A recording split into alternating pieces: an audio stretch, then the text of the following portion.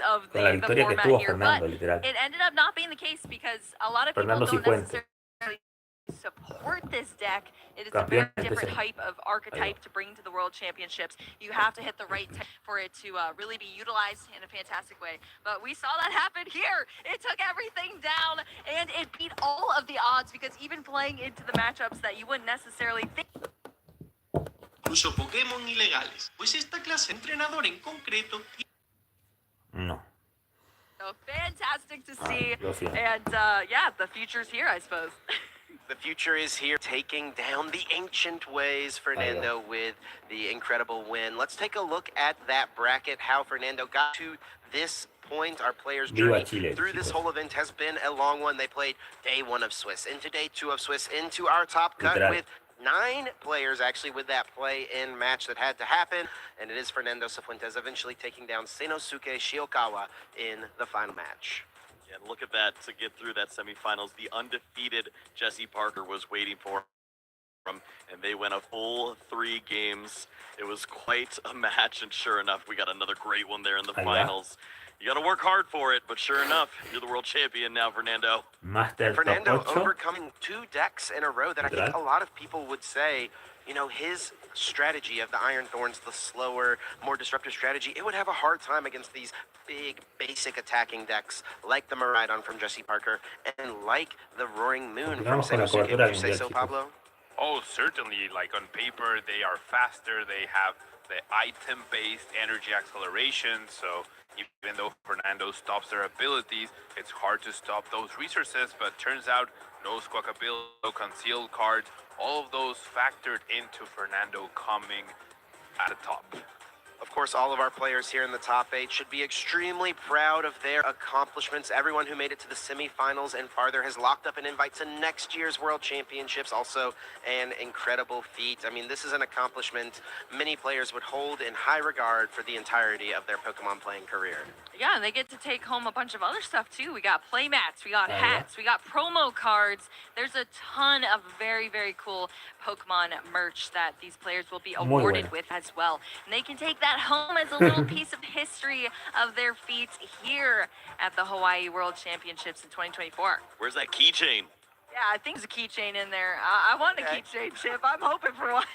A champion keychain, perhaps. Well, of course, Fernando is not our only trading card game world champion. We also must show respect to our seniors and juniors division. First up, the seniors top 8 here, and it was Evan with a convincing 2-0 win in that final match. You and Kyle were able to take us through that game. Kyle, what were some of the standout moments, and what impressed you about what you saw from Evan in that game? Yeah, Evan just remained calm under pressure. He was finding opportunities to pick his spots and chose to be very defensive at times, which is something you don't always expect to see. You see a younger player, legacy star, your eyes get wide, and you say, you know what, I could just try to win right here. No, he slows down, uses the Hisui and Gudra, and picks his spots, uses those big risky attacks like the Trifrost from the Kyurem, close matches out as opposed to opening them up. Yes, congrats, of course, as well to Haruka Umeharo for the finals run. The lone Gardevoir player in any of our final matches. What do you make of that, Pablo? I mean, it's, I think, to be expected. Gardevoir is a very powerful deck, but it is a little bit slower compared to this fast-paced basic and stage 1 Pokemon. So Gardevoir pulling through to the very end, but unfortunately dismantled by that powerful Regidrago V-Star. Now, Iron Thorns was not only present in our Masters Division finals, it was also present in our Juniors Division as well. Logan Bailey taking it all the way to the finals, but Sayuka Ota with the win over Logan in that game. You and I got to catch that, Pablo. What were your big takeaways? I mean, it was definitely back and forth. The difference between Masters being that Sakuya's deck was specifically built to attack with that Roaring Moon and build up the damage with the ancient cards in the discard pile. So eventually the damage just got out of hand and Logan couldn't handle all of that. I don't know if I'm ever going to recover from the end of that game number 2. I was literally jumping out of my seat at that last moment. Logan finding a way to win from a seemingly unwinnable spot, but Sayuka able Sakuya, able to get that win, becoming a world champion from Japan. So cute. Love to see it. So excited. Both of these young players. And, Right. you know, these players competing in the juniors division are people who may stick with the game for the future, right? May stick with us for a long time yet to come. I hope to see more of these young players as they continue to age up and grow in the Pokemon trading card game. Yeah, this is just unbelievable. Just think with the potential that they have, not only to accomplish this feat so early, but this could be the picture that we're bringing up on X in 10 years. Say, look at him now. It's so cute. Instead of the Pikachu hat, it's the Comfey necklace, right? There we go. Love it. Logan's got to make sure to hang on to that Comfey necklace for the years to come. Let's look at our senior division champion and finalist. And once again, yes, it was Evan with the Reggie Drago V-Star, a deck that really dominated the tournament in all three age divisions. I mean, it was over 50% of our Masters top cut. Boo, why do you think that this is the only finals match that we actually got to see from Reggie Drago? Why was it stopped in other places? I mean, we did see it throughout the weekend. It does have some volatility to it, Fue where espectacular, total. it's consistency lies sometimes. Estoy publicando acá. But when you see it really get to pop off, as we saw there, for Evan, you see how powerful this deck truly is. But going into this format itself, it was heavily countered. Everybody knew this was the deck to beat, so everyone was building their decks to take down Reggie Drago. So there were those tech cards, there were those strategies in the crowd. You just had to be able to power through them, and sure enough, Evan was able to do that in our seniors finals and take things down. I'm sure super happy to take Reggie Drago here first place. You're the Drago, Chip. Yes, absolutely. Something to hold in high regard for the rest of his life. And Fernando Cifuentes was able to win in the Masters Division, Iron Thorn EX, a couple of key crushing hammers, a couple of key gusting options at the exact right time.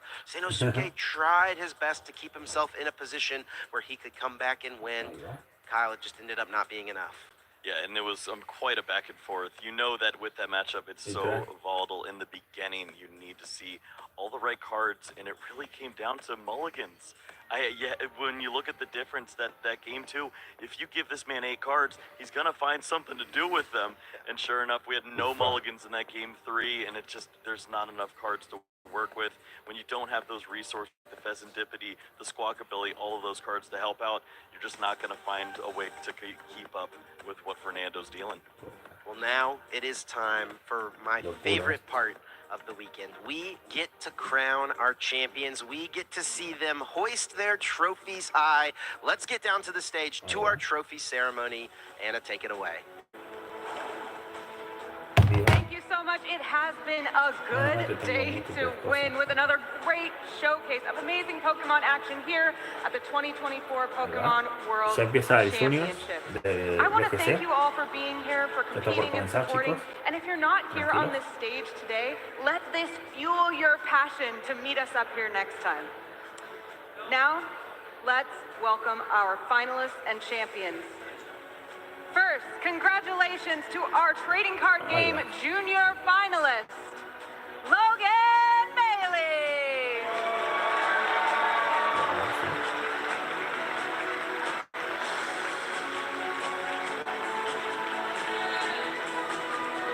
Ahí va, las primeras complicadas.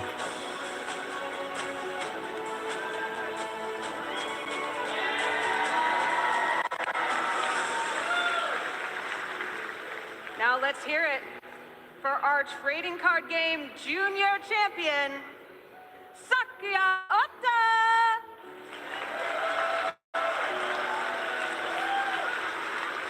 Ahí va.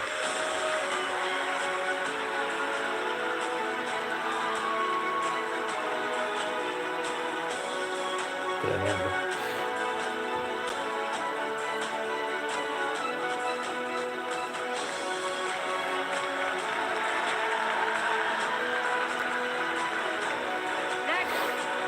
Our trading card game senior finalist, Haruku Umehara. Ahí va.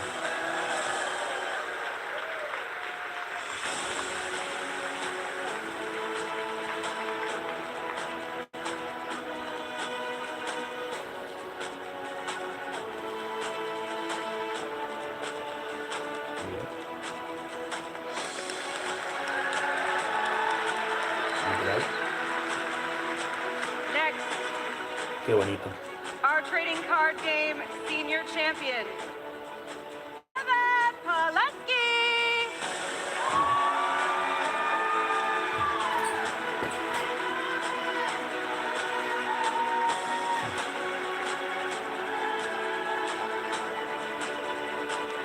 A ver cómo sale. Este nuevo directo.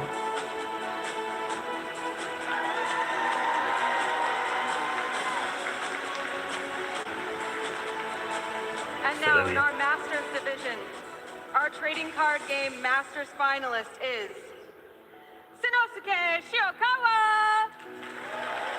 Ahí va.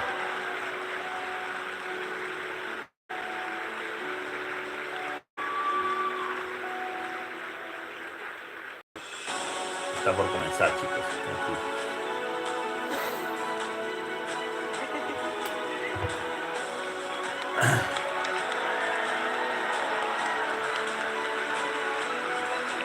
Ahí va la premiación. And finally, a big round of applause for the trading card game Masters champion, Fernando Ahí Cifuentes. va. TCG Master, finalista. Seinosuke, segundo lugar. Buen segundo lugar.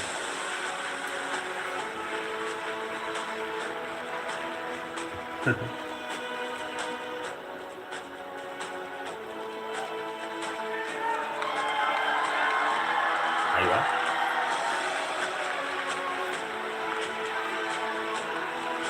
Fernando. El del primer Now, lugar. one more big final cheer for all of our top players here at the el chileno. 2024 Pokémon World Champions. Fernando Cifuentes. Primer campeón de Chile de Pokémon.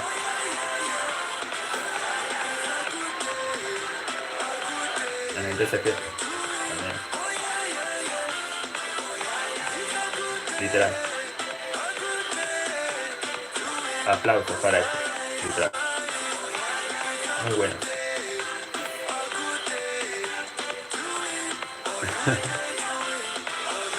Qué lindo.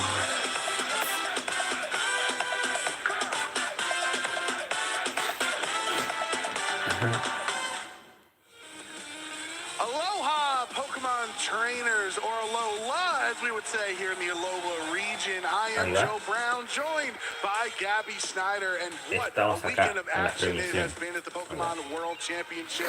Gabby, we have Ahora crowned viene Unite champions, we have crowned Go champions, la trading segunda card game champions. del It's VGC. time for the video game to get in on the action. Hermoso. It is finally time for the video game to get in on the action, but congratulations to all of our champions and Gaby finalists. Snyder. It's just been so many exciting games this morning, back to back to Obviamente. back, and of course we Conduce. ended last night with that explosive Unites Grand Final. So I can only hope, actually I have confidence that we're going to top all that excitement and then some here with the video game. Nothing better than blind confidence going into the championship Sunday, Literal, Gabby, sí. for sure. But honestly, it's going to be an amazing day. You know, we've had a long road to get here. If you're looking at the schedule of the weekend, how we've started in Ahí day va. one with so many Masters. But Gabby and I are going to be covering the Junior World Championship match, which should, you know, these trainers, they're no slouch. We got to meet them Ahí va. backstage. Very impressive. Very impressive indeed. But in case you're just tuning in and you want a little bit of a preview of what's to come, yes, we will be opening here with the junior finals in a few Eso. minutes. But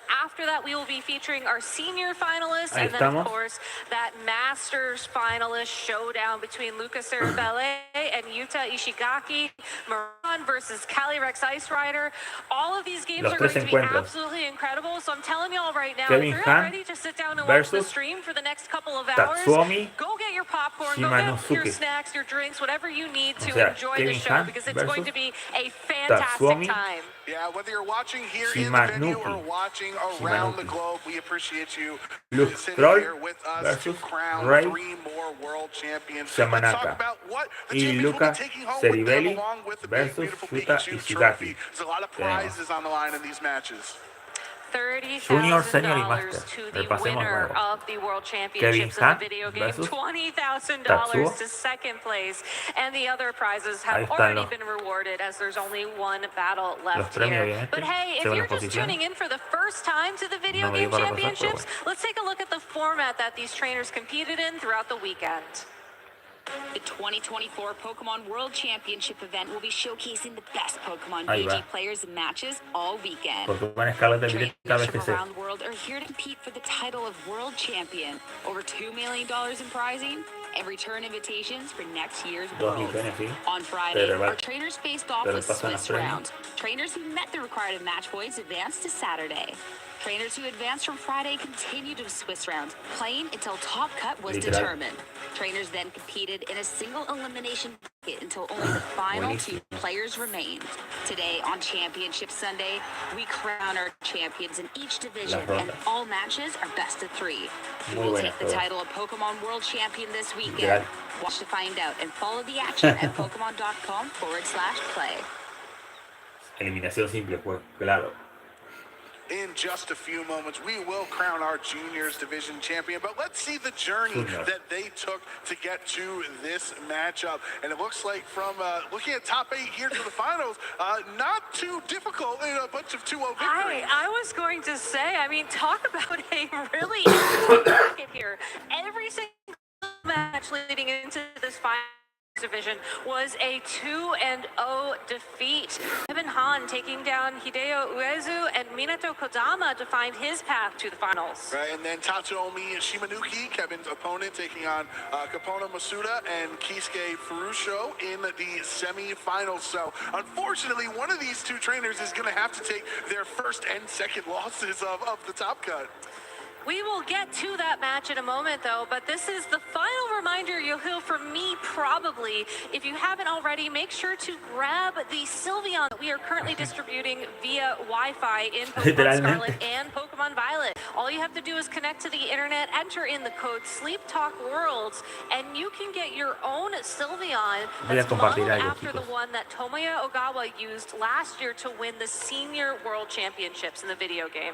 Yeah, it's always fun to go back and watch the Tomoya celebration as well. It's just so wholesome, so pure, just pure bliss being the world champion. Sylveon, also a potential Pokemon that might have a bit of a resurgence in the upcoming Regulation H format, but that's for after the World Championships. Make sure you do not miss out on that opportunity for a free Sylveon. Everyone loves Sylveon, Gabby, so might as well get a free one. Might as well. You can also check out some of the incredible music from this weekend at the World Championships over on Spotify. And I have a challenge for all y'all at home.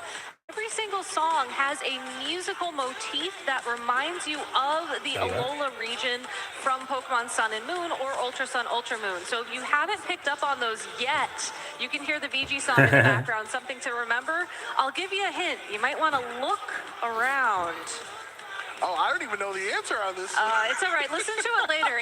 I've been playing it nonstop all weekend. It's actually pretty bad. Honestly, yes, Nate and the people who wrote the song and recorded all the music this weekend have been incredible. So again, please listen to that if you haven't already. That all being said, though, it's been an exciting weekend, and you still have time to showcase all of your incredible memories from this World Championships with that hashtag Pokemon Worlds over on social, and who knows, you might see your post featured on the stream. Yeah, that's always one of the most exciting things. Everybody coming together, rooting for their favorite trainers, either from their same country or somebody whose story you've fallen in love with over the course of the weekend. Use that hashtag Pokemon Worlds to let us know who you're going to be rooting for here in these 3 upcoming VG matches. I actually just used hashtag Pokemon Worlds myself to post our selfie. Our selfie? Yeah. No, I also took a little bit of a tour around the area this morning, since we did have a bit of a later call time for once. And I got to walk around the Hilton Hawaiian Village, where they're having many of the Pokemon activations. They had a stage there where you could actually watch the finals. So shout outs to anybody watching us over at the Hilton right now. Also, they had the Play Lab over there, so you could learn how to play the video game, the trading card game, or Pokemon Unite. I think there was a line of people waiting to meet Bear Walker, which was kind of cool. And there was also like a stamp rally, a bunch of photo opportunities. It's really, really cool. So something you can still check out if you're in the area and you're looking for something to do after Championship Sunday. Yeah, honestly, one of the things I love about the Pokemon World Championships and how our games and our communities and our events are growing every single year is the additional things. Obviously, we're here for the love of the game, whether it's any of the 4 Pokemon games broadcast this weekend, whichever one is your favorite and you want to see it here live in person, but all of the additional things that you mentioned, it feels like Pokemon's taken over Honolulu and everybody's really a part of the celebration, no matter where you go. Yeah, I mean, Pokemon has always felt like a family to me, so being able to see Pokemon really being embraced by the city of Honolulu, thank you to everybody, of course, for your hospitality, but also to see the Pokemon people give back. We had that Genki ball toss the other day, which are little mud balls that contain microorganisms that actually eat sludge. So we actually, there were a bunch of people who made them and then threw them into the river to help clean it up and, you know, make the world a little bit of a better place. So there's a lot going on here this weekend. It ain't all just video game battles. No, yeah, honestly, there's a lot of really cool stuff. This is my first coming to Hawaii. I know we've held, Pokemon has held prior World Championships in different parts of Hawaii the 3rd time around. Maybe it's 3rd time as a charm to finally get to here and see the action live in person. But anytime you get to travel the world, it's always a blessing, Gabby, that we can go around the world and tell these stories of all the best trainers, you know, playing in our game. Indeed, indeed. So while we are waiting for our junior finals to get started, I do want to take a moment and maybe recap a little bit of what we've seen from this tournament so far for anybody at home who's just watching for the first time. So as y'all may know, we are playing in a single restricted format. I think a lot of people were expecting Calyrex Shadow Rider to do very well this weekend, but in the juniors finals at least, there is going to be no Calyrex Shadow Rider to be seen. So quite an interesting development. Yeah, definitely. The matchup should be pretty fun with Calyrex Ice Rider versus Miraidon, and I think Miraidon has been the clear-cut big story development here in Honolulu. It might be only the 3rd most popular used, at least in the Masters Division, restricted, but I feel like we in all the rounds of Swiss and Top Cut that we had this weekend, Gabby, I feel like Miraidon was on there at least half the time. It was so popular, which means that the top players were performing well with that restricted. I agree, and I think that it was a very natural metagame development, as well as it felt like while things were getting a little bit more bulkier in preparation for the World Championships, Miraidon just has so much power, you can offset all of that additional bulk by just dealing more damage. It's funny, like usually when I leave the World Championships, I always try out the teams that do well so I can get some experience and try out new things. But with Regulation H on the horizon, part of me wants to try out a Miraidon team, but then at the same time, it's like, well, I need to learn Regulation H, though. But it'll give you preparation for next season. True. You know, the formats rotate. That's so far down the road. We don't have to worry about that. But I think I might throw my hat in the ring for a couple of Iron Treads matches just to appreciate. Think about all of the Iron Pokemon that have kind of just been in the shadows of the past Paradox Pokemon that we've been using in Scarlet and Violet for the last 2 seasons, and they've come out in full force, pretty much in help with the help of their best buddy Miraidon activating their core drive abilities. But Iron Treads, we've seen Iron Jugulus win regionals before. We've seen Iron Valiant is a Pokemon in the Masters Finals has the potential to become a world champion. The future Paradox Pokemon have showed up big. I think that was exactly in response to the rise of Miraidon, the magnetic rise, if you will, though I don't think you actually use that move on that Pokemon. But it's really interesting to see people look at the metagame coming into this tournament and trying to build their teams around, okay, what do I expect to see and how are cool ways that I can counter those Pokemon in ways that maybe aren't expected by everybody else if you're facing. At the end of the day, there's only 2 trainers remaining at this point in the competition for each of our age divisions. And if you want to be one of those 2 trainers, you need to give yourself an advantage in any way possible. And having that surprise factor, maybe training your Pokemon to take an attack that normally you wouldn't expect, is just so important when you're at this level of the competition. Yeah, and I think the perspective of our juniors division match specifically, Gabby, I can't imagine when I was 10 years old, if I was traveling around the world and competing to be the best trainer in my division, like our two finalists are, traveling with my family, with my my brothers and sisters and mom and dad, everybody supporting me at such a young age. I can't even imagine how proud the families of these juniors finalists are, but also how excited our finalists are to play on stage. Well, let's go ahead and meet our two juniors finalists here and kick off the VG part of this competition. Are you ready to watch some Pokemon video game? Sí. Estamos esperando los videojuegos. Good, because we have some great players for you. We are about to welcome them to the stage. Please put your hands together for your first competitor from the United States, Kevin Hahn.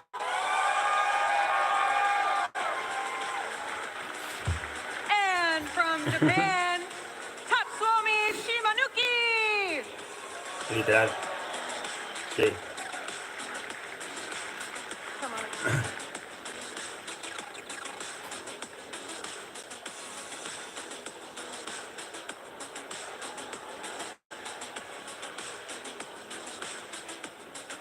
All right, just one question for both of you. First, Kevin, in order to come out on top in this match, what will be the most important thing for you to do in your play? Bueno, ahora piden. The most important thing for me to do is to stay calm, and even if I lose at the game, Está muy emocionado. I have to not get tilted because that will really distract me from playing well. Yeah, staying calm, not getting tilted. Great advice for yourself. Good job, Kevin. All right, and same question for you. What do you need to do in order to win this match? Go ahead, please. この試合で、優勝するために何が一番重要なんですか？はい。EA とかのポケモンたちをうまく使いこなすことが重要だと思います。Most important thing is that he uses his Pokemon well. That's a great advice as well. All right, let's hear from our two competitors. We cannot wait to watch you play. Thanks so much. Go ahead and take your seats. Casters, let's get this match started. Thank you very much. Lo importante es que uses de todo. Que subes adelante lo que te dice tu corazón. Y bueno, estamos acá para ver el evento. La categoría Masters está a punto de comenzar el encuentro. And what's so exciting for me is that both these juniors are here with their families. Tatsunomi actually competed alongside of his brother yesterday in the juniors division. Kevin and his brother Chris prepared for the tournament together last night.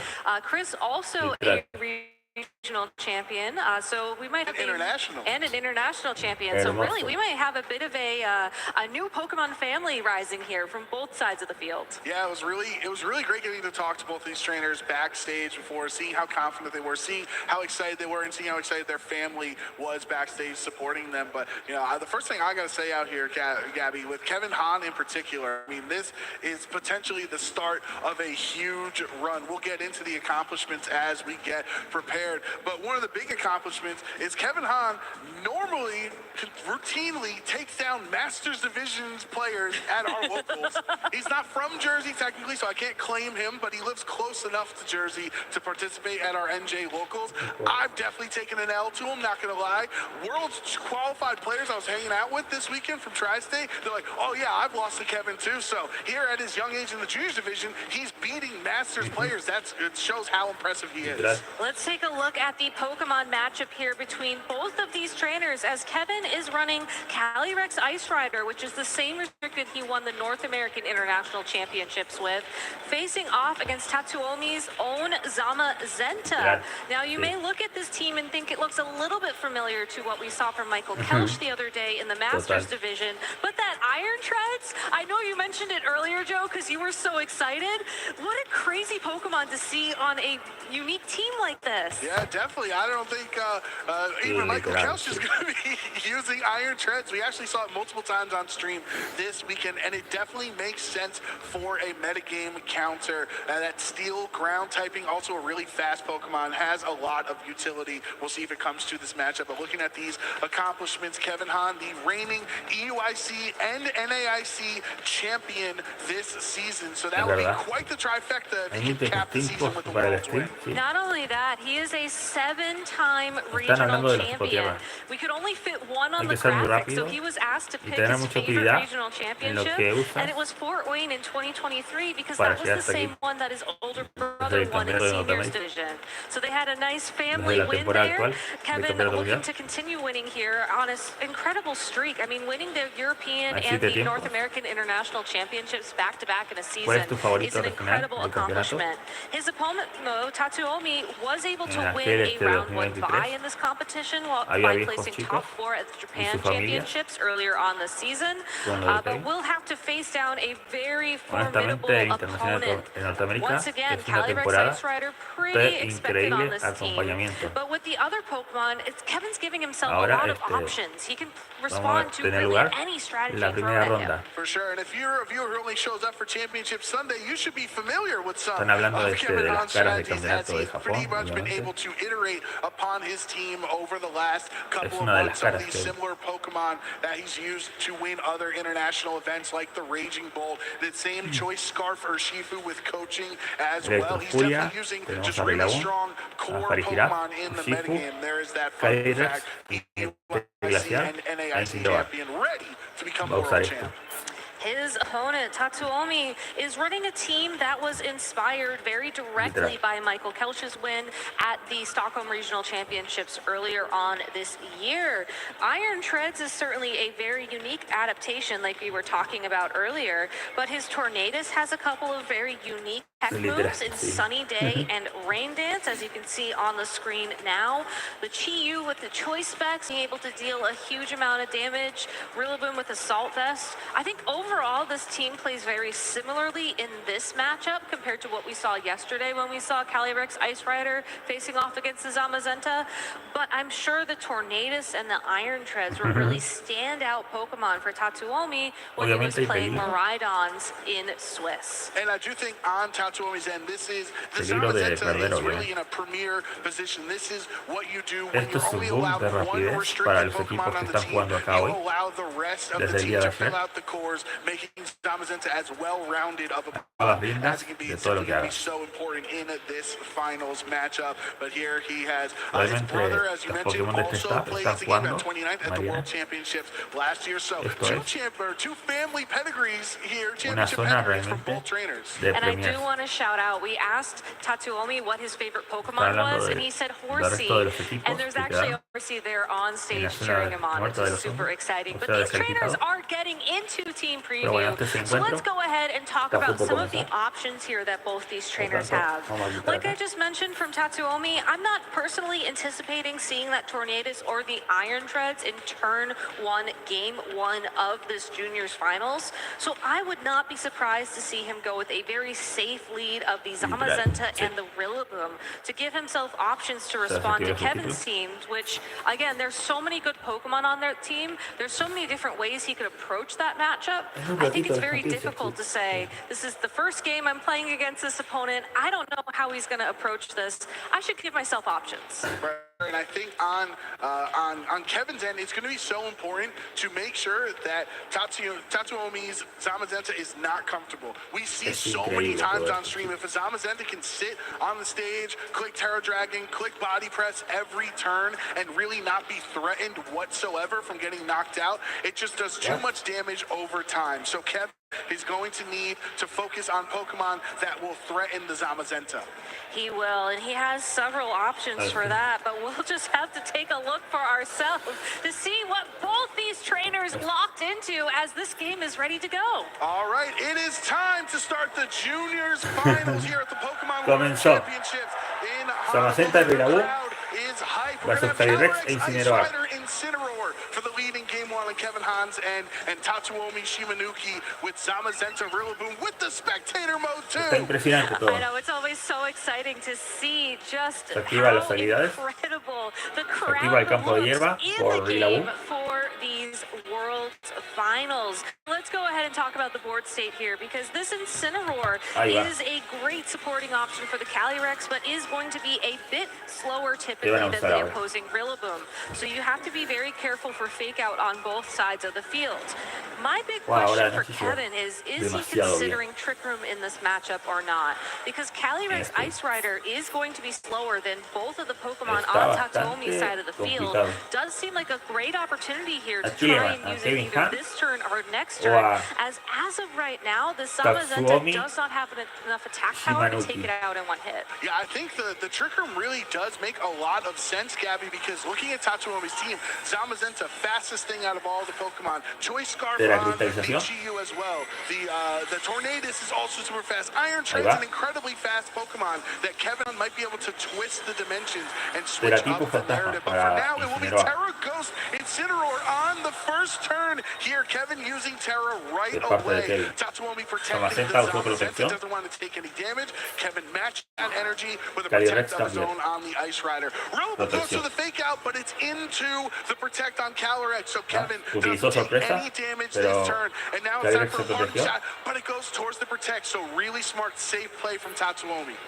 A lot of times when you see Terra Ghost on an Incineroar, you assume that it is there to stop fake out. Once you are a Ghost-type Pokemon, normal type attacks don't work. But fighting type attacks don't work either. And in the Zamazenta matchup in particular, if you can afford to use the Terastallization on your Incineroar, you essentially set up a Pokemon that cannot take damage from Zamazenta. And what's better than not taking damage? Reducing the damage it can do as well. And just as you pointed out, Joe Brown, this Incineroar knows Will-O-Wisp, and that would be such an amazing move for Kevin in this turn. Right, onto either of Tatsuomi's Pokemon here that are both physical attackers. Yes, Body Press uses the defense stat instead of your attack stat, but it would still work pretty well. Here's the double target with the grassy terrain boost from the Woodhammer. It's not enough to take out Calyrex Ice Rider, one of the bulkiest Pokemon in the format. Will-O-Wisp connecting onto Tatsuomi's Zamazenta, so now it is burned. It will be doing half of the damage from its attacks. Trick Room successfully going up. Now for the next 4 turns on Kevin's end with these twisted dimensions, these slower Pokemon will move first. That's bad news for Tatsuomi. It is bad news for Tatsuomi, but he does still have some plays he can make here. While the Rillaboom is at full health, there is a chance prior to any attack boost on that Calyrex that it can survive a Glacial Lance, assuming there's still a partner standing next to it to reduce the damage.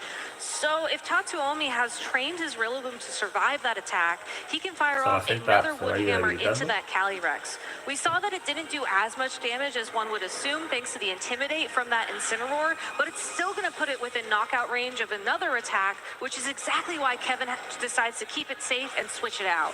Yeah, that Calyrex will swap into Raging Bolt. Raging Bolt, one of the Pokemon that has taken competitive Pokemon by storm over the last half year, ever since it became legal, the DLC. A very offensive Pokemon. The wide guard from Zamazenta will be wasted since the Calyrex swapped off the field anyway. Parting shot landing into this Rillaboom, lowering its attack and special attack by 1 stage. But of course, if it goes for the Woodhammer into this resisted Raging Bolts on the other end, it's still going to be a solid defensive swap for Kevin. It is, and it also gives him the opportunity to send that Calyrex right back out onto the field once the damage has been lowered even further. U-turn targeting down that Raging Bolt also means that Calyrex doesn't take any damage from that switch, essentially swapping spots so it could dodge the U-turn.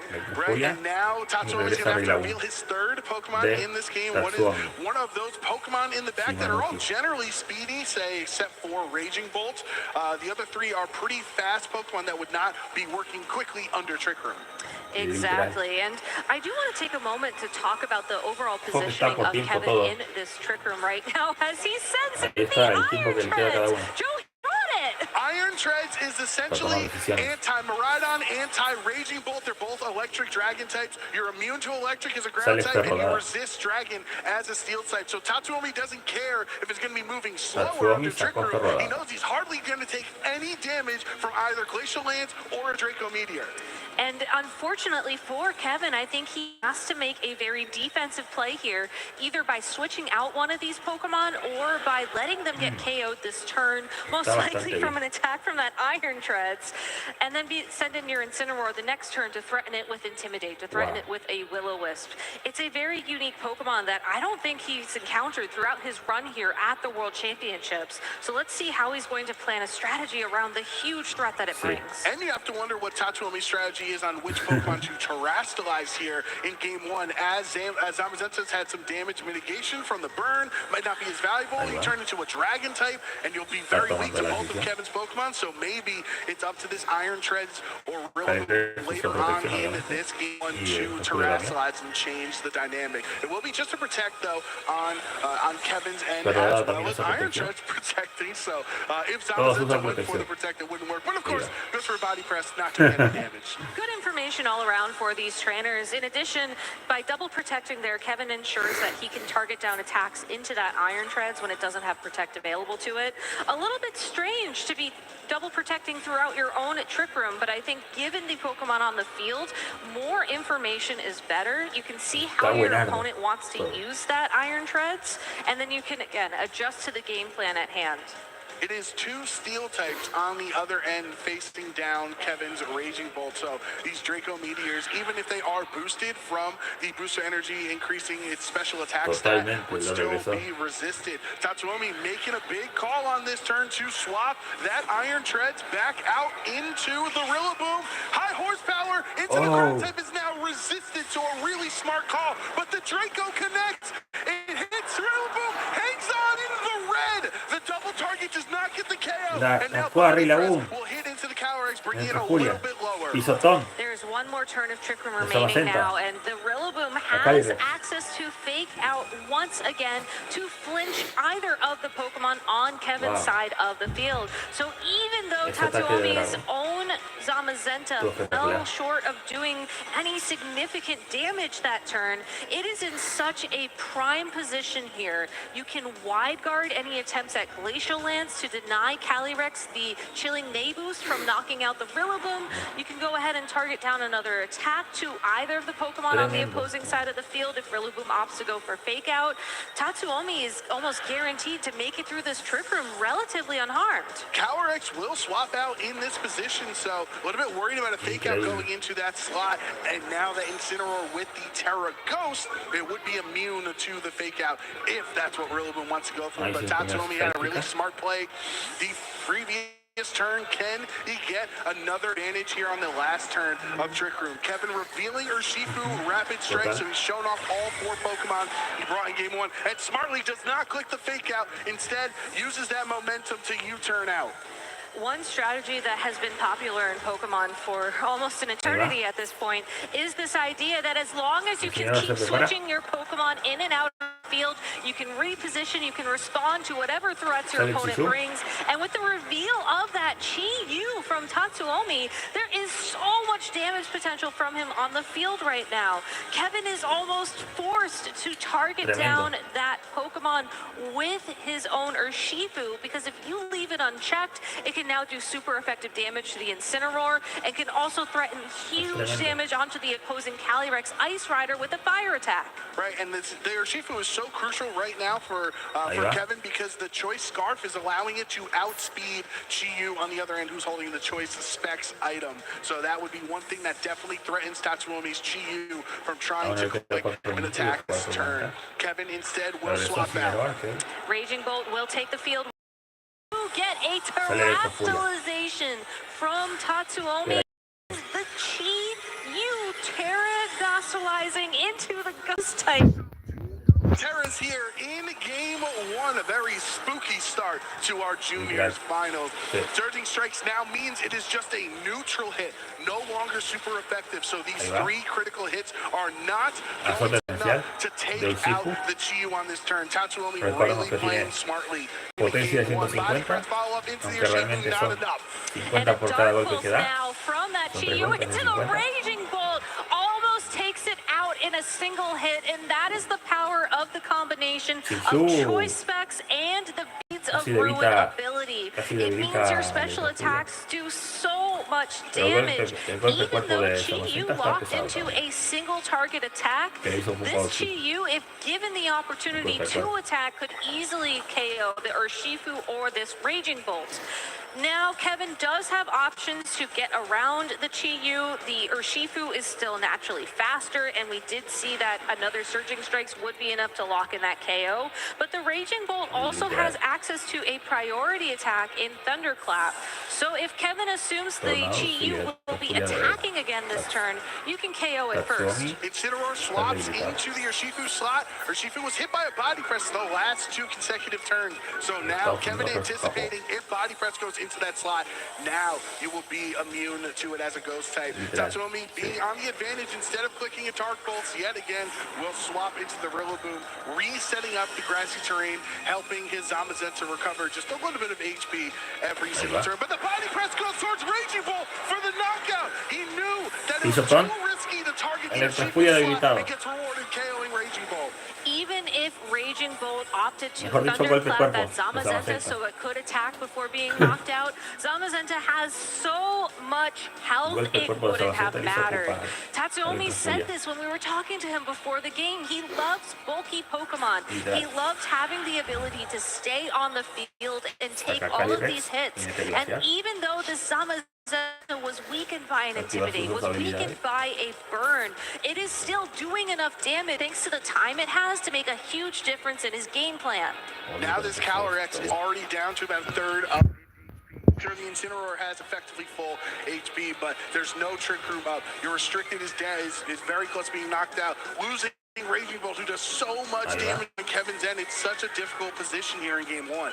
It is. That all being said, though, with the combination of Urshifu and Calyrex still available at this moment in time, I think Kevin has a little bit of options here. This Urshifu has the Choice Scarf, like we were talking about earlier, but it also has Coaching, which means there's a way to power up this Calyrex. One thing he could consider doing here after a turn of Fake Out and maybe even setting up Trick Room again is to try to power up this Calyrex so it can make a bigger difference in this matchup. Rillaboom just clicking U-turn almost as if it's choice locked into it, but it's not. Consistently, Rillaboom swapped onto the field as a defensive pivot, and then he'll U-turn into something else in the back, revealing the Iron Treads yet again. It's been a while, but it looks pretty poised right now until Calyrex twists the dimensions. That means Kevin got to bring his Calyrex on the field and set Trick Room up for a second time in game 1. It is a second time, but again, there's so much damage on the field, and I'm not sure if Kevin can match that damage from Tatsuomi. Strider did manage to twin dimensions in its favor, which means it will be able to attack first. But like you were saying, Joe, this Iron Treads will be able to take a hit from it quite comfortably. It's most likely going to need 2 hits from High Horsepower or Glacial Lance to secure that KO.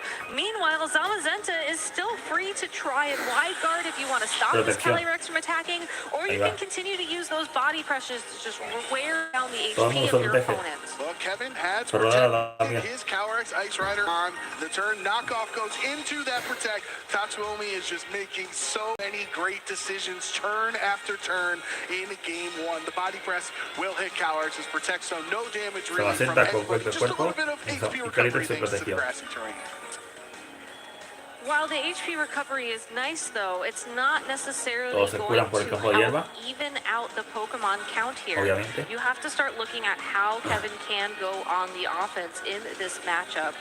Iron Treads is certainly the bigger enemy here, as with grassy terrain active on the field, you can utilize Steel Roller. It's a Steel-type attack. It has a very high base power, but it only works when there's terrain on the field. It'll also remove by using that move. Now, you might look at that Zamazenta and think, well, he can appreciate some healing. You know, you're going to be taking damage over time thanks to the burn. However, I think in this scenario, you don't necessarily mind losing your terrain because it's going to stop your opponent's Pokemon from recovering as well. But it looks like Iron Treads is just content to keep waiting out this Trick Room. Iron Treads really just being a more of a warning on Tatsuomi's end, like, hey, eventually I'm going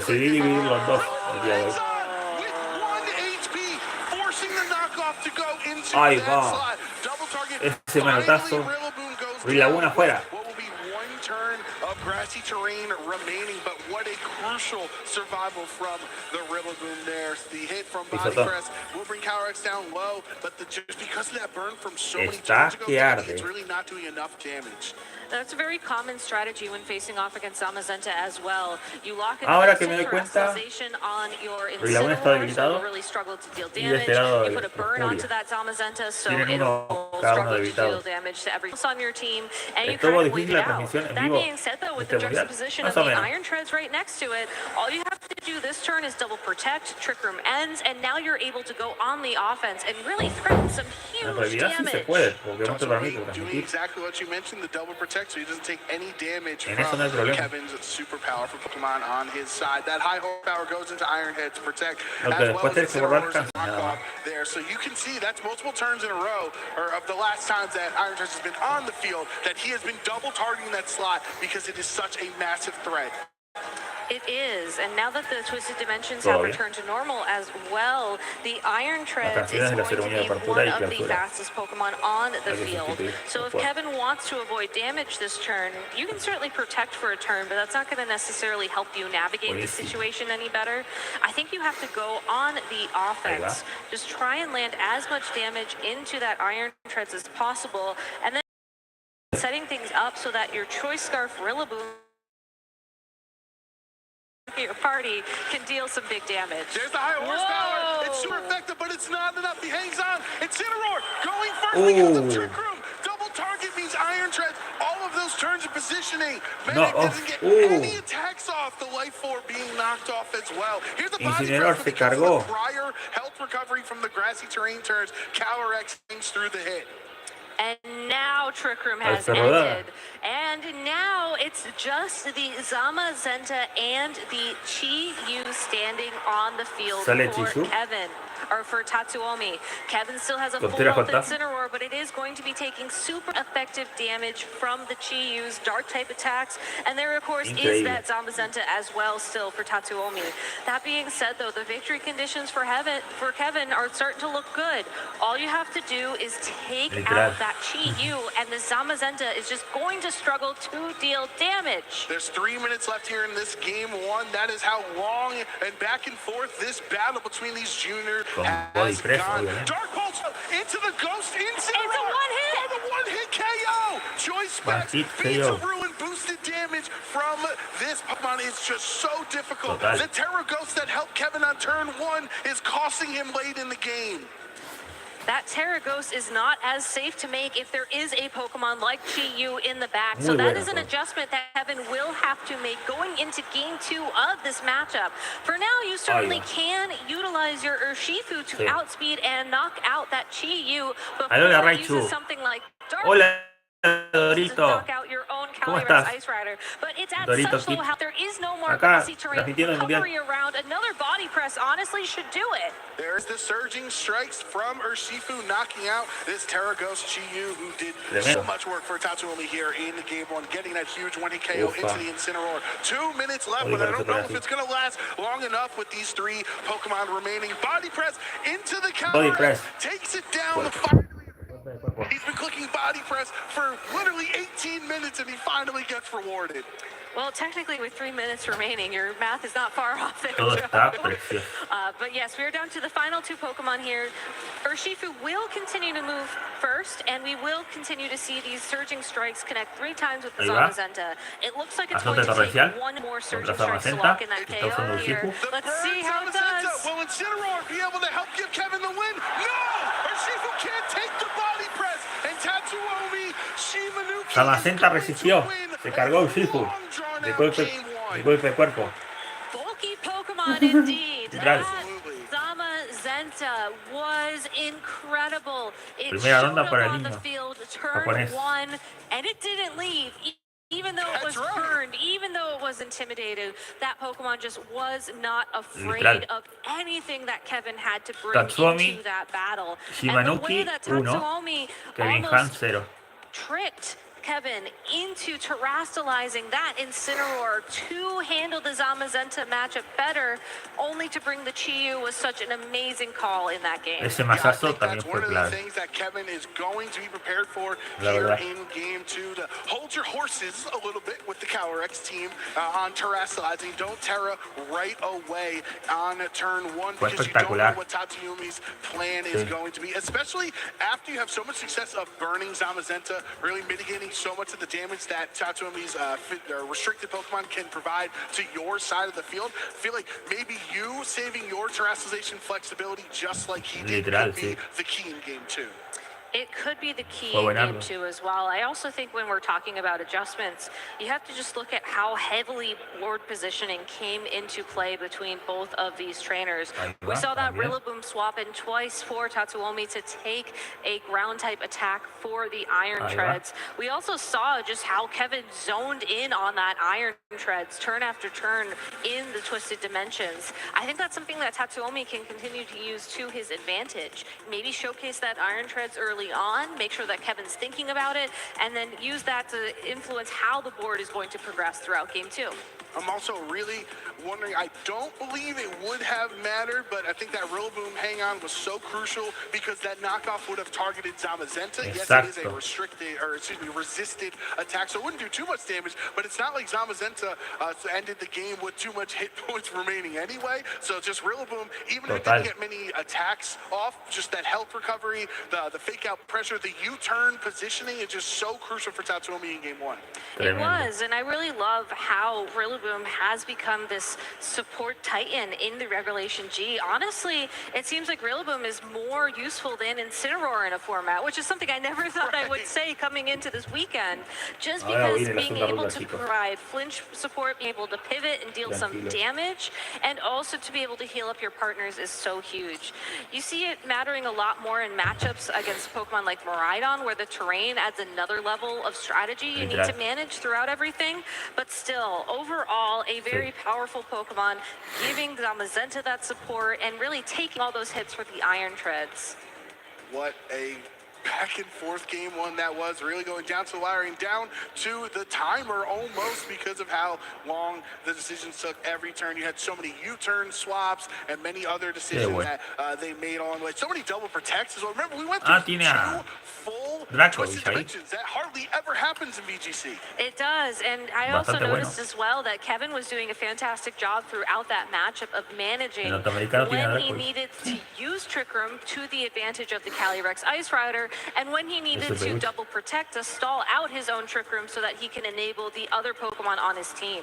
It just shows how comfortable he is with this restricted Pokemon, which makes sense. He was on the stage at New Orleans, and he was able to win thanks to the help of Calyrex Ice Rider. And this is not the first time Kevin Hahn has had his back against the wall here. Battle Revolution y Kevin Leyenda Z. started Swiss 1 and 2 and was very stressed, but his brother Chris gave him the confidence he needed to continue on through the day, winning those next 5 rounds, winning his top cut matches 2-0 as we mentioned earlier. So if Kevin is of any of the juniors trainers here in Honolulu, Kevin's certainly one of them that can make a comeback. For sure, and also all of that experience as well, ¿Te winning imaginas que multiple arriba en el regionals Battle titles, Revolution multiple de cuarta international generación? titles. Tatsuomi, Sería this is espectacular para el really his competitivo. breakout performance at a competition. He got top 4 at the Japan Championship Series this year, but Volveremos a ver really esos prior to modelos that, 3D. he had no other accomplishments. Bien Just hechos, because I think there's really literalmente. only a couple of opportunities that people from that region De la cuarta have. generación. But still, this could be his opportunity to write his name in the El Battle stars Revolution along fue with all of our espectacular. other world champions this weekend, as we're going to go Como ahead sabía. and jump into game number 2. Tatsuomi 1 game away from becoming the Juniors Division World Champion here in Honolulu, but Kevin Hahn, of course, might have something to say about that. It will be Ahí va, Incineroar and comienza la Calyrex Ice segunda Rider ronda as the lead for Kevin in game 2, de la compared final to de Zamazenta Junior. Chiyu for Tatsuomi. A big adjustment here from Tatsuomi, Zamazenta. as the presence of the Chi, you threatens away the ghost type Shizu terrestrialization contra on that Calyrex y Incineroar, Incineroar. and it also threatens huge Tremendo. damage onto the Calyrex Ice Rider. A lot of times, Calyrex Ice Rider will terrestrialize into a fire type in this position just so you don't take super effective damage from this Pokemon, or you even get resisted damage depending on what attack the opponent picks. I would not be surprised to see Kevin go for that this turn here. You could try and set up Trick Room again early, but I think you have to prioritize getting another burn down onto that Zamazenta, and then you need to start doing damage a bit more aggressively. And it's a tough decision for Tatsuomi, as you mentioned, the fake out potential into Zamazenta or the Lowest, which landed very early on. And just turned so much damage, but he's going to listen here and adjusting instead of Incineroar terrestrializing in game 1. We're going to go with the Horseshoe Calyrex Terra Fire. Espectacular, equipo de fuego.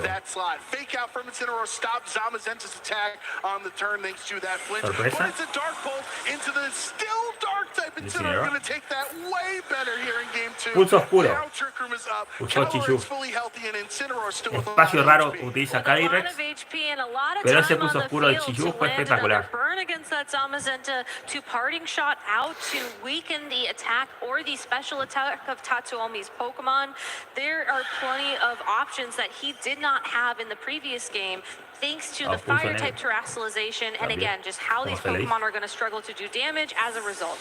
GU, because of that choice specs held item, is forced essentially to swap out on this turn to reset the attack it wants to click later. And of course, Rillaboom is one of the best Pokemon you could choose to swap in. Besides there's no wild guard. Zamazenta didn't click the wild guard, and La lanza glacial les hizo pupa. Zamazenta y Rillaboom. KO, Wacky. Learning from game 1 where that Rillaboom swapped in to take high horsepower. That Chiyu got off the field. 2 por 1. Knocked out, and now Zamazenta burned alongside 2 por 1. Ahora fuego fatua. A Zamazenta. Buena Incineroar. Shiny. Golpe de cuerpo de Zamazenta de Incineroar, que lo termina debilitando. Trade two very strong Pokemon, but I would definitely say Kevin Hahn Pero comes out on top. One, Zamazenta's its damage hurt because of the burn, and Calyrex got the attack boost. Calyrex got the attack boost. Está emocionante. Zamazenta is going to be the slowest Saca Pokemon on the field, Electrofuria. but hey, that Iron Treads is still here. Tatsuomi opting to bring the same 4 Pokemon into this matchup that we saw from him in game number 1.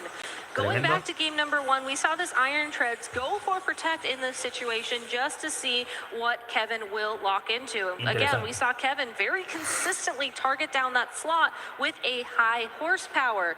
Rillaboom's no longer there to take those attacks, so even if your opponent protects this turn, you're eventually going to land it. Right, there's essentially no need to worry about the wide guard mind games for Glacial Lance when you have 2 steel types on the field that don't want to take a high horsepower and a fire type Chiyu in the back that wouldn't want to swap into it either. So Kevin smartly clicking the Glacial or the high horsepower, Thunderbolt will go into the Protect and Iron Treads anyway in case he hit that slot, but there are 2 turns of Trick Room left for Kevin.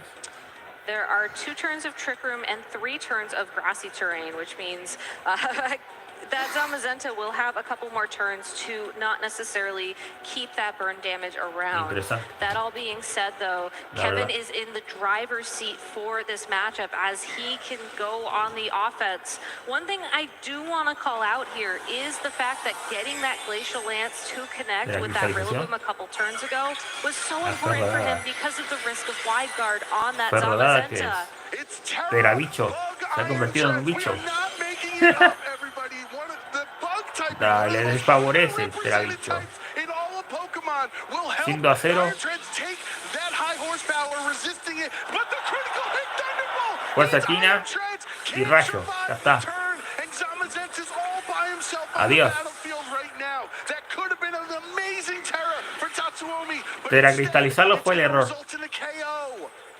Zamazenta doing its best to get a little bit of damage thanks to body press down onto the opposing Calyrex Ice Rider. Tatsuomi is now down to his final two Pokemon. Chi-Yu, who cannot protect thanks to the Choice Specs item that it's holding, and that Zamazenta. This is also going to be the final turn of Trick Room. So while this Calyrex Ice Rider still needs to click high horsepower to be safe, it is able to land that against the Chi-Yu and pick up that KO. There's the one-hit KO into Chi-Yu. So Calyrex's second knockout of the game, getting another attack boost. And here's the booster energy, aided, I should say, Thunderbolt into Zamazenta, doing over half. That's the other important thing from that turn before, Gabby, is that the booster energy onto Raging Bolt's special attack meant that Thunderbolt does even more damage, meaning the critical hit is even stronger.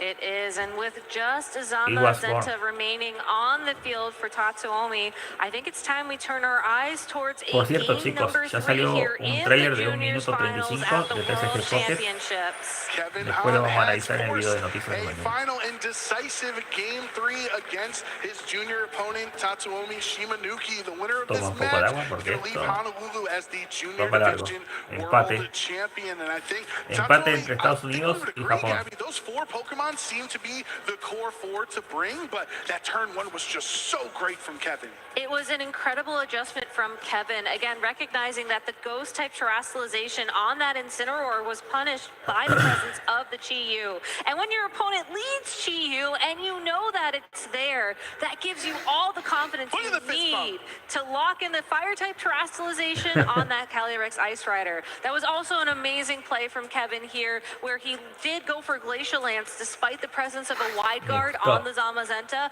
correctly predicting that his opponent wouldn't go for it. I love to see the emotion. I love to see the passion. These are the trainers that are the future of the competitive Pokemon circuit. Seeing how passionate they are now makes us so happy to see how much they're going to grow as trainers. This is one of the toughest matches they'll face in their short lives so far, but it's going to help them progress to even better players once they make it to the Masters Division.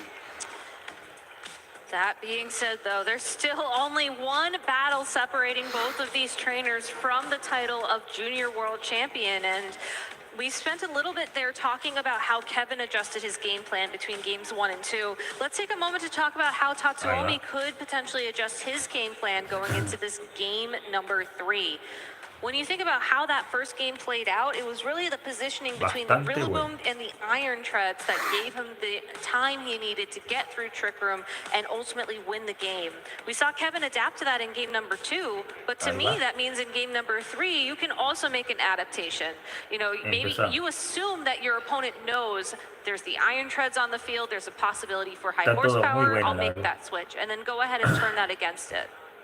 Yeah, I think Tatsuomi is in a really tough spot mentally. Let's not say for the Pokemon, obviously there's so many difficult decisions you have to make every single turn. Do I swap? Do I protect? Can I stop Trick Room from going up? Can I punish Terrafire Calyrex a little bit better than I did in game 2? But you only have access to these 6 Pokemon that brought you this far, so you know you're gonna have to worry what are those options to stop the Trick Room from Terrafire Calyrex. Gracias chicos por el apoyo. Ya estamos there casi aren't that many options. Unfortunately, you can try and make an incredible prediction and get damage down into that slot. If you're able to catch a Fire-type Terastallization with a high horsepower, that could be one out. But instead, we're seeing a very similar lead here from Tatsuomi in game number 3. This is for all the marbles, everybody. Game 3, Kevin Hahn, Tatsuomi Shimanuki. Tatsuomi with Chi-Yu, Zamazenta. They've swapped sides, but it's the same lead. And then Urshifu Rapid Strike next to Calyrex Ice Rider. That Urshifu has the Choice Scarf. It's faster than Chi-Yu. It's faster than Chi-Yu, and while we know that Chi-Yu can Terastallize to survive the hit from the Urshifu,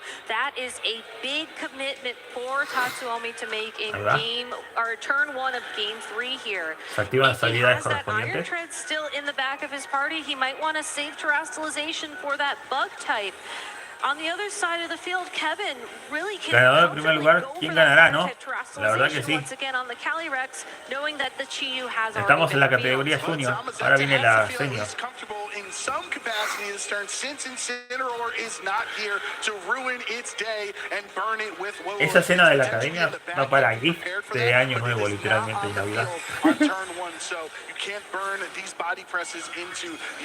Con los fuegos artificiales. Urshifu te la cristaliza, pero tipo agua.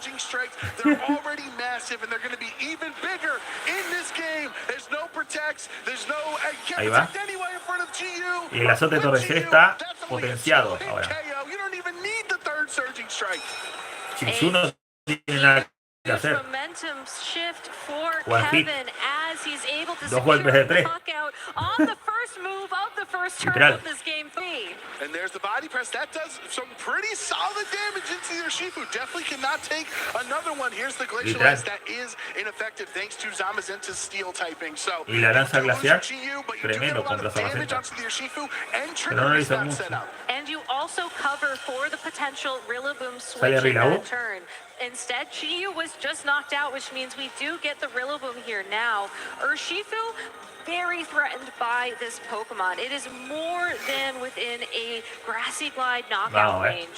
So, if Kevin wants to save that Urshifu for later on in this game, again, to put more pressure down onto the Zamazenta, which Tatsuomi has shown us time and time again, is very comfortable staying on the field, you have to switch that Pokemon out. Without Chiyu around, though, this seems like a great opportunity for Incineroar to take the field. Right, exactly. One, because Incineroar would love to just switch in general. Rapid Strike Pokemon is not long for the rest of this match, so let me get se le está azotando a Zamazenta. on the field. Bring Zamazenta down under half of its HP. Tatsuomi está en peligro. Body press will knock out Urshifu. Done its job. He's done essentially 1.5 times HP bars of Tatsuomi's Pokemon. So Urshifu has put in so much work in Game 3. But it's the U-turn from Rillaboom. The real question is, did Calyrex go for the stopping tantrum into Zamazenta? Tremendo. We'll have to wait just a little bit longer to get that information, but we do get the reveal of Tatsuomi's final Pokemon, and once again it is the Iron Treads taking the field. It's Trick Room instead of the attack, so now on the second game, Kevin is able to twist and you have a free switch into either the Incineroar or whatever the fourth Pokemon in the back will be for Kevin. I love this positioning from Kevin there as well. One thing that Tatsuomi could have done in that previous turn is target down the Calyrex Ice Rider with both an attack from that Zamazenta and a Wood Hammer from that Rillaboom to get very close, if not knock it out outright.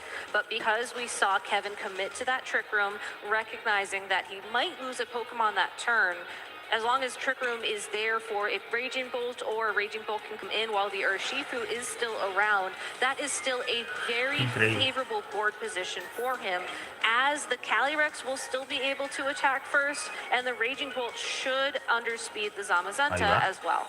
Yeah, the Zamazenta already under half HP, so it's in a really critical position for Tatsuomi. You know you can get some recovery every turn with the Protect, as grassy terrain is here. It'll give you a little bit of HP at the end of each turn. Double Protect from Kevin here on the turn. We've actually seen that now multiple times, that as he sets up his own Trick Room, he will then protect.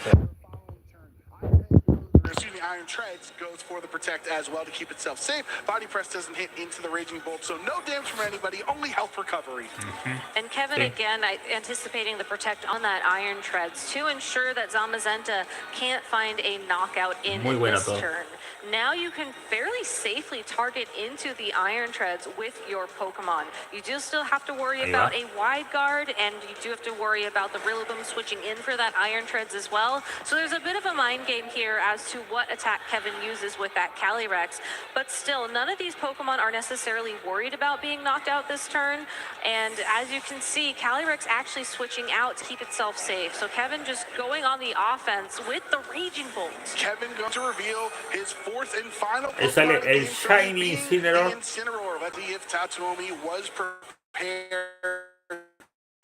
These turns are so tricky to get through when you're not the Pokemon that takes advantage of it. Terra Bug Iron Treads yet again in Game 3. Last time it was double targeted, so that's why it wasn't able to hang on. But he did get crit by from Raging Bull. This time it goes towards the Zamazenta, and Tatsuomi has lost his restricted Pokemon in Game 3. It's this, just the Iron Tread. Ese tipo bicho no sirve. Into a fire type, it does hardly anything. It does hardly anything, and it will also tear up the grassy terrain on le the hace nada, field. de pupa. Rillaboom will be back out shortly to reset that terrain and give Iron Treads access to Steel Roller once again, but you really wanted to land that attack into the Calyrex Ice Rider, which is why you terrestrialize, so you can take those hits. That all being said, though, with 2 turns of Trick Room remaining, Tatsuomi is on the back foot. You have access to fake out this turn. You can go ahead and maybe protect your Iron Treads for one of these turns, or fake out and protect to get through both turns. But you have to find your way through Trick Room in order to keep an advantage and keep yourself in the game for that World Champion title. Incineroar does not have a fire attack. There is no Flare Blitz because of Lilith being in that 4th slot. So both of these, the grass and bug types on the field right now, are not threatened by super effective damage. Draco Meteor lands into Iron Treads. It's going to be more than enough for the KO. And Tatsuomi using his terrestrialized Pokemon. Se cargó al perro dada. Rillaboom does have that grassy terrain to help keep its health higher and also boost the damage of its grass type attacks. But with a Calyrex Ice Rider waiting in the wings, will it have enough in the tank to take all 3 of these KOs? That's the forfeit, and Kevin Hahn throughout the season has proved he's the best junior Literalmente. EUIC champion, NAIC champion, and now campeón. champion in the juniors division for the Pokemon video game. With an excellent piloting of that Calyrex Ice Rider team, being able to anticipate his opponent's adjustments throughout all 3 of those incredibly long games. Kevin has shown us just why he is one of the most awarded champions in Pokemon video game history. Games 2 and 3 arguably were shorter combined than Game 1 was. There was so much back and forth in Game 1. These 2 trainers playing at an elite level, trying to figure out their tendencies, trying to figure out their play styles on what type of risky decisions they can get rewarded for. And Kevin losing Game 1 and coming back to win the series is so impressive. Tatsuomi's play throughout that matchup was impressive as well. Who would have expected to see Iron Treads in that matchup, ready to threaten all that damage down onto the Incineroar, onto the Calyrex Ice Rider? Tatsuomi recognizing that it was definitely the Pokemon to play there, and I think I owe you a bit of humble pie, Joe Brown, as I said we would not be seeing that bug-type terrestrialization, and... So nice we saw it twice. Yeah, it was so nice we saw it twice, so congratulations. I give that one to you. Thank you. I'll tell you, let's look at the replay. This first turn was so huge because Chi-Yu being led instead of in the back, it meant that even if you Terra Ghost, Surging still does a lot, right? And the follow-up attack would be able to knock it out regardless. So I think Kevin kind of just playing his own game. Maybe Game 1 was too worried about what Tatsuomi was doing. Instead, Game 2 and 3, he said, hey, what is my win condition? If I just take down the Chi-Yu slot, if I get Zamazenta down under half, and then any chip damage later on will take care of it, it's better to focus on my win conditions than my opponents. I'm so glad you mentioned that Chi-Yu as well, because I think going into game number 1, Kevin was not sure if that Pokemon would making an appearance in the matchup. That all being said, though, after he saw the Chi-Yu in that game number 1, he was able to correctly predict that it would be making an appearance again in games 2 and games 3, and adjusted his play style accordingly. I have to eyeball the calculation a little bit there, but it looked like that Terra Water terrestrialization on Urshifu would have guaranteed the knockout, even if we did see that ghost type terrestrialization. Right. So great adaptation. Exactly. That's one of those kind of pin situations we talked about in VGC at the high level, that effectively it's a positive outcome no matter what, right? It was like we saw in game 2, Gabby, that turn where Rillaboom swapped in. Well, he either gets knocked out from the Glacial Lands or he doesn't swap the Rillaboom in, which I'm happy. I'm going to be in a positive position either way. But finally, Tatsuomi takes his first loss of the end. Kevin Hahn also taking his first loss of Top Cut in the finals. And that's all you can ask for in a finals, right? As someone in the audience, you want it to be close. You want it to be very exciting. And you want to see just why either of these trainers could leave here as the world champion. And that's exactly what we saw from Kevin Hahn and Tatsuomi Shimanuki as well. Yeah, I think Kevin has me so happy with these Pokemon. I think Raging Bolt had picked up the trifecta of these 3 championships. I believe Raging Bolt was on all 3 of the championships that Kevin had at the international level this season. So it's fun we can go from all over the world. Essentially, you go to Europe from your favorite Pokemon and win. Go to New Orleans with the family, pick up a title. Head over to Honolulu and become world champion. It's got to be a great feeling. I think so. And I also love to see trainers iterate on the same team throughout the season. I know that EUIC was obviously in a different regulation, so it's not like a one-to-one comparison, but just seeing people utilize the same tools and the same Pokemon time and time again, it gives you that expertise and it helps you just rely on those, almost like a muscle memory when you're in these tough matchups and you're trying to figure out the best path forward. So picking a restricted Pokemon that you like, picking a strategy that you like for us, that's Trick Room. I think that's so important in building your skills to become a world champion. All right, well, Anna is ready on the stage with our junior world champion, so let's get an interview. Anna, take it away. I am here with your champion, Kevin Hahn. Kevin, game 1 didn't go so well for you, but you were able to keep it calm and collected and move on into those games 2 and 3 and come out victorious. How did you do that? Between the matches, I thought about what my opponent would do. Now, in the World Championships, I feel like if you go with the same plan twice, it's not going to work. So I figured they change up their lead to Chiyu Zamazenta. So after I saw that it was Chiyu Zamazenta and I let Calyrex Incineroar, I thought about what they would do. Now, they don't want to, like, so after I got Trick Room up with my fake out in Trick Room, I thought about it and I said, they're not going to stay with their Chiyu because I can easily double up to it and knock it out. They'll probably bring in the Rillaboom. So I clicked Glacial Land and it worked. Sure did. Great thinking. Now, I know that you've done a lot of training with some very special people, especially in your family. Tell us about your training for this event. So I prepped a lot. I first tried to find out what my team is, and I figured that out in like 3 or 4 weeks. It was really tough, but I managed to do it. And then after that, I started preparing the matchups, which I did for the remainder. And then I worked with my coaches, Kylan Van Severen, Justin Tang, Justin Karras, and especially my brother Chris. He's the one who helped me through this tournament the most. And I know that he's helped you through many tournaments. You have been NEIC champion, EUIC champion, now you're world champion. What are you going to do next? Go for senior internationals, I guess. Sounds like a good plan. Is there anyone you want to say hi to or thank you to that you haven't listed already? I want to thank my Mousehold Discord friends, my pensando alistarse para el siguiente and my family. senior. Thank you so much. Congratulations again, Kevin. Let's hear it one more time for your junior world champion. Literalmente. And don't go anywhere because we have lots more in store for you going into the senior division. Casters, back to you.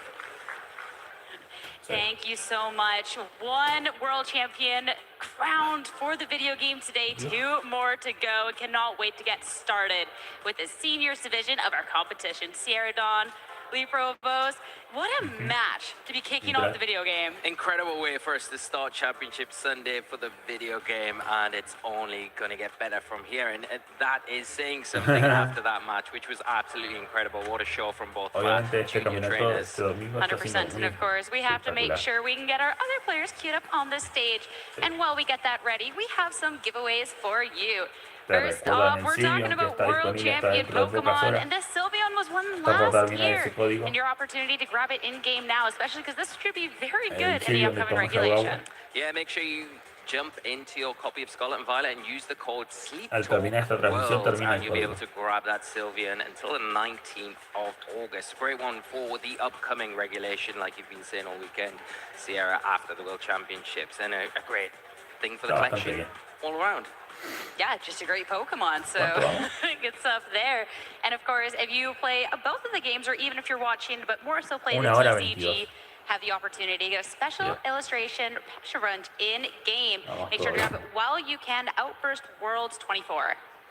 Yeah, make sure to grab this one while you can. Beautiful artwork and a great addition for the collection once again. Now we're getting into the seniors side of things. we've had juniors. Now we can take an overview of the seniors bracket, see where trainers have come from that top 8 stage. One thing that we always talk about with the junior competitors is this is the future of Pokemon, but these are the individuals that sooner rather than later we're going to get to see in that Masters division. And so being able to, especially when we're looking at Luke's case, end it off with a win like this would be absolutely fantastic. 2-0s all across the bracket for both of our competitors, so Ray, definitely a very worthy opponent here. Yeah, very dominant display from top 8 right the way to the finals. Luke is coming into this final with a 12-0 record, hasn't dropped a single set this entire tournament, which is just incredible. Ray, on the other hand, 10-2 record, which is understandable, you know, a brilliant record. You're at the World Championships, the highest caliber of players, and these both have very interesting teams as well, but the route that they've had to take to get here, just a very tough one. To both of our trainers. A fin de año toca el de Latinoamérica, que lo transmitiré por primera vez también. The World Championships, and one match away for both of these to determine who is going to be the next World Champion up.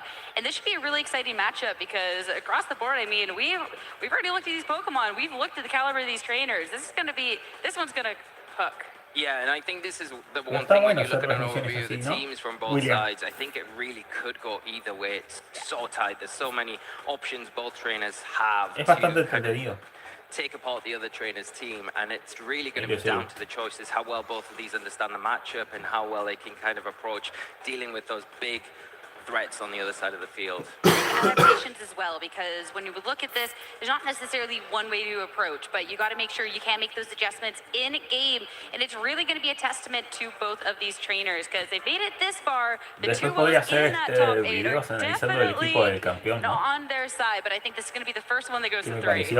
Yeah, I think so. It feels like it will do. I think, you know, with the tools that both trainers have got in their teams, there's ways for them to kind of capitalize against what the other trainer is going to try and do throughout this match. We will dive into the teams, of course, in a little while so we can get a bit of a deeper dive in that, but I think the margins are going to be very fine. But that feels like the running theme this weekend with how high the competition has been here, and it's, again, testament to our trainers with how well they have prepared coming into this event.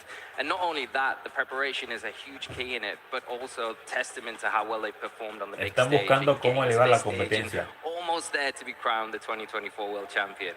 This is the really exciting thing with this regulation as well, being able to see where trainers have taken this and where people have started off, because we'll get to really be able to dive into accomplishments and stuff in a little bit, but when you start off the regulation, like in Luke's case as a regional champion, to then start off the format strong and potentially end it off even stronger, I think that's a really, really cool thing, especially too for anyone that's been able to really dive into this, and for Ray himself, I mean, a relatively newer player, and so this is humongous. Yeah, and the qualification for, you know, process for both players is slightly different. You know, Ray's had to come through a different qualification system over in Japan, which is very rigorous, very difficult, and being able to qualify that way is a testament in itself to be able to even be here. And then you look at Luke's side of the field. Last year in seniors, we'll be leveling up to Masters next year, which is exciting. So the last chance almost to be crowned that seniors champion. So he's at the point, he's done the work now. So can he get over the line? He's got a big, tough opponent in front of him, challenge ahead with Ray. But yeah, coming off the back of the regional championship, you know, Indianapolis earlier this year, I think will help him a lot, especially because that was in Regulation G as well, which we're in now. Especially too when you're looking at that last year before going up into the Masters division. We have players in the Masters division that are senior world champions who still play and are still, I mean, performing fantastically, taking down regional championships, going for these long runs in these tournaments. So Luke already really proving the skill to, I don't know, kind of make a couple of people scared next year once he's playing at their level, but this would even just be more terrifying. Yeah, well, I was speaking to Luke before we came on and had the pleasure to have a few words with him, and he's been saying how well he does against the Masters in his local events, how, you know, he's taking games off them already, so he's going to be a very scary prospect, especially in the Masters division, as he is leveling up next season.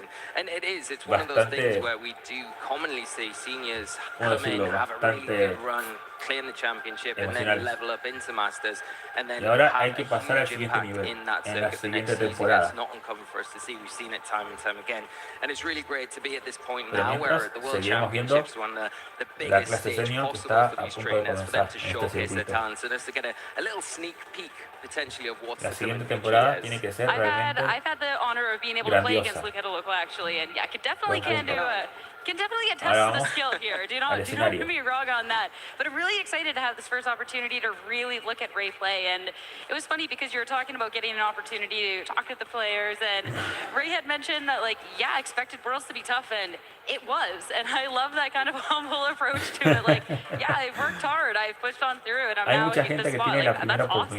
Yeah, it's so nice to hear. It's so great to get a few words with the players as well before they get into the nitty-gritty. But with that said, Anna is waiting over on stage with her players, so let's introduce them for the seniors final. Let's meet your senior finalists. Ahora van al escenario. Please welcome to the stage from the US. Estamos acá en la final de la senior. Por favor, tienen la bienvenida desde Estados Unidos a Luke Crown.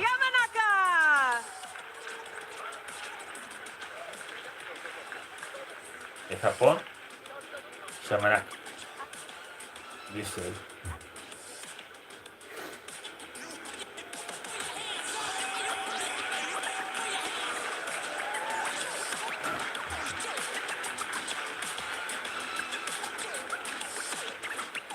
Thank you both for joining us. We can't wait to watch you play. Just one question before we start. We've seen you play in regionals before. We know a little bit what to expect from you, Luke. What can we expect here in this match in the World Championships? Helping hand Draco Meteor. Nice, very specific. Thank you, Luke. And what about you? What can we expect to see here in this match? ¿Recibiste ayuda, una mano de ayuda para estar en este campeonato mundial? Tengo expectativas de cómo está este día. Solo sé. Hablando del campeonato, ¿cómo te sientes recién ahora? No tengo ni idea. That's all we can ask, Ray. Thank you so much. Let's hear one more big round of applause for our Veo finalists. expectativas. Muchas gracias por You estar can head aquí. to your tables. Thank you so much. We can't wait to watch you play. Más, Casters, let's la get into siguiente this ronda match. será bastante apreciada.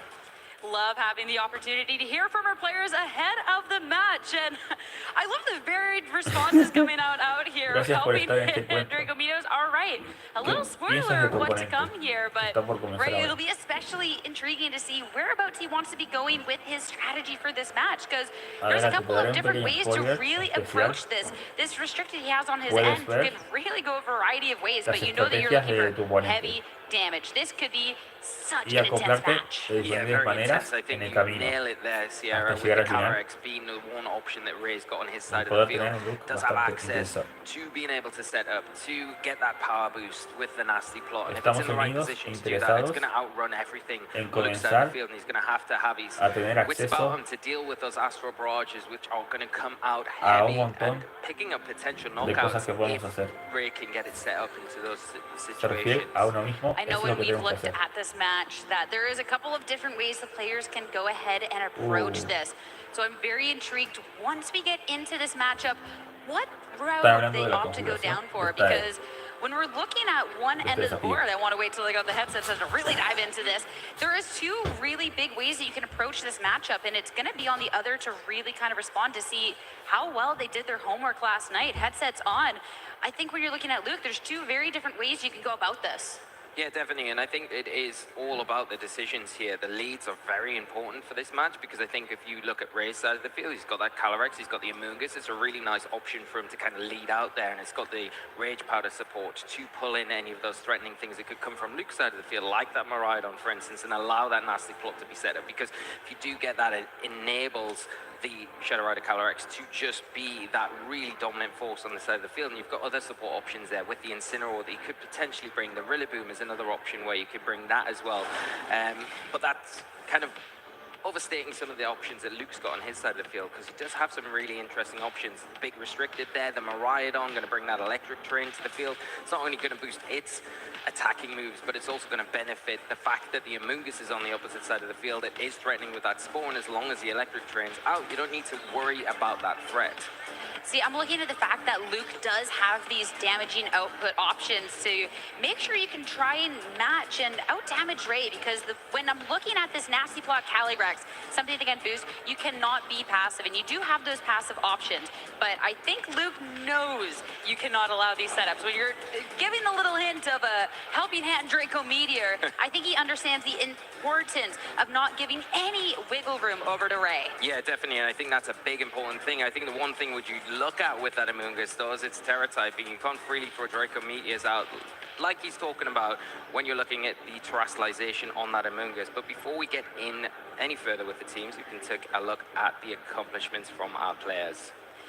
Both relatively new, which I think is really, really cool. So we'll start talking about Ray first. So the top 64, we're looking at the qualification, and I love this, but Ray has been just playing since Scarlet and Violet. So that is such a big testament to the type of player that you're going to be, that jumping into this new game and new generation, that this is going to be the type of performances that you put up. Yeah, incredible to know that you've only just recently come into this game and you're already on the stage at the World Championships in a final. For Luke on the other side of the field, he always has that regional win in Indianapolis as a top 8 in the Vancouver Regional Championships from earlier this year, and also only started very recently in the Pokemon scene in 2022.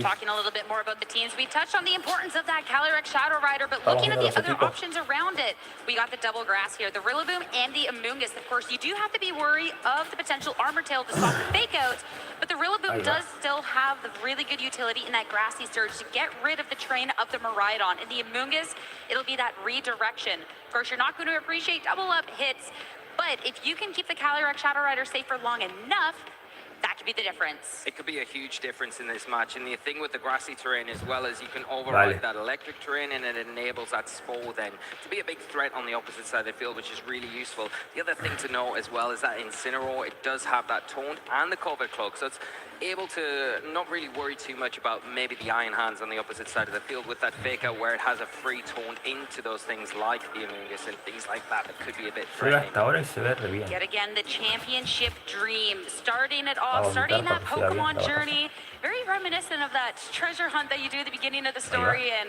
what's going to be your treasure. Well, he definitely is about to add maybe something new to that collection, a World Championship trophy. So I'm so excited to see how that will turn out. But a worthy opponent sitting on the other end. You talked about that regional win, kicking the season off strong and potentially ending it off even stronger. Miraidon, the restricted of choice.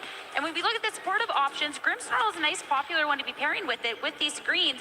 But the Entei is something that we haven't necessarily seen the most of, but definitely offering a lot in this match. Yeah, especially with that normal terra typing that it's got there, and a little bit different maybe than the Entei that we've seen in the past, where its common item is that choice band, but we're seeing Luke opt for the life form, and that also offers up the option to go for the protect, which allows you to maybe reposition some of the supporting Pokemon and allow it to be enabled a bit further and not go down or be in that position where you have to switch it out so quickly. This is such an impressive statistic. Undefeated all the way to the finals. Now it's going to be the most important match of all. If you can go say that one more time. Family in the crowd supporting. Nice journey out, but this is going to be so exciting. I cannot wait. Either side of the table, a very worthy champion. Yeah, exactly that. And both players, like I've already mentioned, have done incredibly well to just get to this point. But I don't think that's enough for these players.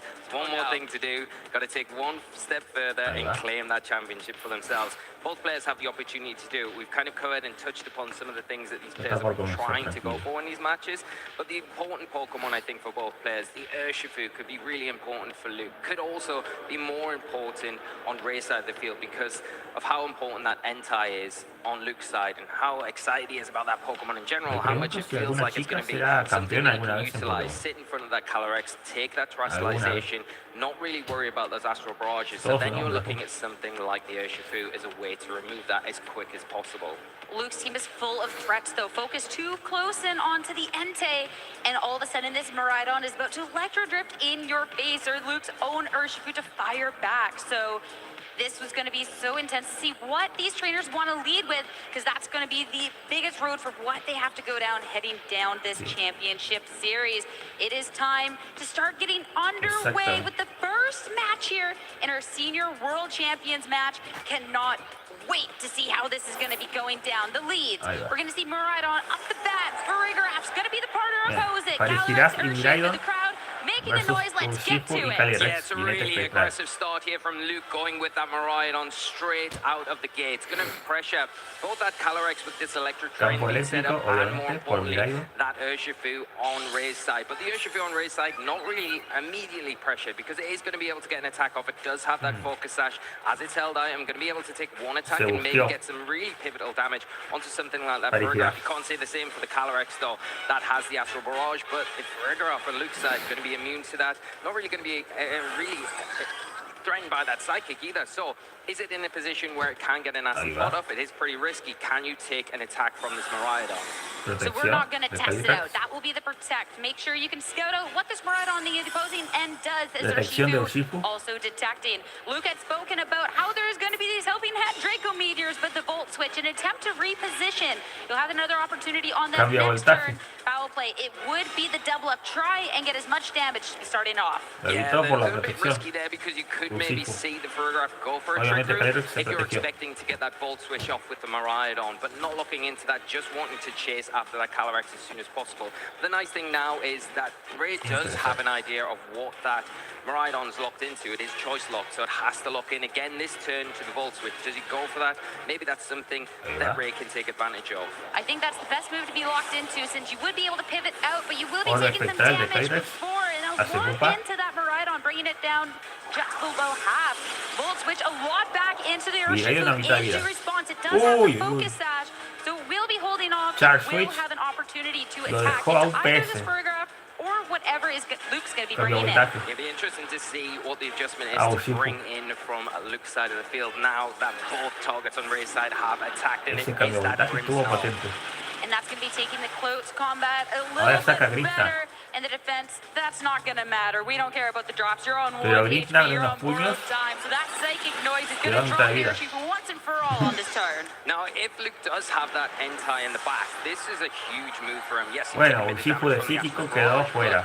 There's not been that Grim Nair boost, which is great. Nothing's been knocked out. You've still got all your Pokemon, and you've removed that big threat to the Entei, which could come in later on and utilize that Terrestrialization. You've got a nice position as well with your Grimmsnarl out on the field. It is going to be able to threaten with those Thunder Waves, or even better, get some screen support set up. That light screen, especially supported by the Light Clay, means you're going to have an extended period of time with that protection on your side of the field, taking those Astral Barrages or even Psychics coming out from the Calyrex that are threatening right now. And this is why what Ray has in the back is going to be so important, because this Calyrex, you need to make sure it stays safe. And when this Grimmsnarl is threatening over on the opposing end with these Thunder Waves, if that all of a sudden targets into that Calyrex, that is going to be neutralized for the rest of the matchup. Going to be slower and a potential to not even attack. So I love the Amoonguss joining the field. Yeah, it's a great play here from Ray. He's got that board position set up now where he has access to that Rage Powder. Nothing's really too threatened. The Psychic Noise going to do super effective damage, but not enough to pick up the knockout with the Amoonguss. So there's no immediate reason for you to have to lock in with a Terrestrialization here with the Amoonguss, unlike if the Entei was out on the opposite side of the field. Again, the Grimmsnarl is threatening with the foul play as well, so you've got that really great way of just protecting perfectly that Calyrex and opening the door for you to get a nasty plot off in this position. The one thing that I'd be worried about with the nasty plot on this turn is that we do want to be going for Trick Room.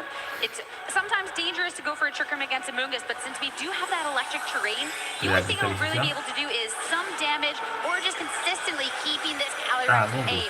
This is going to be Terrestrialization, the Terra Berry for a little Amoonguss. Heart on top, so cute out here, and trying to have a little bit more longevity. El terror de las hadas se convirtió en un hada. Move of choice. Keep the Calyrex safe. That's a really small Terrestrialization. I was saying there's no need for it, but there is a need if you want to keep that Amoonguss around a lot longer, taking away that Psychic weakness and also reducing damage from a foul play. And there is the nasty plot. +2 special attack. This Calyrex is starting to get set up. Plotting on the demise and a lot of damage on the horizon. Amoonguss just a little bit of damage in from that Psychic Noise, but this Calyrex is about to dish out a World of Hurt reminder. That Furigraph is going to be fine up against it, but you'll be doing doing a lot into that Grimmsnarl, picking up the KO, and anything that's swapping in. And you do have another move as well. You can't just be firing off with psychics as well. No, that's the thing. You can't just continue going for them now. I think you need to readjust. If you are Luke, you can't allow this Calyrex just to freely fire off these Astral Barrages. And this Amoonguss in a great position where we've already mentioned the Psychic Noise not going to be doing too much. And even if we do see a Thunder Wave, the Amoonguss not really too worried about that. Still slow anyway. Yeah, the Amoonguss, that's just soaking up this paralysis from the Calyrex Shadow Rider. Is another Astral Barrage +2 boosted. The Grimmsnarls already taken some damage, so coming on out, eliminating it. You do not have to worry about the Thunder Waves from here on out. And the Farigiraf, sure, it's not taking any damage, but this Calyrex now is at a +3 and constantly threaten the partner Pokemon. It's a perfect time for the Trick Room to make sure that horse is moving last. The Trick Room being sent up is really in one way a nice thing for the Amoonguss, right? Because it's so slow and it could almost threaten those balls. But because the electric train's still active on the field, that's not a thing that you can utilize now. The Entei coming onto the field for Luke, going to be very threatening to this Amoonguss, especially the double up from that Farigiraf. And both these Pokemon will move first. The big risk here is if Ray decides to go for a Rage Powder, there is a chance of the fully paralysis from that Thunder Wave. So if you can't get the Rage Powder off, then your Calyrex is sitting a little bit open, especially with a Life Orb boosted Entei. They can go for that Terastallization into the normal type now and have that immunity from those really threatening Astral Barrages. And that is not there's no way around that risk with the Amoonguss. With the paralysis, you go for it, and it's not going to do anything. It cannot keep the partner Calyrex safe on this turn. But maybe the punish won't be there. Entei, the protect for that first turn. Oh, and that's so unfortunate, but I mean, you get away with it slightly there because of the Entei. Just going for that protect. The Psychic Noise coming out into the Amoonguss. Going to be able to take that a little bit better, but that's the sort of risk that you're taking at this point. The Calyrex going for the protect there. Cannot go for it again. You've got to hope if you go for the same play this time around, the Entei doesn't go for that Terastallization. Also that you don't get paralyzed. It was a no harm, no foul on the turn. I think it was just a double protect to try and get through that first turn of Trick Room, but a real testament of how this can really just go downhill from here on out. If the Calyrex had it protected and if Luke did want to go on the offensive, that could have been absolutely massive. So you know from Ray, that must be a little nerve-wracking from here on out because you've seen the potential for where this can go wrong. Yeah, and I think if you've got one, you think that's it out the way now. So hopefully Amoonguss can get through the rest of this game and provide a little bit extra support. You will see the electric terrain has gone off the field now, but we're not keeping the Amoonguss on the field. We're going to let it just go back, use that regenerate ability now that the noise is kind of worn off, and the Raging Bolt into the field. It's going to be Terastallization for Luke here in game 1, and that Entei that we talked about, the importance of it. Here's the Terastallization into the normal type. So the Calyrex with these +3 special attack. If it wants to keep firing off Astral Barrages, it's not going to do anything. And then helping hand, we are looking to go on the offensive. Can it be the MVP? Not just offensive Terastallization, but offensive as well. Speed into the Raging Bolt, dropping a lot of damage. Yeah, and the big thing is the Psychic here into that Entei, and is it enough at +3? It is enough, taking down that huge important Pokemon for Luke. That one-hit KO, you needed this damage, you needed to stick around, but this Calyrex, now another boost, but I think it's too late. No amount of slowing down from Luke. You do have this Miraidon, but this Calyrex hasn't been touched. It's sitting at this +4, and sure, maybe it's in this Trick Room, but Luke has not made a scratch on it so far. That's the thing, and it is one foul play. ¿Qué pensabas? ¿Que era su Pokémon paradoja? Maybe not, depends how the Calyrex Shadow Rider has been trained, so it's at least going to be able to fire off one Astral Barrage. The Miraidon in a pin position as well, it's slower, it's going to have to take an Astral Barrage. Can it take a +4? Probably not. The Psychic Noise into the Raging Bolt, not even going for it if you're restrained wrong. But I think at the World Championships, that Calyrex will be all the right stats. Dragon Balls into the Miraidon, super effective, super critical hit. It will drop last Pokemon standing. It is not going to be able to get it done. No, the Trick Room's still in effect, so the Calyrex, the last thing to actually attack this turn, the Miraidon not got enough of the attack to be able to take that Raging Bolt attack. Farigiraf against the 3 Pokemon now on Ray's side of the field, and probably feels a little bit too far for him to make a comeback in this one. Ray taking it with quite dominating fashion in this first game. 100%. Alguien pensó que era Flamariete. Not allowing it to get set up.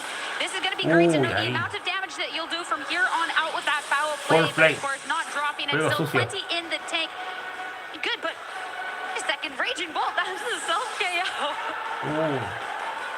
Self-worth it, I think, taking it down and then closed up with this Calyrex. It's been so phenomenal through this first game. Closing it up for Ray here as he takes an early lead in this set. Yeah, what a match as well. Even in that trick room, even in those twisted dimensions, great supportive options. There is no way that Luke could get to that Calyrex Shadow Rider in the first place. So now you really have to reevaluate. A couple of maybe passive options being brought. And yes, you got the paralysis on the Mungus.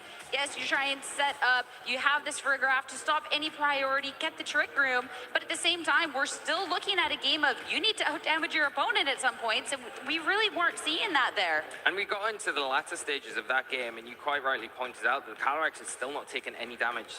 Just testament to how useful that Amoongus is. Yes, it had that one turn where it was fully paralyzed, but kind of fortunate that you got around that because the Entei also was protecting that turn just to kind of get through those trick room turns. So really fortunate that nothing really came of that there, because that could have been quite punishing if you'd seen a Sacred Fire and maybe a Psychic Noise into that Amoongus that turn to remove it a little bit earlier on in this match. And the Entei, when you're looking at this Pokemon that could be dealing so much damage, not really the opportunity to do much once it finally did hit the field. It fired off one extreme speed. The Raging Bolt being brought to the battle is not going to be felt by that. And then, sure, the Trap seems great, but being able to just go for these single target attacks at that point from this Calyrex Shadow Rider, that immunity doesn't matter anymore. It still has these other attacking ways. So Luke, it's going to be solamente falta usar Garra Dragón nada más. Estaríamos como al año. Yeah, I think the one thing is to go for the trust. Hoy se cumplen 8 años de la derrota de Ash frente a Line. Ash versus Mega Charizard X. The Calyrex from really saying 8 años se cumplen hoy de eso. The nasty plot, that's the half the battle, right? Because it's +2. Even with those psychics, it's going to be hitting very hard. Even if you go for that normal trustization, so you've got to try and put the pressure on early on. Maybe utilizing something like your own Urshifu. It's very difficult to kind of weave into the forward game bring for Luke, I think, into this match. Gracias por el apoyo, chicos. Me estoy divirtiendo haciendo este stream. Maybe that Calyrex go for the nasty plot, and you need that additional bit of damage to kind of hit it to knock it out, because you've got that security of the Focus Sash here, which can be quite useful in those situations. Outside of that, you've got to make sure that you have that electric terrain up throughout. And the Amoongus is going to be something that Ray is really concentrating on, leaning on to help support that Calyrex. And the big thing is here, do we see maybe a little bit of a change up from our trainers? Do we maybe see the Rillaboom come out this time around from Ray's side of the field? Because that would be the thing that allows that Amoongus a little bit more freedom to pressure things on the other side of the field, and not be the only thing that can just say, I'm just going to redirect and maybe protect here and there. It would also push off that trick room mode, so I think that Ray did a fantastic job of going through that trick room mode. I mean, you're taking the KOs and you won the game in, but that extra security could be that difference between world champion or not.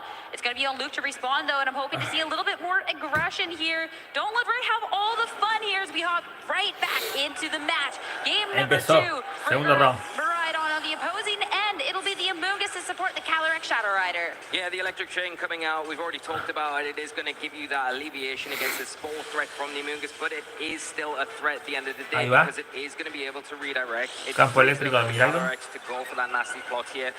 The Friggraph psychics in this situation, the defense boost isn't really going to be too useful, and you've got to try and weave some way about getting the Amoongus off the field as soon as possible and going for that foul play, which is doing good damage into that Calyrex. If you can get maybe some sort of damage off early on Luke's side of the field onto that Calyrex, it's half the battle.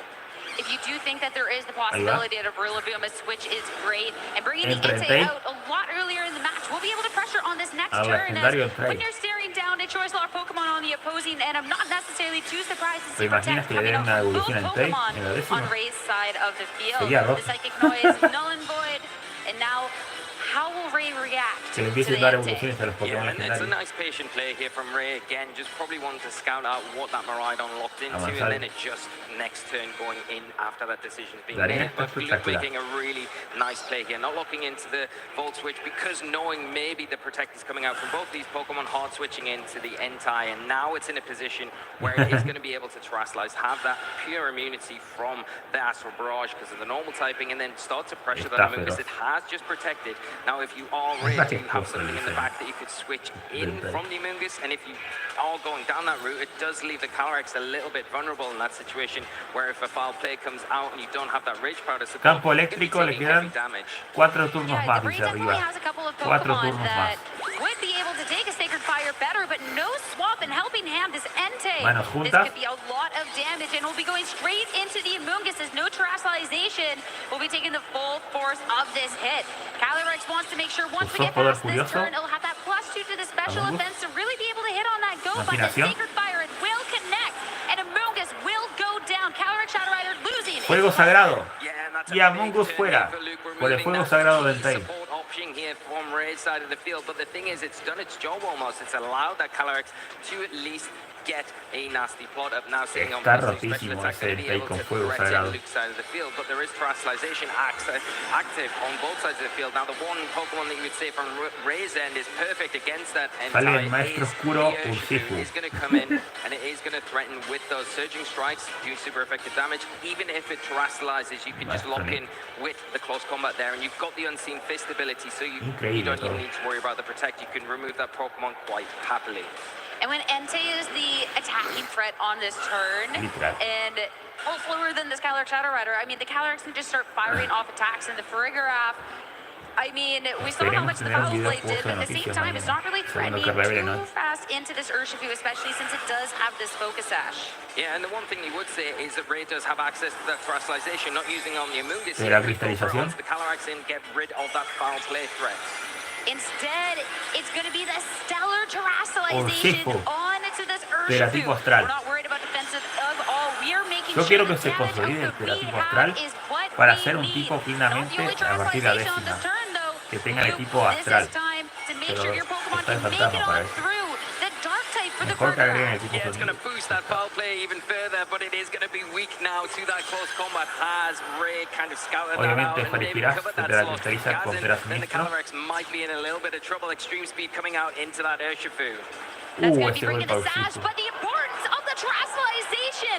Sure, you Calyrex can hit by utiliza Astral Barrage, psíquico. but not by the Psychic. No damage in, but the Surging Strikes Para firing tirar lo off. resiste The por el power Tera. well will the Farigiraf take it because El it's going to be able to psíquico. hold on to start Pero firing sí. off and attack back. Perdón, el It ciclo does de survive. Is it Urshifu. going to lock in with that foul play Ahora. into the Calyrex, taking that Urshifu immunity está to usando the azote Psychic? torrencial. Here's the foul play. It's into the Calyrex. And will it be enough? Of course it'll be enough. Huge knockout for Luke to take a step further. Fuego in rudo. clawing back this match. Le hizo This pupa a Calyrex Shadow Calyrex. Rider that was so problematic in the first game of the set is now gone. And two Pokemon fácil es remaining leer for este Ray. combate. The adjustment, the Rillaboom coming on out. But Luke in so much more of a commanding position the last Sale time Rillaboom around. y Thanks pone to el this campo de aggression planta. and the Farigiraf that we talked about how little damage it can 5 do. And turnos de campo de proving planta. us wrong. Huge Terrasalization. Yes, so surprising and a really great one because you do expect it onto that Entei. You think, okay, get the immunity from that Astral Barrage, but no, Luke pulling the Master Stroke there and Regresa really el Entei. catching Ray Luke. off guard. Still got a number of Pokemon he can utilize. The Grimmsnarl going to enter the field and really give a little Saca bit more Grimmsnarl. alleviation because there is that threat now from that Stellar Azote Terrasilize torrencial. Urshifu on Ray's side. The Dos. Surging Strikes, though, Lo less dejan amarillo. damage because we've already Tres. used up Bien. the boost from that one. As Rillaboom is just going to be dealing that last little amount of damage Luego into the usó ida y Farigiraf vuelta. to finally drop El it Rillaboom. down. This point, it has done what it needs Farigiraf to do, and debilitado. Luke can freely bring something out onto Claro, the field to movimiento tipo support bicho. this Grimmsnarl, which in this case can also try and make sure you outspeed and start going for these Thunder Waves. Yeah, that's the Tremendo. thing. The Thunder Wave going to be really useful here. The screens, you've got to reflect if you need to. But Sale the Miraidon. important Pokemon that you want to bring out Con onto el the campo field right eléctrico. now is going to be that Miraidon. Overwriting the terrain, winning that terrain battle. Now you are instantly pressuring that Urshifu. The Rillaboom can resist, and it does have the Assault Vest, so it will be able to take those attacks a little bit better, but not considering it. Locked in isolation, tied up. We are going to a game 3. What a change of pace coming out from Luke in this match. Outpaced in the first and really pressing on the pedal. And from the get-go, being able to be in such a better position with this Entei, and then all of a sudden having this backup damage threat of this Farigiraf was absolutely fantastic. And being able to catch off on that turn, the survival past that Psychic thanks to that immunity and fire off with a boosted foul play was absolutely Si se apuran esto puede terminar 2 y cuarto. Sacred Fire here, as you're saying, getting rid of that Amoonguss like early on in this match was really key. You thought things didn't look too good though when the Urshifu came in. It went for that stellar terrestrialization and it was really threatening that N-type. But the surprise there, the support Pokemon all the way through, they've just been chipping things down. Was the one to terrestrialize, getting rid, surprise KO onto that Calyrex. Maybe Ray got a little bit complacent in that little part of the match. I mean, that's not going to be a mistake that's made again. No. That is absolutely for sure an adjustment being made, but just a little late at that point. Everyone gathered up here now. We got a game 3 for everyone here for our senior championship final. And so back and forth between the sets. I don't know which way this is going to go. Yeah, so it's really tough to call because you look at Ray's side, if he gets that Calyrex, I think you want more utility out of the Amoonguss because I think the one thing that you would say the difference between Game 1 and Game 2 was the Amoonguss was able to support for a lot longer where it kind of got taken down really quickly without really much return in that second game, and that was the key. That's what Luke really needs to do. I think getting rid of that Amoonguss, getting rid of the Urshifu as soon as possible allows the Entei and then the Miraidon to kind of really have that big impactful force on his side of the field, but also at the same time you can't get carried away. You've got to keep that Calyrex in check. You've got a perfect Pokemon to do that though with the Farigiraf, you know? Comes onto the field, it gets that electricity boost, so when those physical threats like the Urshifu come in later on, it's not really so worried about them, especially with the Rillaboom as well. They're the 2 physical threats that were at the end of that game too, but that Psychic Seed really helping out. Just let it have that longevity a little bit more that we might sometimes forget about because it's activated so early on, and Luke keeps it on the field that entire time. For these trainers, one about to make history, one match away from becoming the world champion here in Honolulu in the seniors division. For Ray, a testament to the skill in the Scarlet and Violet era, and for Luke, the final way to be ending off his time in seniors. Let's make some noise and get into game 3 here. Adjustments. Calyrex to the Urshifu, Farigiraf, Miraidon, yet again for Luke. Yeah, nice adjustment here. Again, going from that Amoonguss into the Urshifu here. You've got that immediate damage. If you are the Calyrex, if you are the Urshifu on Ray's side of the field, you maybe protect that Calyrex here, maybe protect the Urshifu here, scout out what the Miraidon's going to do again, or do you try and play into that, maybe expecting Luke to expect that from your side of the field, switch that Miraidon out, maybe go after that Farigiraf because of how threatening it was in that second game. Remove that from the field, you remove the Armor Tail, you kind of free up some of your more options where you've got access to those priority attacks as well. You don't need to worry about the Trick Room either, so your Calyrex can breathe a little sigh of release when that Pokemon has gone down. Every match so far, we have seen the double protect on this first turn, but Ray is going to go on the offensive. Astro Barrage, nothing into the Farigiraf, but a lot of damage into the Miraidon. El Lord Espectral de Calyrex to be a Draco Meteor miss into the Calyrex. That could have been everything, but instead, Miraidon down on the very first turn in the match. How devastating! That is so unfortunate for Luke going for the Miraidon debilitado de un oro espectral más una fuerte Urshifu, literal. Golpe psíquico de Farigiraf se baja a Urshifu. Si no tuviera la banda Focus. La banda Focus hizo que Urshifu no cayera. Losing the restricted on the first turn, you can come back from that. If you have something like the Entei, there is possibilities, but absolutely devastating. This is going to be an uphill battle from this point on.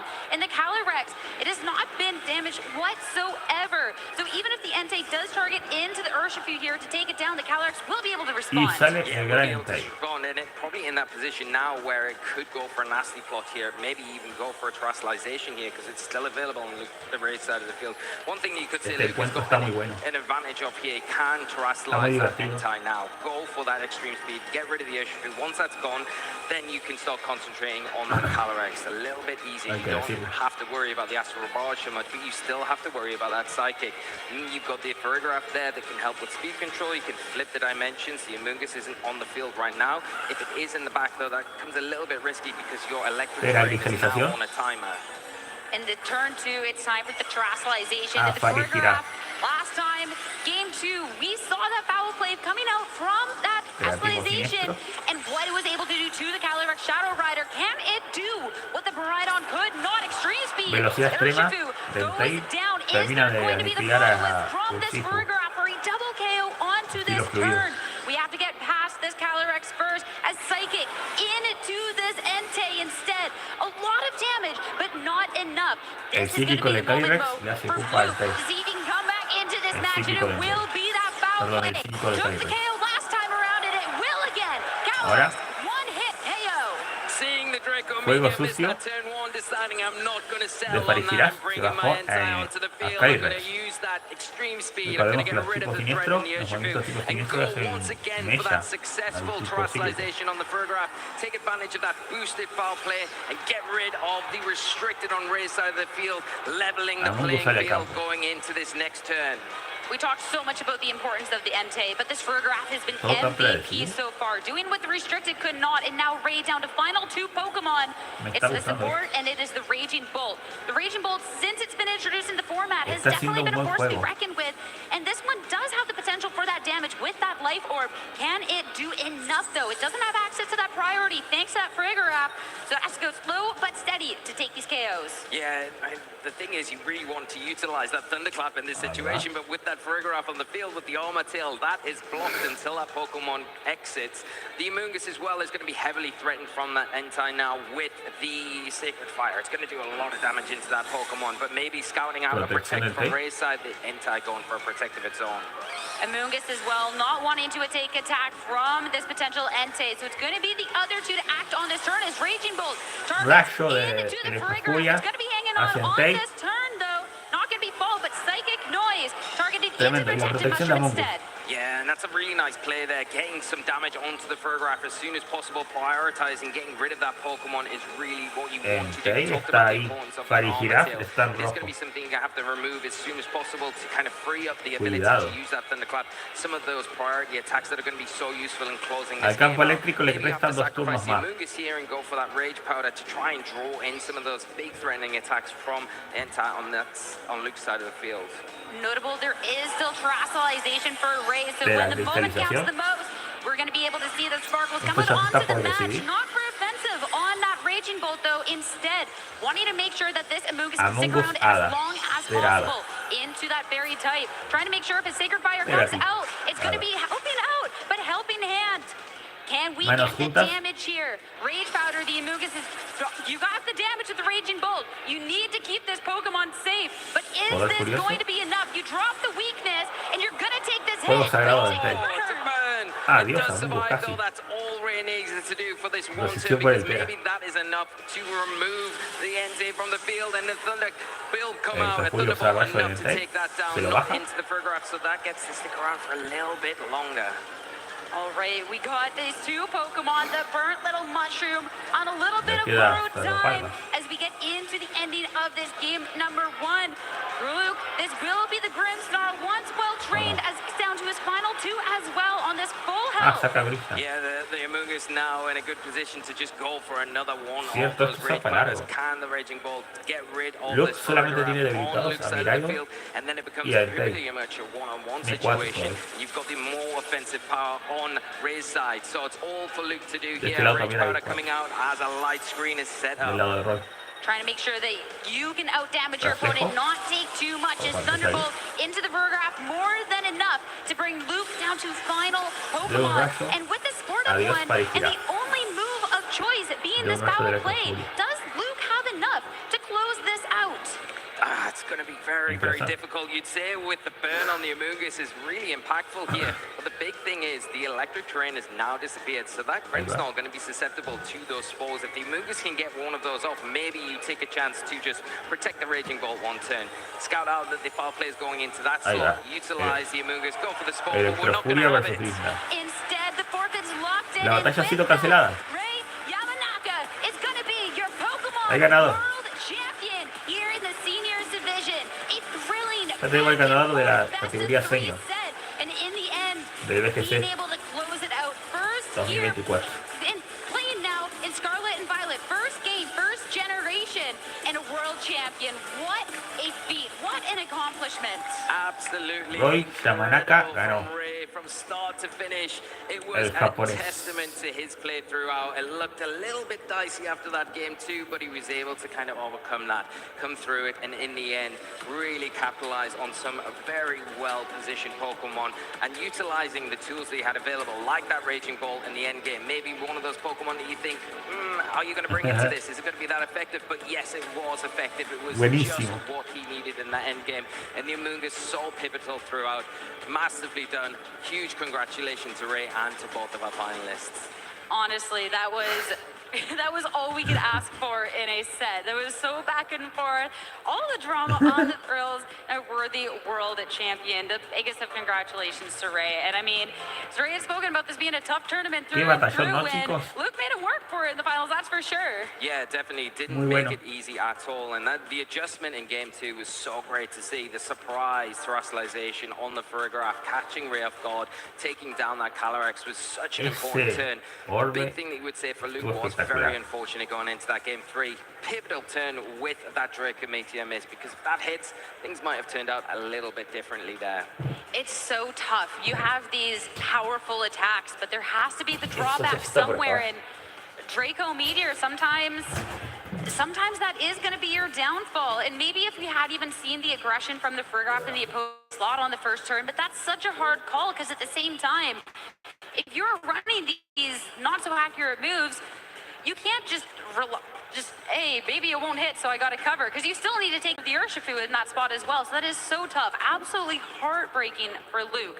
But for Ray to be able to bring this to a 3-game and win in this end game was just phenomenal. Yeah, and I think as well, to talk about how Ray has trained his Pokemon, being able to take that Helping Hand, Sacred Fire, pivotal in that end game situation, where it was enough to be able to protect that Raging Bolt, and just enough time to allow it to remove the really key parts of Luke's side of the field, and allow him to walk on and become a 2024 Seniors World Champion. The first game that was the first set that's gone to 3 here in our bracket, and so worthy. These two were both so deserving, and what a way for this finals to end. Truly speechless. There is so much, yet not enough to say about this. This was just absolutely fantastic. And seeing the adjustments from each game to next, as Ray caught a little off guard by the aggression from Luke in game 2, and then game 3 being able to match it, to be able to close it out was just wow. Yeah, it was very well done, and I think that's the thing where Luke was quite comfortable in that situation, saying, okay, I just need to get my Farigiraf into a position where I'm almost given a false sense of security in a lot of ways, where the Farigiraf's, yeah, it's thrown out the psychic noise onto the Amoonguss or whatever is next to the Calyrex, but I'm not going to lock in with those foul plays, you said, and I'm going to maybe choose Helping Hand here and there to try and get that extra damage boost. But then, at the right time, just perfectly timed, was able to terastallize that Farigiraf and really capitalize in that moment, just wasn't able to take that into game 3, unfortunately. But more testament to Ray in that situation, because really not faltering, kind of sticking to the game plan, utilizing the perfect tools for the job to get over the line with that Calyrex, taking the opportunity when it's presented to go for that nasty plot, get that +2 boost, which is so important. And although you're sitting in front of, most of the time, a Pokemon that is a normal type, right, that you can't hit with the Astral Barrage, so you think, oh, maybe if the Entei goes for that terastallization, then I'm not going to be able to hit that either. But then you forget about the Psychic and how devastating that can be. Yeah, it's up to +3, +4. I mean, what a set, and I think it's about due time that we get to hear from our new Pokemon World Champion, and head on over to the stage to hear from Ray himself. I'm here with your World Champion, Ray Yamanaka! Congratulations. When you started your journey to Worlds, did you expect that this would be the result? 世界大会に向けていろいろと準備してきたと思うんですけども、まさか世界チャンピオンになれると思いましたか？全くそんなことは考えていませんでした。とても嬉しいです。I had no idea that I would be the world champion. I didn't think I'd be able to do that at all, but I'm really happy that I did.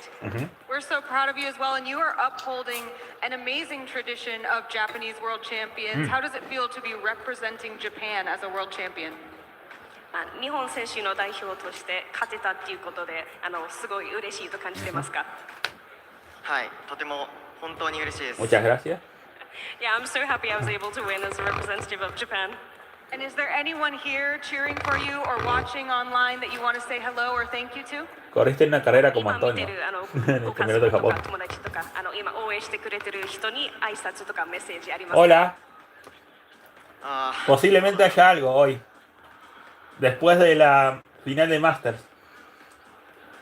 ー応援してくれた人たちに Prometió noticias de todos los videojuegos futuros. これからも頑張っていきたいと思い El ます。 presidente I have Tsunekasi nothing but Ishihara. gratitude Así for que everyone who's supported me on this journey so far, and I will keep doing my best in future as well. Thank you so much. esperemos. Thank you so much for an Si amazing rompe la match. promesa de que no anuncia nada para todos los juegos, what the fuck. Have lots more Pokemon coming.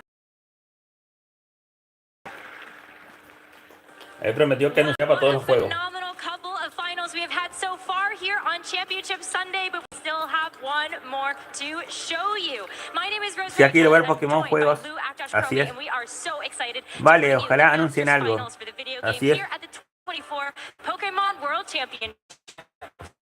We only have one more champion left to crown here at the 2024 Pokemon World Championships. It has been an incredible weekend of competition across all the amazing games we have here. But now it is time for the Masters Division on the video game side of things. And if you've been enjoying the action that we've had here so far, then make sure that you are signed up to get notifications. You can do that by scanning this QR code to get some email updates. Make sure you subscribe and make sure that you are all in the know about what upcoming Pokemon events and live streams and all the good stuff at the Pokemon Center you have coming your way. You definitely need to stay informed of all of that epic Pokemon action. And Ahí speaking baja, of señor, porque action, está the micrófono top encendido. cut that has gone through for these Masters Division players has been incredible. And how things have shaped up for our players. You can see our finalists here, Yuta Ishigaki and Luca Cheriberi, being able to be one step away from the world champion. What's amazing about this top cut bracket as well is we actually only had one player that had found themselves in a top 8 of a world championships before, and that was Michael Kelshi. Looked so good being able to make it into that semifinals where Yuta Ishigaki surprised I think a lot of people. When you look at the matchup on paper, you think maybe Michael is the one that's going to be able to have the advantage there, but Yuta playing so well through that semifinal to get here. Likewise on the other side though, Luca Cheriberi, amazing player. Yes, I think both Luca and Yuta were so dominant in their top 4 matches as well, really going on the offensive and just being in command, total control throughout the entire set. As you can see, they were both 2-0 victories as well. There was almost nothing stopping them from getting into this final. But what stood out about both of them in their play in the semifinals was the fact that they are just so unafraid to make some big plays to try to get that advantage either early on in the game or really turn the tides in their favor. So I think we're in for a good one, Lou, as we get ready to go for the very first game of this final match of the competition. It's just kind of been an amazing journey. This World Championship was so coveted. We've been in Hawaii before, twice in fact, today being the 3rd World Championship here. And there's so much history being made, so much at stake. Luca Cheriberi versus Yuta Ishigaki. And now we're down to just 2 final competitors, and being able to see all the victorious successes and the heartbreak along the way does just show the journey that all these players have been through.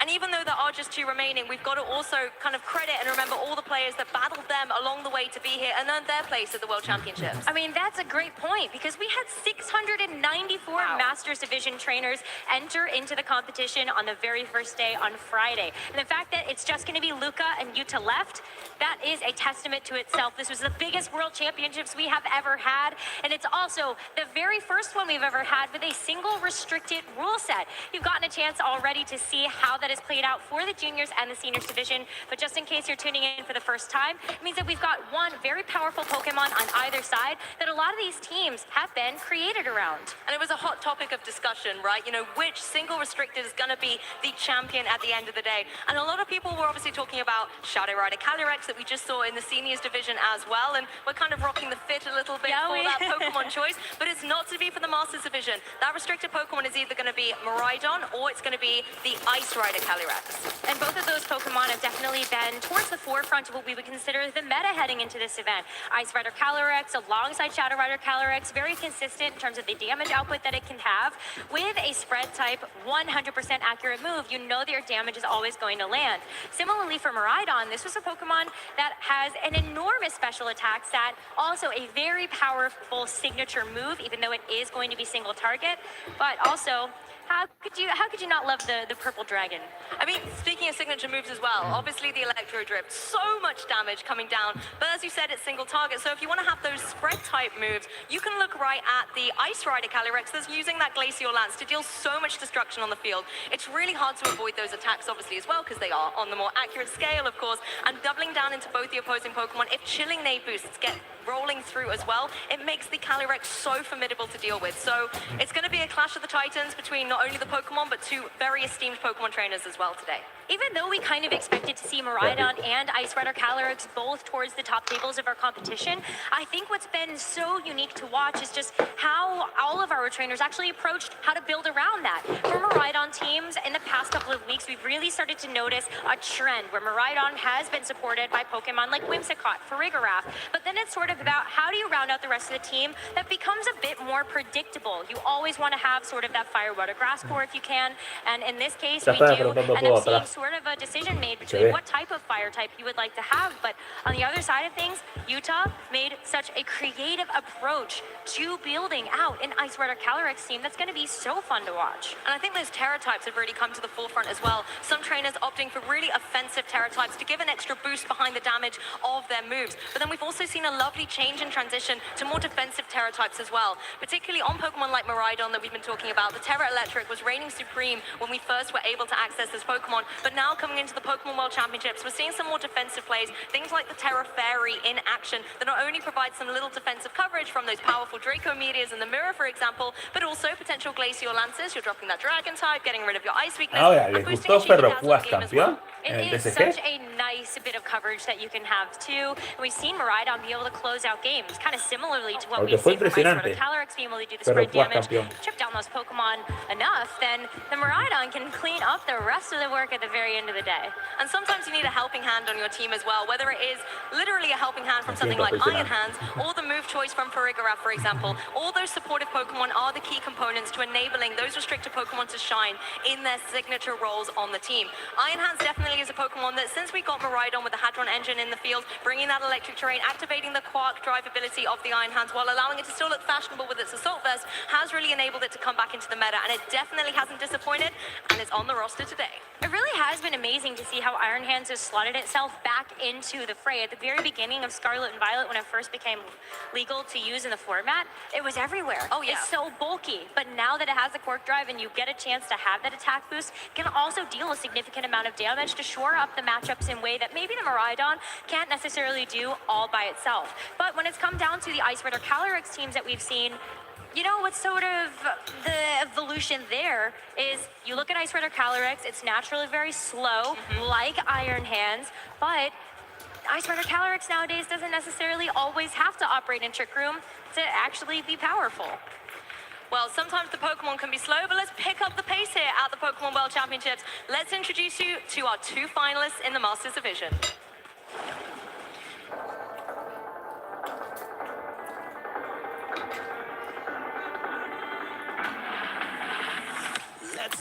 Let's go, we've been waiting all year and we're Se viene. ready for this. We got some new tricks up our sleeves. Time to give them what they came to see. Let's give them something to remember. We can give it all we got tonight. We're not going home till we win the fight. So let's put on a show.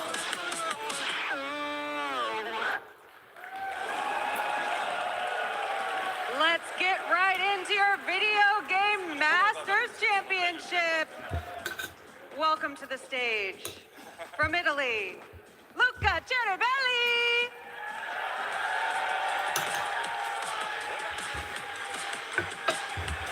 And from Japan, Yuta Ishigaki. Bienvenido.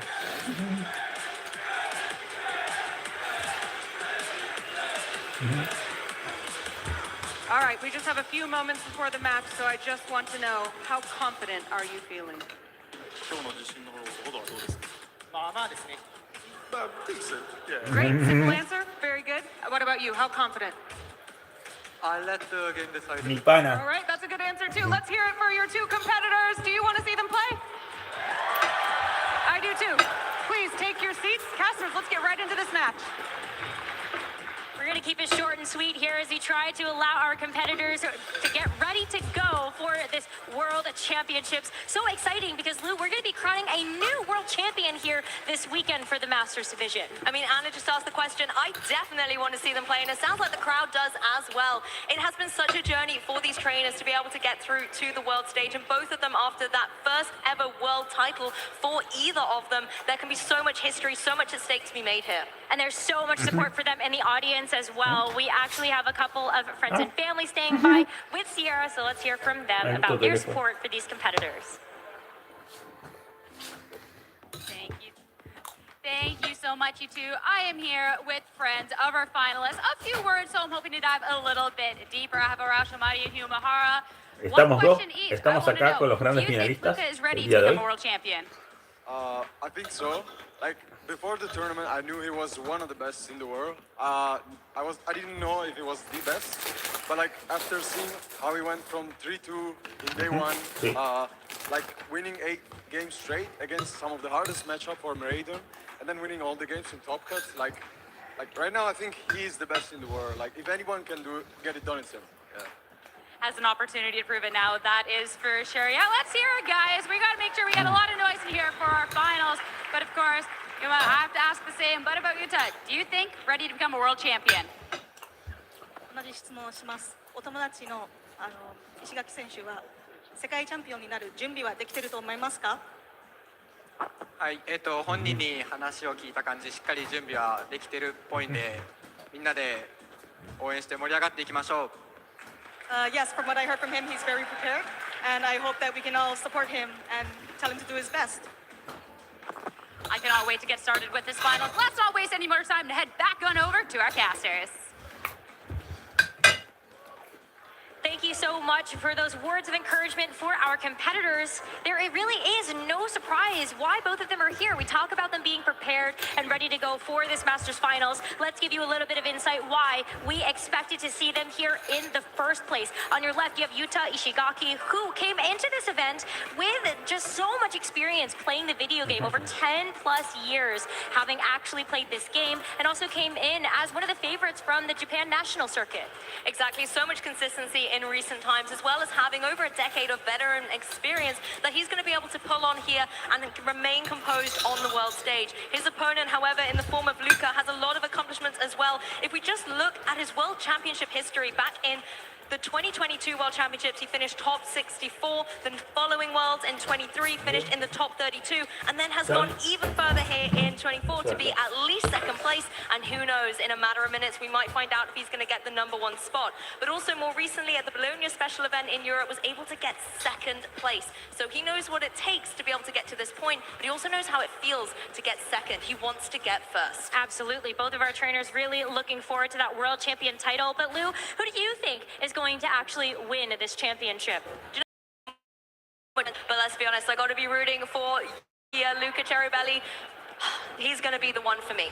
I was also on the fence about this one because I think there's so many different things that Luca can do in order to win this match, but right now the onus is on Yuta to really set the pace of this match, to try to throw Luca off his game, and if Yuta can just kind of go for the gold in those first couple of turns, he might just have the game outright. Plus, I am a lover of Miraidon, so I love to see that here in the final. Definitely one I'm going to be keeping my eye on as one of the newer Pokemon that we've been able to play with in Pokemon Scarlet and Pokemon Violet as well, so it's nice to see it in its kind of first attempt here on the world stage and see what it can do. Yeah, but the Ice Rider Calyrex, it has been a little bit underrated as we've taken a look at maybe some of the online tournaments heading into this weekend, as a lot of our trainers tried to prepare for the best of the tournament, but now has just been such an accomplished Pokemon for him. One thing, though, that Yuta has not faced yet Despite all of the preparation that he has put into this tournament, he has yet to face a Miraidon. So this is going to be his very first experience in the entire tournament. Here are the finals. Isn't that wild that you can go through the whole Pokemon World Championships and this is the first time, I mean, better late than never, I guess, to face down against a Miraidon. And he certainly does have some tools in his team composition to be able to deal with it. But just a little refresher as well of both of these contenders. You can see that they already have a lot of accomplishments on their roster. And as of today, they're going to be able to add one more.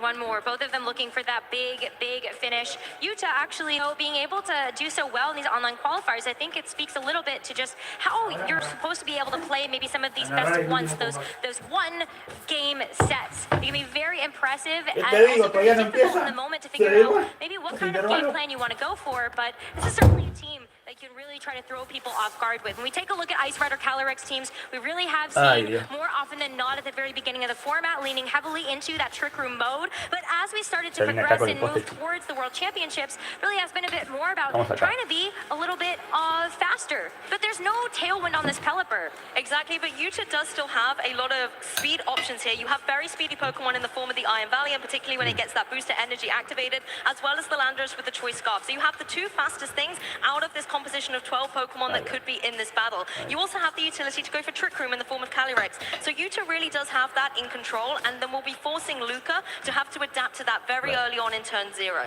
And on Luca's side, with this Miraidon, again, a very classic composition around this particular Pokemon. But when you look at maybe how Luca might want to try to approach this game plan versus Yuta, you're really looking at the Miraidon, the Iron Hands, to be able to take advantage of the electric terrain Miraidon is going to set, and potentially this Farigiraf.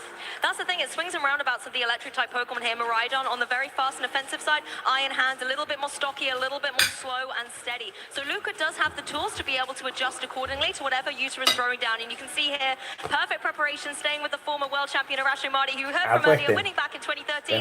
Could Luca be winning here for Italy in 2024? Let's go ahead and find out, everybody, as we jump into the very first game of the Masters Finals of the 2024 Pokemon World Championships. For Luca, you are right away going to see this Miraidon next to this Urshifu, but for Yuta, it's going to be Pelipper and the Landorus. This Landorus is in such a commanding position at the moment. You've got the rain on the field, so that not only allows Sans's Storm to be able to deal 100% accuracy, but Pelipper is also rocking that helping hand. If you can give a boost to the Landorus with Sheer Force as the ability going through for something like a Sans's Storm, that is going to be able to remove the Miraidon from play. And the Landorus, it sees the perfect target on the other side. This Miraidon with the Terra Fairy is going to be weak to the Sludge Bomb, but it's also being pressured down by the super effective Sandseer Storms. So this could be one way that we actually need to see Luca make one of these split-second decisions. Do you try to Terrasilize down? Do you try to get yourself off the field with something like a Volt Switch? It's going to come down to this first turn. The Urshifu on Luca's side as well, having that Focus Sash gives it a little bit of flexibility. You can apply a lot of pressure with something like the Surging Strikes, particularly boosted up by the opposing Pelipper's Rain, and really kind of provide a way of getting through that opposing Landorus. But let's see how this turn is going to play out. It does have a Focus Sash, so it's going to be able to withstand one of those hits as well, before the Pelipper may be able to follow up. But that's why this Miraidon is going to be forced to have to manually switch off the field. It's going to be the Iron Hand that takes its place, hopefully able to take these hits also. You see the attack boost come through from this Quark Drive, as, look at that, there is a Terrasalization. Yes, the Iron Hands joins the field. It is holding that Assault Vest, so it's going to be able to, withstand a decent amount of the special attack that the opposing Landorus is able to throw its way, but it is going to go for that defensive Terra type into the Ghost typing here as well. Pelipper does use its wings to give a helping hand to the Landorus. This is one way that the Pelipper can bypass some of these speed interactions, just be able to help out as the Sludge Bomb gets tanked here by this Iron Hand. In response, this Urshifu with the Surging Strikes, it's going to be 3 hits, and this Landorus, that's going to be the only thing it gets to do for this game number 1 as it goes down. Azote torrencial. Azota Landorus. Removing this threatening Landorus from play. I love the way Luca was able to pivot this in here. From Yuta's side, it looks like he was thinking that Miraidon is going to go for the Terra Fairy. So then it's going to be a lot more vulnerable to something like the Sludge Bomb coming through from the Landorus. So a fantastic switch by Luca, not only using that Assault Vest to take the attack, but enabling Urshifu to come through and get that damage on the board. It's a very tough turn for both of our trainers having to think about that, right? Is that Terra going to come through? are you actually going to see a switch? And so both of them really having to make that quick decision. But where do we go from here, Lou? Because right now, Utah is going to be down one Pokemon and critically down the Terra. It's gone. That's very true, and it's going to be interesting to see which Pokemon Utah has in the back. If it is something like that Ice Rider Calyrex, you can start getting into a position where you might be able to set up the Trick Room and gain a little bit more momentum on your field. And we are going to see the Calyrex join the battle here now. This is your big offensive powerhouse. And again, you have the utility with something like the Pelipper to be able to go for a helping hand here, just to be able to boost up some extra damage. Or at the same time, try and deal out some big damage with a Hurricane, because those do hurt, considering it's holding a Life Orb. Yeah, but the problem here is that because that Terra is gone, this Calyrex can't even go for defensive Terra with the Terra Grass. Maybe a little bit of good news for it is Luca is going to remove the Urshifu from the field in favor of that Miraidon. So what is going to happen on this next turn? As you see the Hadron Engine activate once again, and Calyrex is also going to get out of there. It's a little bit of a bait here, actually, as Amogus joins the field. So we do see this kind of slower mode in the back that was kept for Utah as the fake out comes through into that Amogus. Going to be able to retaliate with a little bit of Rocky Helmet, as Pelipper does go for that Weather Ball, is going to be bringing the Water type attack down into Iron Hands, but not enough to get the knockout. They're really prevailing for Iron Hands. Not quite enough, but now this Amogus is on the field. While it's not going to be able to go for something like the Spore because the electric terrain is active, none of these Pokemon will be able to get put to sleep. It does have the opportunity here to go for something like the Pollen Puff or the Clear Smog, just get a little bit of damage down, but it can also go for the Rage Powder if it wants to. That's what we see with this Pelipper switching on the field. This is what Utah wants, though. You want to make sure that you have the Calyrex next to Amogus, so you can provide that redirection to enable a safe setup with the Trick Room. But it's always a little risky switching in, at least if the it's going to be just the Draco Meteor straight out the blocks here into the Amogus. That's gone. It does not have the redirectional support anymore.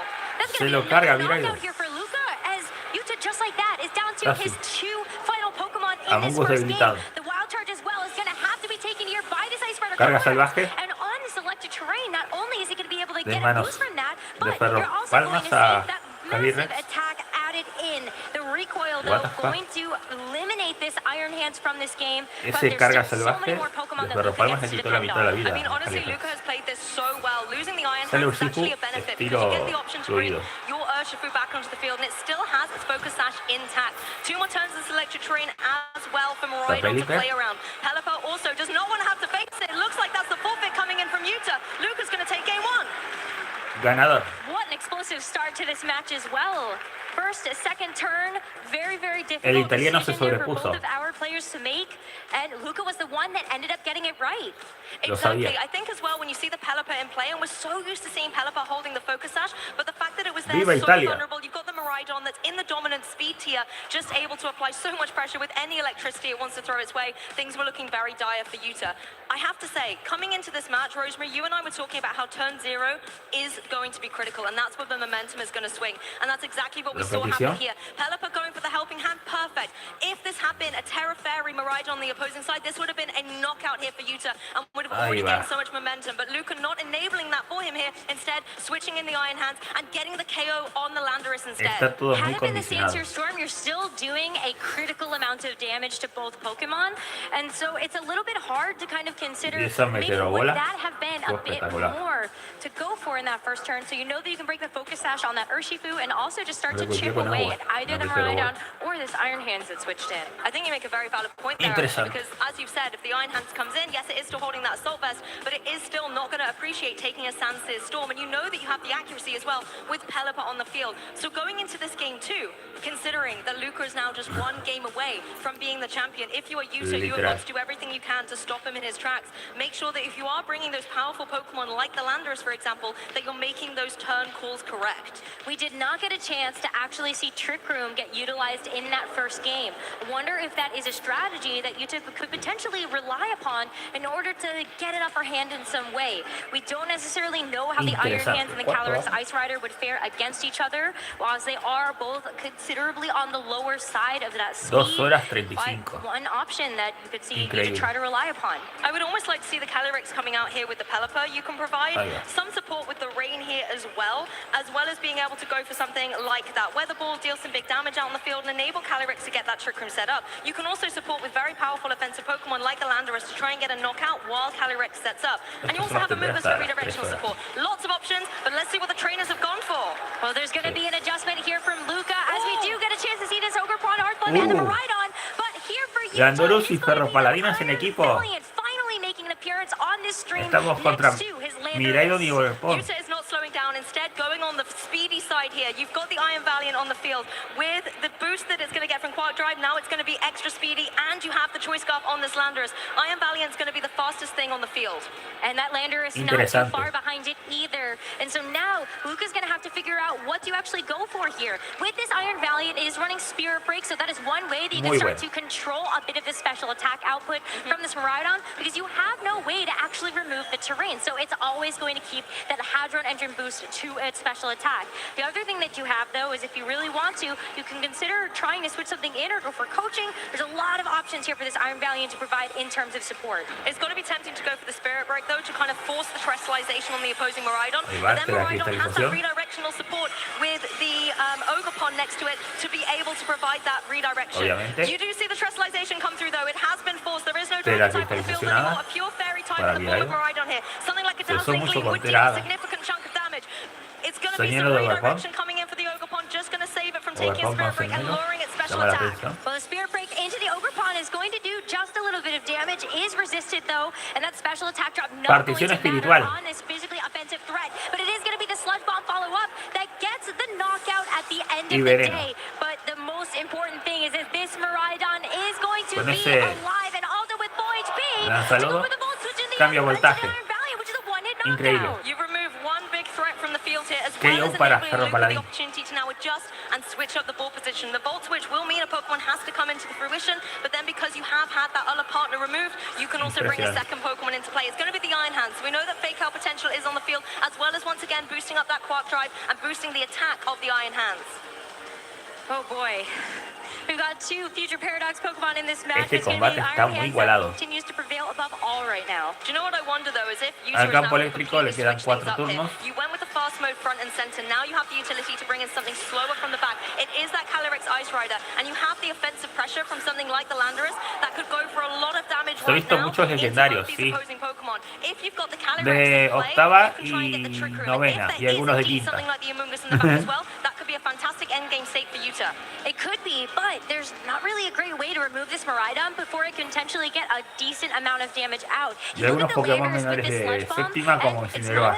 Guaranteed to be enough for a knockout in a lot of cases. So if there's any little bit of extra damage that can come through, maybe this Calyrex bueno, tienen todo registrado en mi canal ahora. It's why this Terra is going to be so important to have preserved for something like this Ice Rider to have a defensive capability. I almost wonder if the Terra on the Landorus could be good as well, though, because you know Fake Out's in the field with the Iron Hands. You're locked into Sludge Bomb, and you're going to be able to do a significant chunk of damage to the opposing Miraidon here. If you do indeed go for something like the Ghost Terra, then you can avoid being hit by that Fake Out. But the Grass Terrestrialization is also a key component. A lot of decisions here for Yuta. A lot of decisions. Si Luca gana, esto se termina. Y si gana Yuta, se larga un poco más. Se la juega con Tera Cristalización. Calyrex, Jinete Glaciar con Teratipo Planta. Bien ahí, Yuta.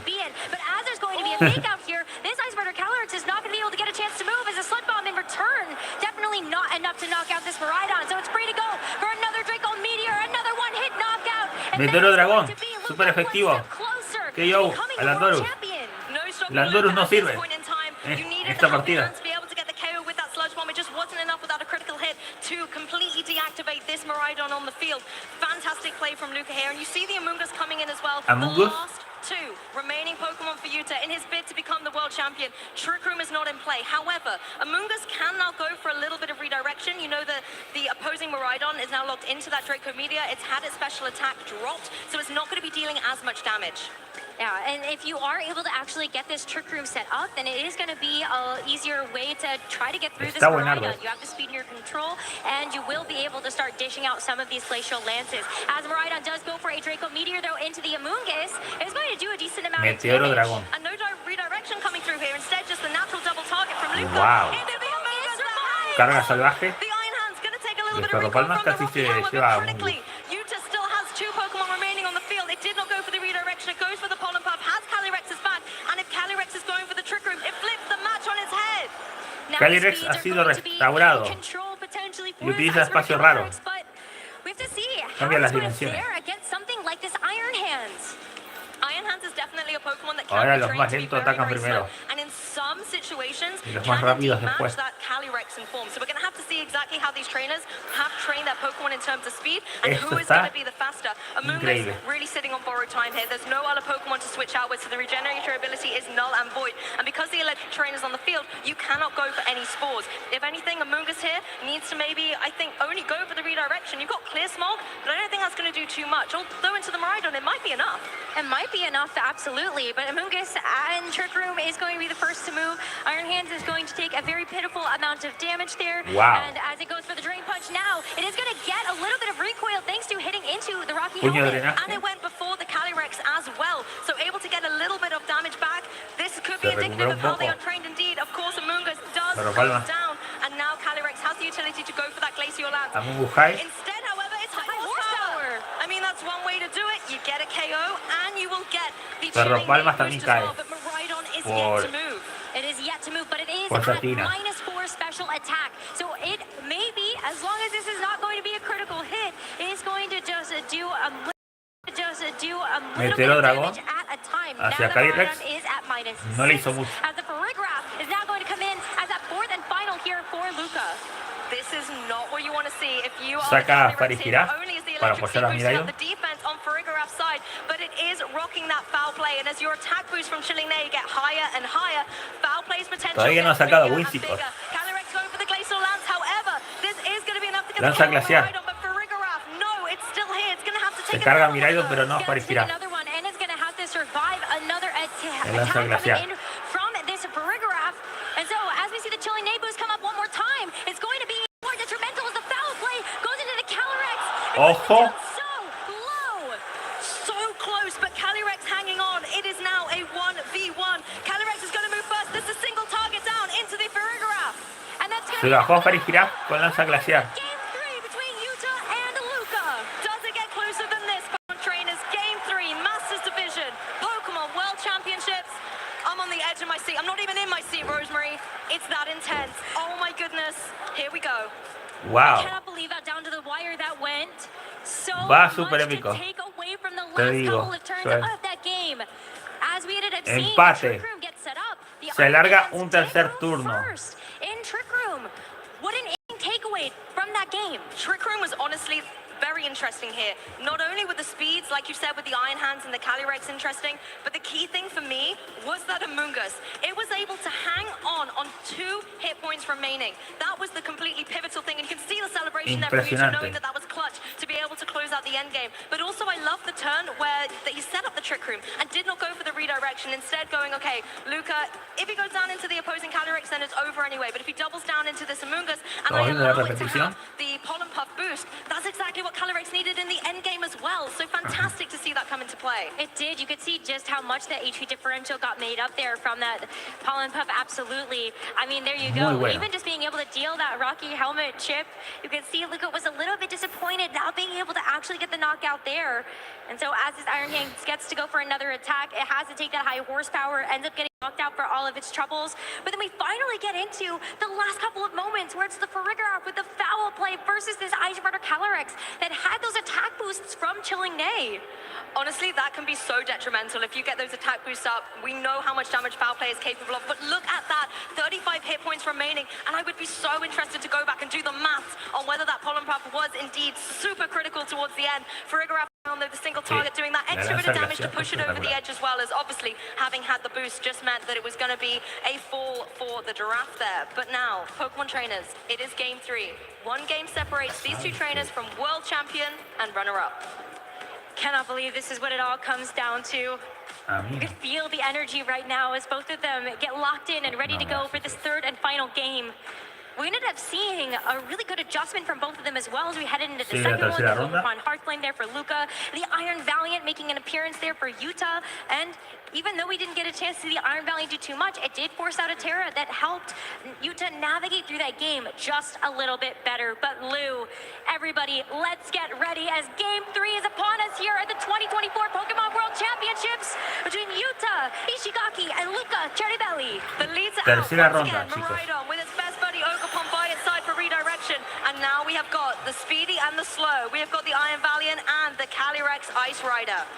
Both of them on the field right now, it kind of forces your hand. What sort of mode would you potentially want to go for? And let's not forget that this Iron Valiant has the opportunity to go for coaching that would help to increase the attack stat of this Ice Rider Calyrex right away.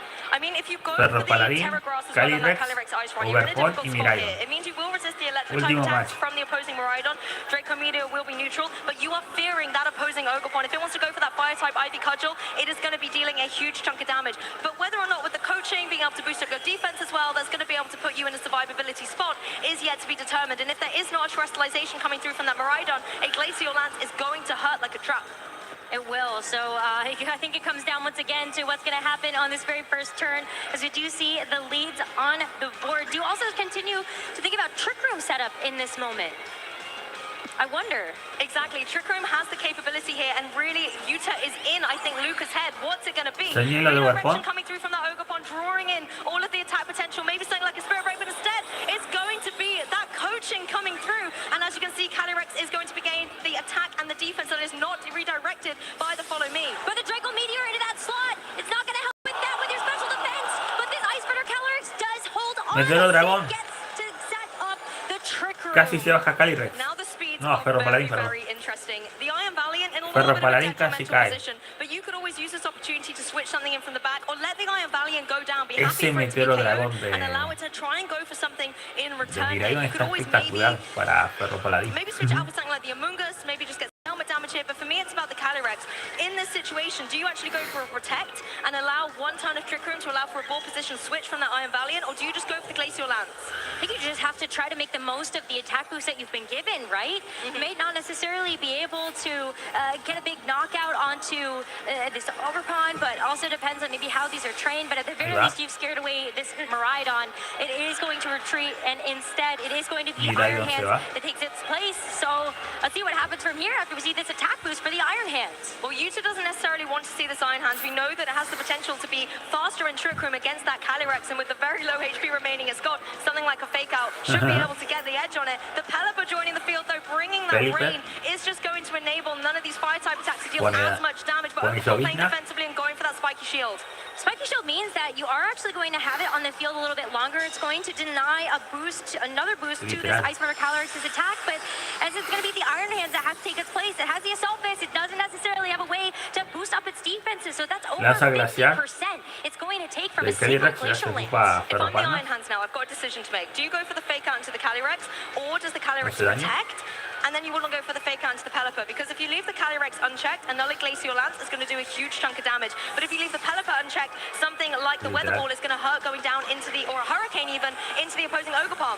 That's why we're going to see the Amoonguss actually end up taking this Pelipper's place instead, and the Calyrex smartly protecting itself so it doesn't have to fear a Fake Out. Fake Out does go into the Amoonguss though, so now that you see that come through, it's going to be a little bit more Rocky Helmet Recoil and the Ivy Cudgel going into the protected Calyrex. I really like this play by Yuta. It's sacrificing a turn of Trick Room to switch up the ball position, because now Amoonguss going to be the slowest thing on the field. It can go for something like the Pollen Puff and have that Calyrex regenerate a little bit of HP, particularly with the rain in play. It gives it a little bit more defensive support, or at the same time you can go for that redirection. You know that the Iron Hands only has single target type attacks, so you can draw them in. Obviously the Ogerpon, however, being a grass type, is not going to be affected by that Rage Powder, so it makes things difficult. It does make it difficult, meaning that if you try to redirect away something like an Ivy Cudgel, or even just a Woodhammer, this Calyrex is already not going to be sitting at a very healthy amount of HP. So as you head into this next turn, we are going to end up seeing a Terrestrialization first, and let's see what it's for. Nice to see it a little bit later in the game, but it is indeed going to be on the Ogerpon here, dropping his grass type and just becoming a fully fledged fire type in this rain on the field here, trying to maybe use that embody aspect to boost up the attack stat and get rid of this Amoonguss. Would be nice, but the Amoonguss going for the Rage Powder means it's going to work because it did get rid of that grass typing. So it's going to draw this attention away from this Ogerpon, as it also has to take the low kick. Another little bit of chip damage down to this Iron Hands as a Glacial Lance. Hits into both of these targets. The Iron Hands is definitely going to go down, and the Ogerpon, now that it has removed that grass typing, it still only takes about half of that damage. Considering that's another chilling Nay boost that the Calyrex has got. The Ivy Cudgel going to come through in the rain down into this opposing Amoonguss. It's going to be able to hit hard, and it is enough to get the knockout. Ooh, the knockout even through the rain. That is Among Us habilitado. Just this embody aspect attack boost, really trying to help out there.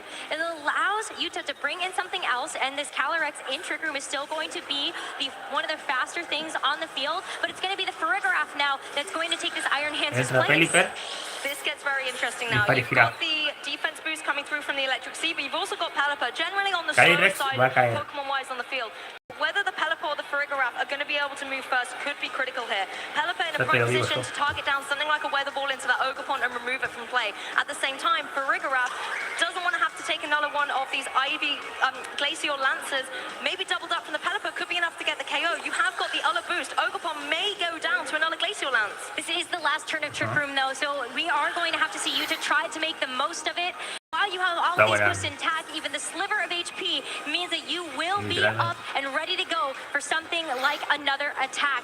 Now that there is also this terrestrialization on the Ogerpon, there's no way that Farigiraf can actually terrestrialize to a water type to try to resist some of this damage. So we see the Ogerpon go for the spiky shield here. Very safe play to make sure that it will be one of the fastest things outside of this Trick Room. So when we do see this attack from this Calyrex Ice Rider, it is not going to end up attacking into the Ogerpon there. But critically, we also don't see a helping hand from this Pelipper. But the Farigiraf going for the foul play will get the knockout onto the Calyrex, but what is this Pelipper going to do?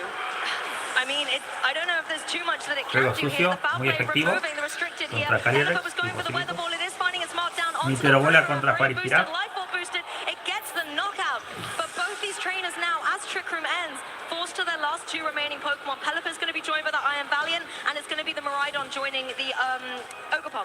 Yes, but now that we end up seeing this board state, we have the Iron Valiant that's going to be coming back in for Yuta, which outside of Trick Room, now that that's expired, is going to be faster than this Miraidon, especially because Miraidon is going to reset the electric terrain as it comes back in. That's very true, giving a natural Quark Drive boost to this Iron Valiant. And as you said already as well, the terrestrialization has been used on that Ogerpon, so there's no fairy terrestrialization that can come through from this Miraidon.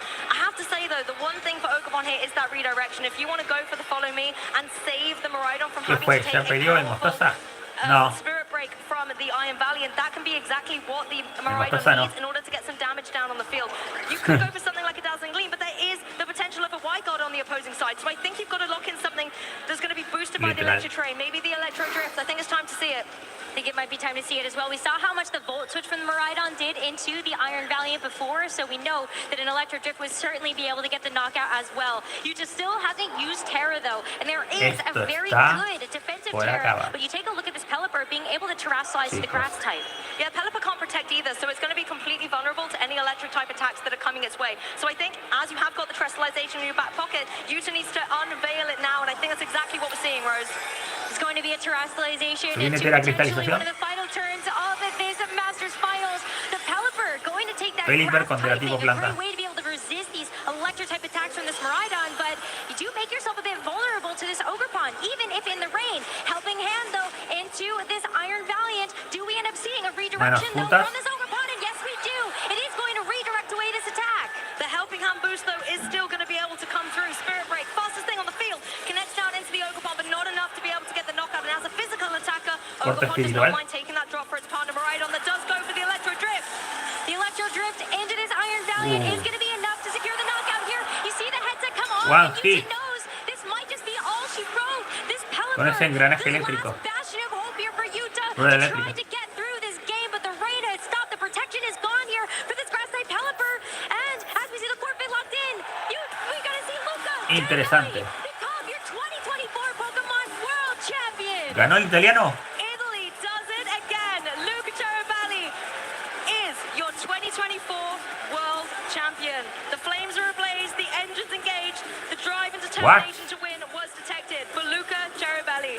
An encore of applause is completely deserving for our champion and the Pokemon who gave him a helping hand to victory. Tremendo.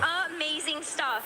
You know, it is so fantastic to see Luca join the ranks of these incredible world champions that we have seen come before him. This is a player that has worked so hard for this moment. In 2023, being able to have one of the best seasons ever. You talk about all those top 16s that he's been able to have, the top 8s, getting a second even in Bologna this season, right before we've made two. Luca Ceribelli campeón.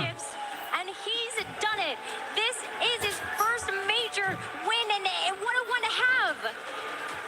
I'm actually choking up. behind the desk a little bit here, Rosemary. That was such a beautiful celebration coming through from Luca. At the end of the European season in Bologna, got second place, so close to number one. And you can see him going through the crowd, getting back onto center stage after celebrating with his friends, who Se ha terminado. play he made along the way, as well as some Le ganó el japonés, sí. Pokemon play. And commiserations, we have to say as well, to Yuta Ishigaki. Fantastic play, so much offensive pressure coming through from the Iron Valiant and the Landorus, as well as being dominant with some interesting speed alterations. But Luca was, I think, constantly in control. Ahora vienen las noticias después de la ceremonia. Impressive because of just how many la premiación. unique adjustments Yuta really did have. Primero la premiación, luego la ceremonia Very interesting y las things that noticias. in theory should be able to help. ¿Quién no vas a revelar, Ishihara?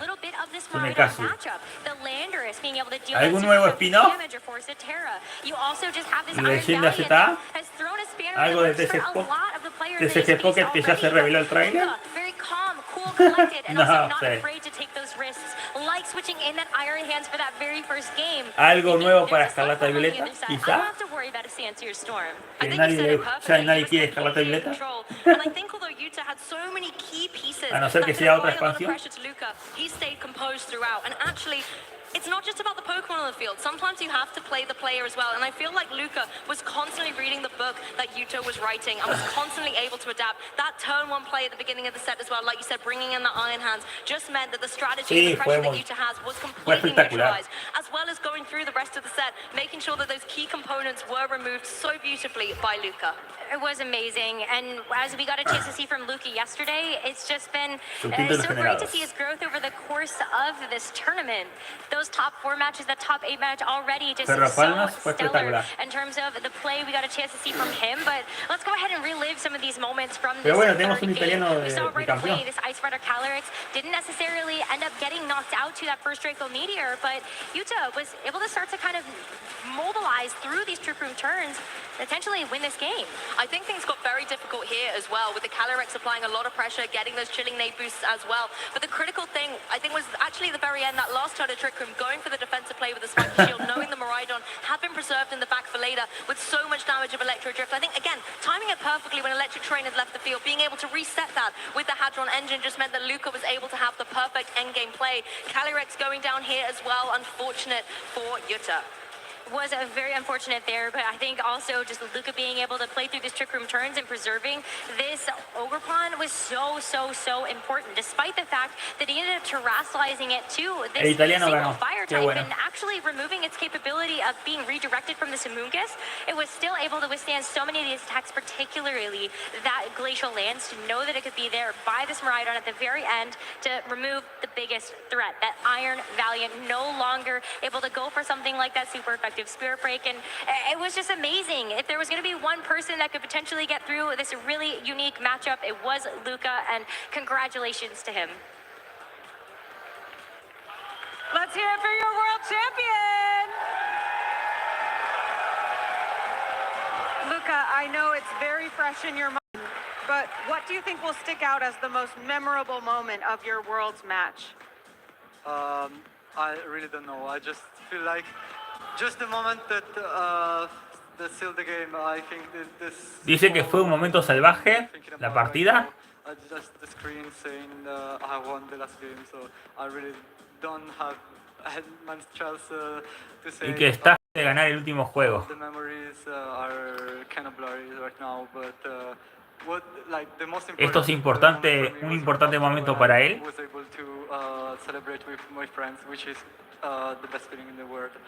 Yeah, it must be overwhelming. Felicidades, mi amigo. Eres el mejor. Como tú sabes, hiciste un buen trabajo en esta final. Jugaste como todo, como toda la gente aquí.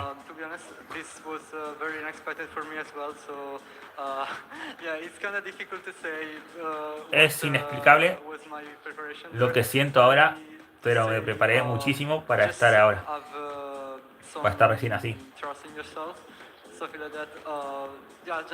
Esto llevó muchísima preparación.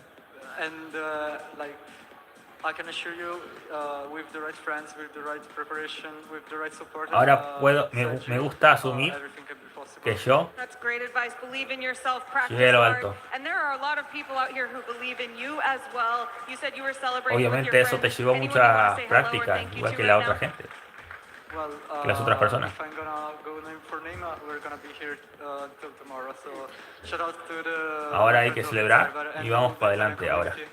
Thank you so much. Thank you for your support and congratulations again, Gracias por Luca, participar. your world champion. Now don't go anywhere. We have some trophies to give out. But for now, back to you, casters. Such a deserving champion. What a series. The entire day has been nothing short of fantastic. That was so back and forth, Gabby. It really was, and you could tell that both these trainers were just leaning in on those predictions for that end game. That was such an exciting match. I would have loved to see Calyrex Ice Rider win, but that was such an amazing game played by Luca and his Miraidon. Thoughts, guys? Because honestly, I was out in the crowd for that, and everyone just losing it when Luca won.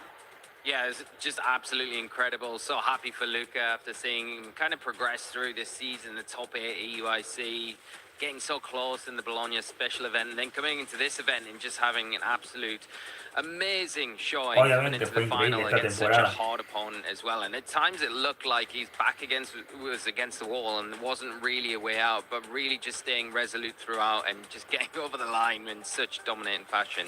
Yeah, I'm really happy that we got a game 3, right? That's, I feel like as casters, that's our big wish we're always hoping for, is to get to that pivotal game 3. But between both of them, we saw the fast modes, slow modes. It's very fitting that Miraidon wins its first World Championship in the Scarlet and Violet era that it's eligible for. So I think Miraidon was the real big meta call this weekend that players got rewarded for, and it got rewarded in the Masters Division as well. Not even just the medical for this weekend, but from the get-go, the second we had Regulation G, trainers were on this Pokemon from the start, electrifying win at the very first regional. It hasn't really slowed up from there. There was definitely good contenders along the way. A trainer almost did vie for the title, and even throughout the different championship matches that we got to see a variety of Stricteds really pushed together. I mean, Calyrex Shadow Rider as well had a fantastic showing here. It really did, and it goes to show you that even if the metagame feels like it's in a position where, only Calyrex Shadow Rider will win, only Miraidon will win, there's a lot of opportunities for innovation and a lot of unique Pokemon picks, such as that Iron Valiant, such as Iron Treads from our juniors match, Joe, to try and capitalize on the fact that Miraidon was going to be one of the more powerful ones here. Yeah, I mean, we've got a couple of quirky Pokemon across the board because I never expected when we were looking at Regulation G an Iron Valiant to be in the grand finals here, which is absolutely fantastic and putting up a really good showing to make a run with a Pokemon that maybe people didn't necessarily expect to and make it to the finals is nothing short of amazing. But Luca did such a good job in kind of weathering that and coming out on top and just really good positioning the Iron Valiant with the Spirit Break, especially in that end game. I mean, didn't really get to do too much. Yeah, unfortunately, it was just Luca able to kind of preserve the Ogapon at the very end when it really mattered to have that follow me, to utilize, to pull that big threat out of the way and allow the Miraidon just to kind of finish things up. Like you say, Miraidon started the format successfully and it's kind of poetic. It's ending the format successfully. Just an amazing job by Luca and kind of look at that run and the opponents that he's had just from that top 8, not to mention everything from the entire weekend. Yeah, and I do think big credit to, I think Lee pointed it out, the thematics of having 11 years later an Italian champion facing off against a Japanese finalist. It's very poetic to see here. It really, really was. I mean, I love these photos. I just have to say that from the game. The player has so much personality on it. But I mean, even when we're looking at kind of the trends and kind of like what's thematic and stuff, Joe Brown, I know that you're always about those fun facts and those stats. I am a big fan of fun facts, and for those who like to know useless information, they keep track of the Pokemon that win the World Championships in the Masters Division every single year. So we go back counting from 2009, and Utah unfortunately did not get Amoonguss that 4th victory. So Amoonguss is still tied at 3 for the most World Championships in the Masters Division with Incineroar, Salamence, Thundurus, and Cresselia. But other fun facts, Whimsicott, second World Championship here for Luca. Ironman's 100% win rate, 2 for 2 on Shohei's team and Luca's team there. Urshifu, 2 out of 3 years. And now Farigiraf getting some revenge. Maybe Michael Kausch a little proud in the crowd, moving from finalist last year to now world champion. I mean, Kyle, someone that maybe next year, because these runs back-to-back have been insane, but for those individuals on that list, not everyone can take that championship title, but you definitely have a nice chunk of change in your pocket to make sure that you can make the trip out to next year's Worlds. Yeah, not only do you get your invite as well for becoming a semi-finalist here at the World Championships. I mean, I don't know about y'all. I know we don't know where we're going yet, but I would hope that the prize money would be enough to afford a very extravagant trip to wherever Worlds will be next year. Hey, you can get some plushies. You can get yourself a nice dinner with your friends. Literal, fue emocionante todo. Yeah, Luke was buying tonight. It's a good day to be friends with Luke, everyone.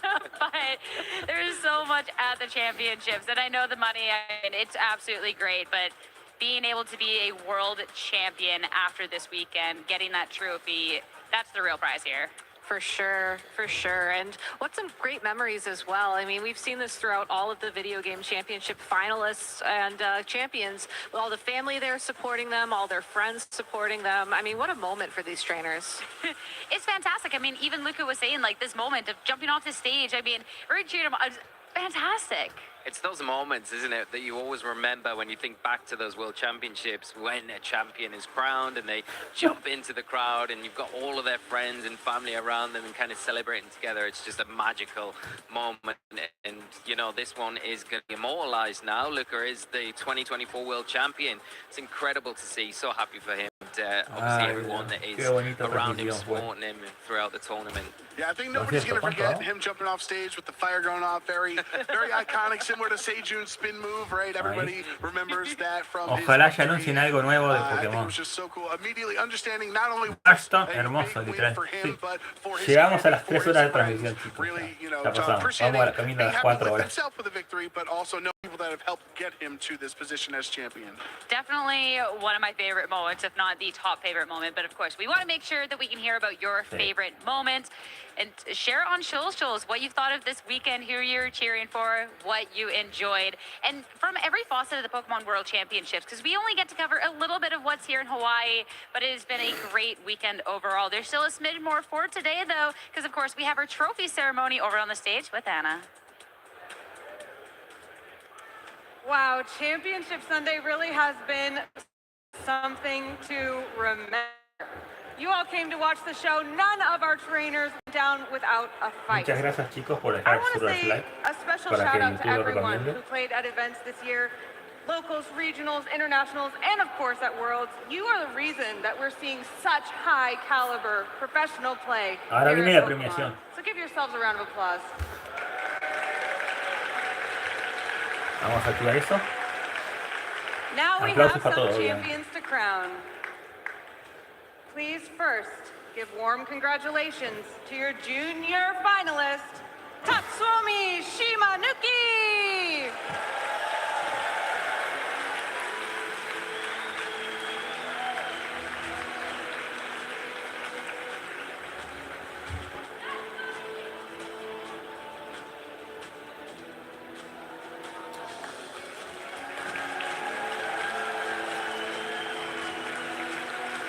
And now, Hermoso. let's hear it for our video game junior champion, Junior Champion, Kevin Hahn! espectacular.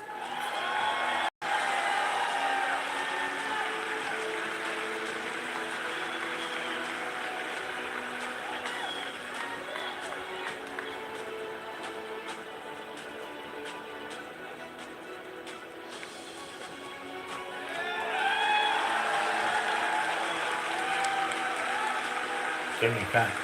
Next up, our video game senior finalist. Let's hear it for Luke Crow! Muy bueno.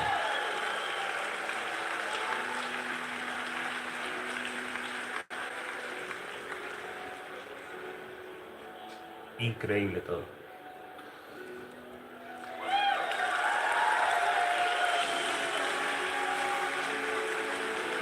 Next up, Luke Crow. our video game senior champion, Rei Yamanaka!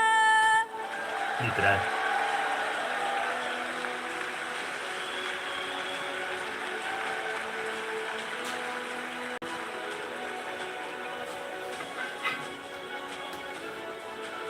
Ahí va.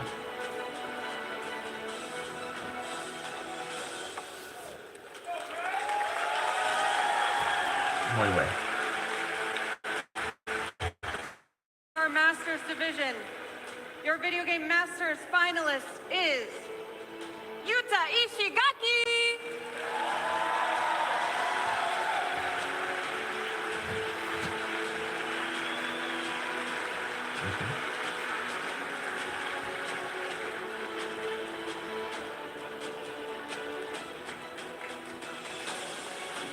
Buenardo.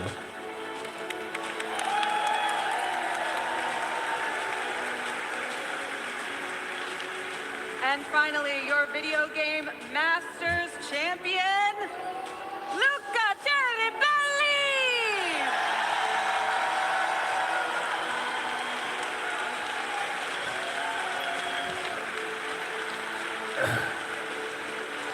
Muy bueno.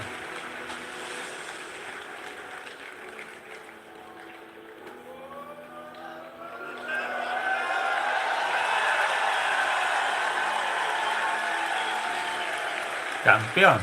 And now one big final round of applause to these top trainers of the Pokémon 2024 World Championship!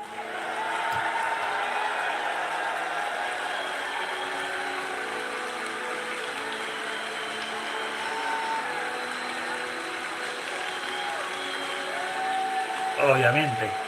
Así terminan los mundiales.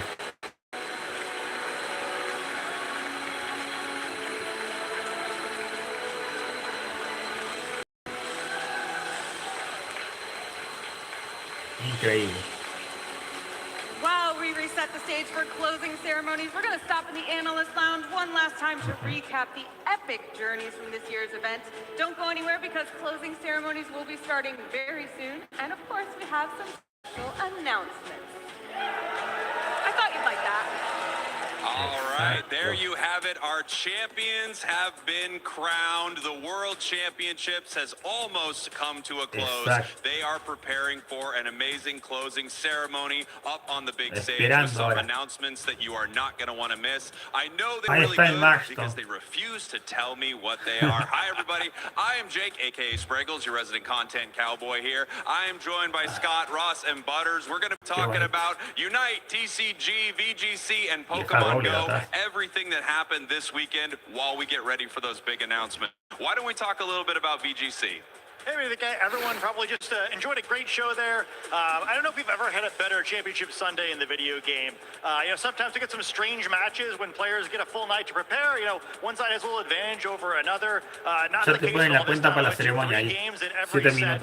Very much in doubt toward the end. Shout outs to our Junior Division World Champion with a 5th place International Championship, followed up by 2 firsts and winning Worlds. Almost won every big tournament in that division.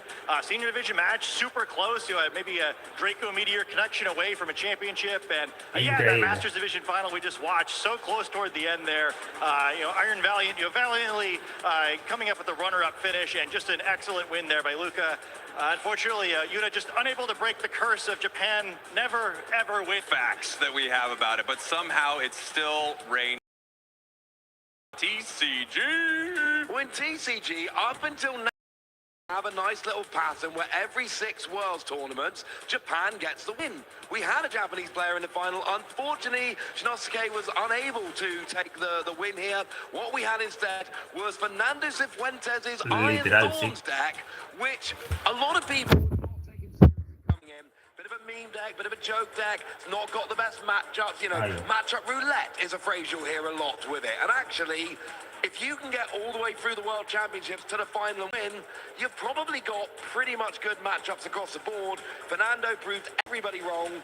And Red Drago coming in, that's the deck to beat. 4 of them top cut, didn't even get to the final. Wow, amazing. Tell me about Pokemon Go. I know there's a lot to talk about, not just what happened with the championships, but there's more information that you guys revealed. Oh yeah, I'm buzzing right now. This is the best day to be a Pokemon fan of the entire year, in my opinion. Actually, scratch that. Best 24 hours for Unite to be a part of that as well, because those sounded epic. And on our side, we had a trainer literally go from 0 wins in 2023 to the hero of 2024 and become the world champion. That is Yakai right there, our first ever APAC region Pokemon Go champion, and then Inadequates. He is one of the most consistent trainers in Championship Series, but he's also probably the most talented team builder and team composition reader there is. He is able to read the opponent like I have never seen. Unfortunately, Yakai was the only trainer that he was unable to read, and Yakai was able to 3-1 him today. Martel Galde also put on an amazing performance with Whimsicott. I know we saw that in the VGC, but you don't see that much in Pokemon Go, so that was pretty epic. Lurgan Rocket, Out of Pocket, our North American International Champion, PvP David, and Rocha Babyface. We had an awesome Championship Sunday. I gotta ask, they had never won before and they won the entire thing. Yes. That's amazing. Yes, I mean, they qualified 2 years in a row. So they had to qualify through the APAC qualifier. So they did do well in that. But in last year's Worlds, they went 0-2 and 0-4. They didn't win a single game. And this time, they didn't drop a single match. Going all the way through the winner's side of the bracket, Inadequates was unable to reset the bracket. So literally 0 to hero. It is an amazing Pokemon journey. That is incredible. I mean, that makes me feel like maybe I could win. You know what? I think I can't, actually. Pokemon Unite was absolutely insane. We had another sort of number streak that was broken. We have only had a victor from North America. Both of our world championships were won by Luminosity. This year, day one, the former world champs knocked out the tournament. Early in the day, we found out that we would not have a three-peat champion on our hands. In fact, it was going to have to be a region that had never made it to a grand finals before, which was pretty exciting. There were a few regions everyone had their eyes on. One was Japan. They have looked insane all year. It feels like Unite is exploding in Japan. The players are getting incredible, and Fennel was a team to look out for. We also had this early team Fusion, the first team to qualify through Worlds the entire year. They were the team to beat.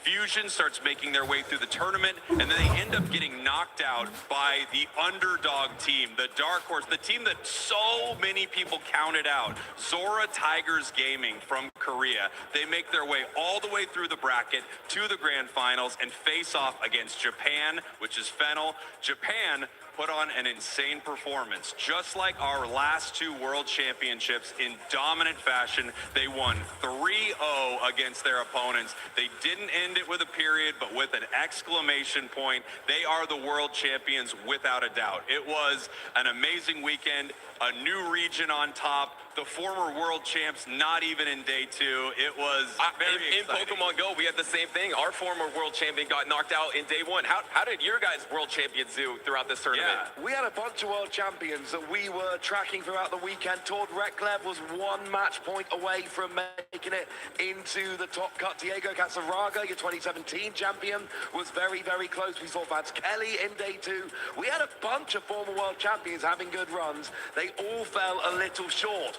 But I've got to ask you a question, Sprags, while we're here. This is the question. Oh, yes. What the question's going to be? I do, yeah. Did we have any Mamoswine on stream this weekend on the night? So, last year this question was asked, and I said, no, of course not. Mamoswine is not good enough. This year, Mamoswine won the world championship. Whoa. Every time I looked at the screen, every single time, I see Mamoswine, my boy, plodding along. I saw Night Mamoswine. I saw Christmas Mamoswine. I saw the Mamoswine that looked exactly like me with a hoodie and headphones and a baseball cap. Oh, made my day, that did. Hey, TCG was good. I like me some Mamoswine. Another 0 to hero for Mamoswine, right? Didn't win any games last year. This year wins the entire thing. That's right. Mamoswine, a Pokemon that everyone has loved in Unite, never found its place in the meta, and now all of a sudden is the biggest thing. And I really do think it's because of your question last year. I think people were watching and they went, there will be next year, Ross. Yes, absolutely. Tell me a little bit. What happened with the champs? I mean, we had a wide variety of champions. We're just throwing them at the bracket as quickly as we could. Every world champion who played on the stream in day one lost, so maybe we were the problem with the stream. We needed to stop showing them. We did have both our reigning world champion and, well, as a former world champion, Wolf Glick, make it to the top 32 of the tournament. Both of them lost that round, and that was kind of a story of the tournament. Like, a lot of our big names, our tournament favorites, really struggled, and it created a window for a lot of fun new players, despite the big names not doing so well. I think the quality of play has really never been higher, so So I think everyone's probably looking at this tournament thinking, oh man, I'm really going to have to work next year if I want to compete with these guys. Amazing. I would love to talk with you boys about Mammo Swine all night long, but we have the closing ceremony ready up on the big stage. Take it away.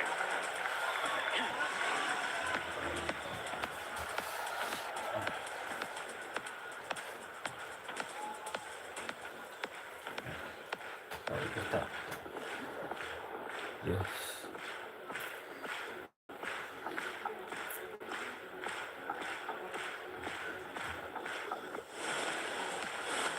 Nueve, 10, 9, 8, 7, 6, 5, 4, 3, 2, 1, 0. Clausura, ceremonia. Hello, Pokemon fans and trainers. Have you had a good weekend? So, thank you all for being part of Pokemon Worlds 2024. Many years at Worlds, as you know, we like to preview the latest and greatest to come to the Pokemon universe, and this year is no different. But before we discuss the future, let's take a moment to look back on this weekend. Se viene. Esto tiene full copyright. Literal. Full copy.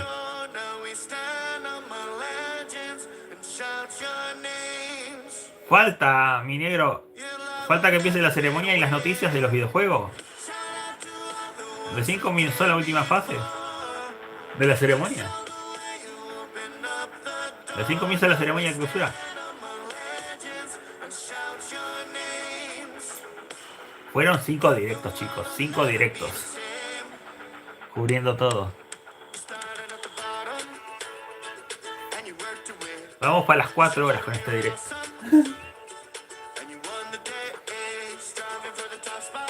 Y eso que el anterior duró 5 horas 44 minutos. Casi 6. El de hoy temprano. Por esto la mayoría se ha quedado por los anuncios, ¿sí?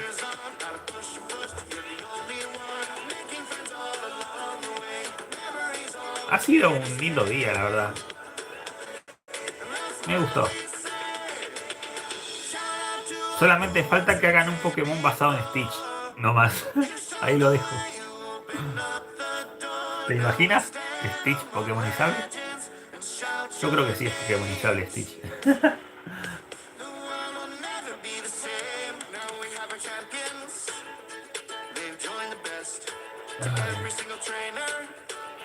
Tantas horas en vivo.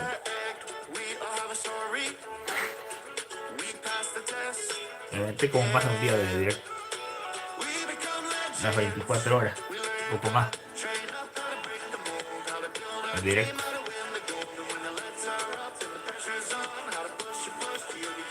Esto es lindo, la verdad.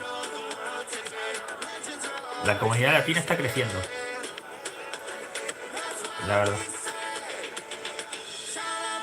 Tenemos todavía 2 años más de Escarlata y Violeta, así que 2024, 2025... 2024 ya fue, queda 2025 y 2026 de novena generación.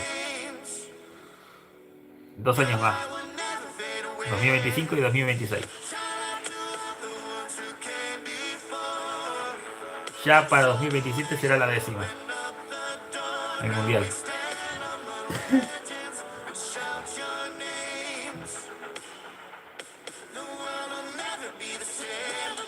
Pero aquí estaremos.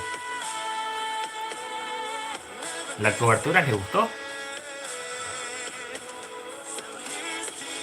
La verdad fue espectacular la cobertura.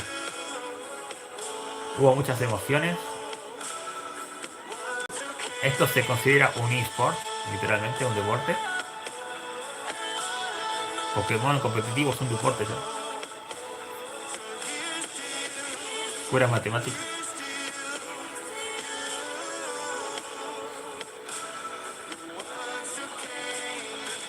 Kevin, también anunciarán dónde será el siguiente mundial. Ahora, en la ceremonia, señor.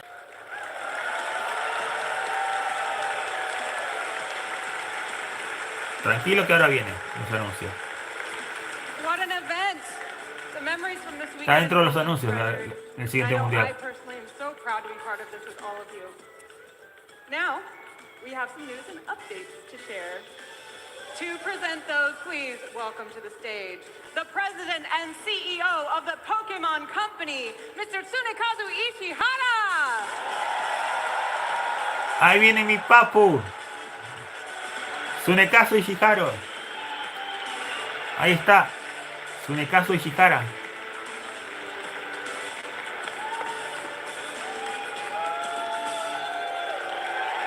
¿Qué tienes para anunciar, chiquito?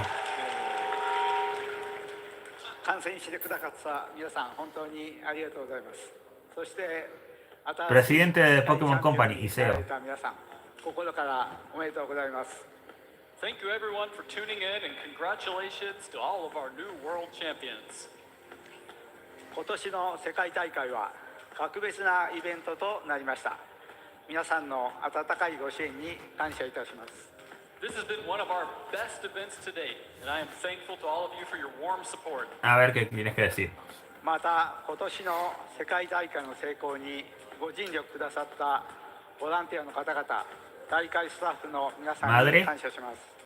And thank Y you to gracias all a of todos the ustedes. staff and volunteers who worked so hard to make this event a big success. El staff de voluntarios está ahí. Gracias por este gran evento que sucedió. それではこれからポケモンの最新情報をいくつ Ahora かお伝えしましょう。 Now, I would like to share some of the Pokémon, latest Pokémon. news for our Pokemon games.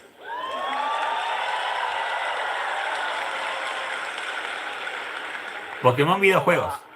先日 Primero, Pokémon Go.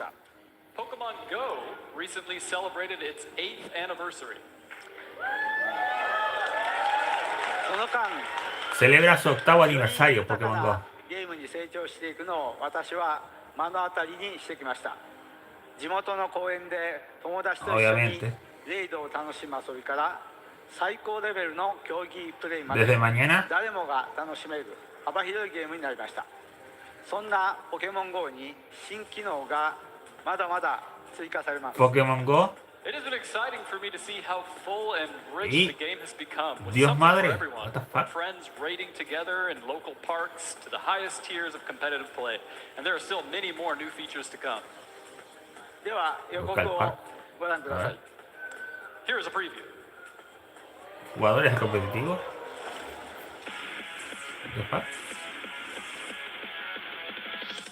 Bueno, este es el anuncio de Pokémon Go.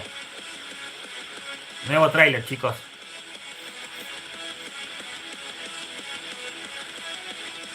Estamos acá para esto, ¿no?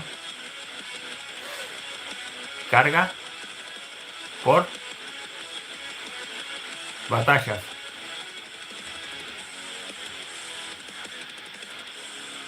Morpeco. ¿Comienza pronto? ¿Nueva función? Ok.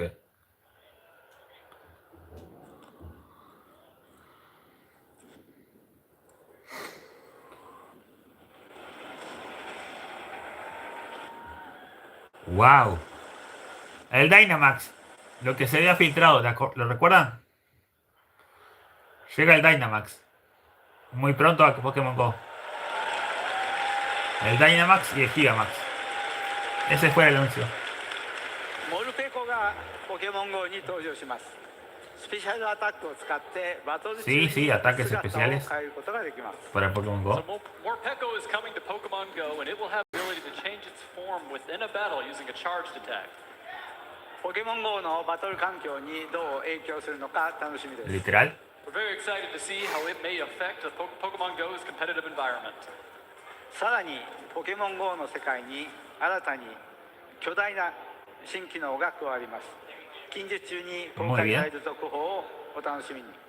Continuamos. Additionally, you can look forward to something gigantic coming to the world of Pokemon Go. Sí, Morpeko vino para anunciar el Dynamax y el Gigamax. Galar llega a Pokémon Go, señores. A full total con sus mecánicas. ユナイトは3周年を迎えました。 Pokemon Unite recently celebrated its Ahora vamos con Pokémon Unite. そして現在アクティブで情熱的なコミュニティが築かれていることに感謝の気持ちでいっぱいです。その証が昨日のDespués pone las tiras en Gossi. 現れていました。一昨日に発表された500点選手の新モードは今後の戦いに大きな影響を与えるかもしれません。I'm thankful that we have such an active and passionate community, and the World Finals match yesterday was truly a testament to their spirit.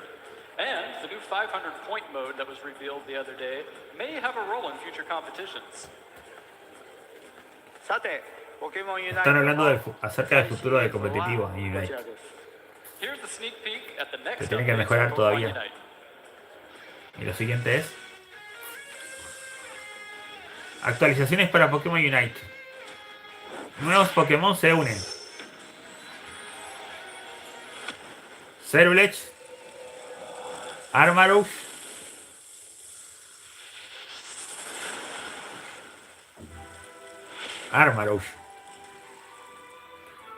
Atacante. En exclusiva el trailer, chicos. Segundo.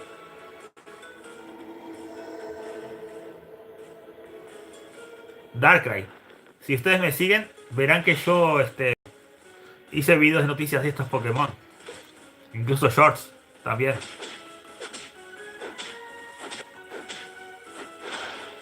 Qué guapo, Darkrai en Unite, sí, como atacante.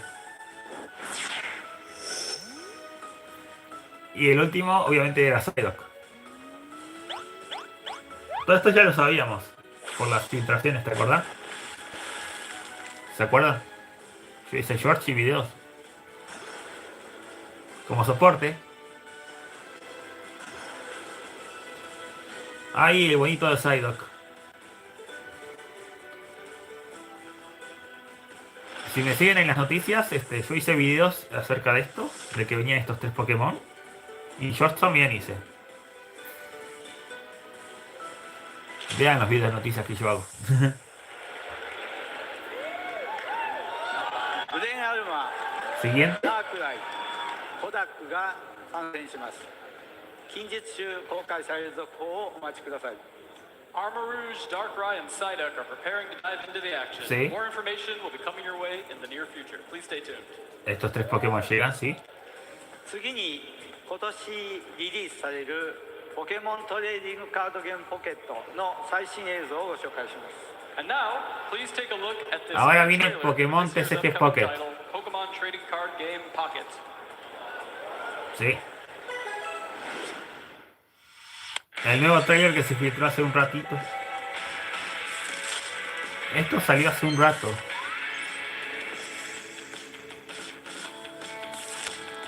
Literal. Sí, todas las funciones que va a traer. Es para coleccionar cartas nomás. Es para abrir sobres de cartas, 2 por día. Y ahí podés jugar, creo. También podés ver el relieve, lo que hay detrás de la figura de cada personaje o Pokémon. Literal.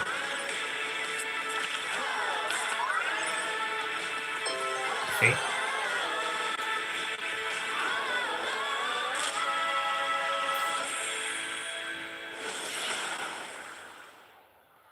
Llega en octubre 30, el 30 de octubre.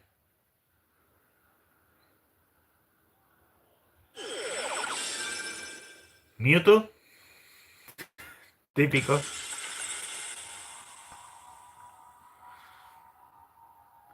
Me parece sacado de una escena de Batman. ¿Les digo?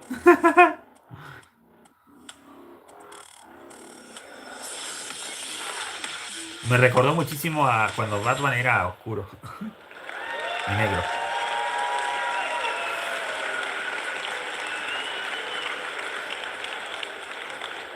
1996年の発売以来、世界中で楽しまれているのがポケモンカードを集めることです。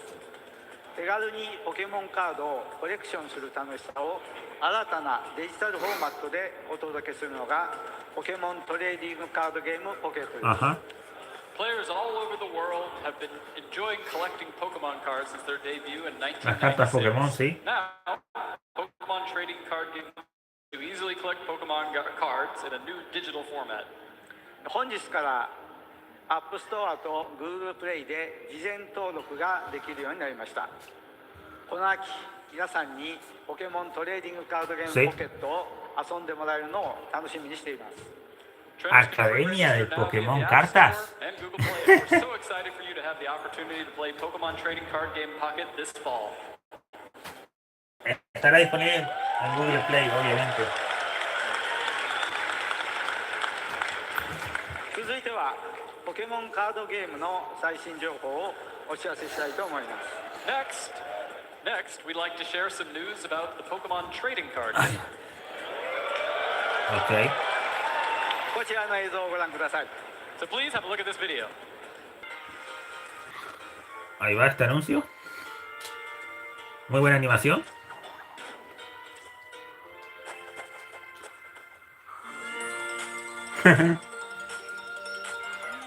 Lily, a ver, hola.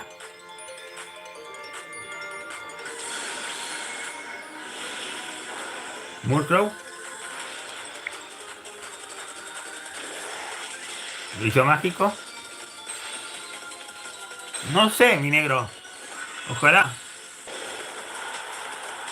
Carta especial de Lily. Y su Clefairy. Morpeko. Marnie. Marnie barra Roxy. La animación está muy buena. Carta de Marnie y su Krishna.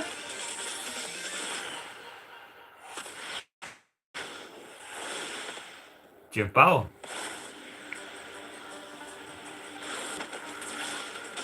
Ferro Palmas. Y Dragapult.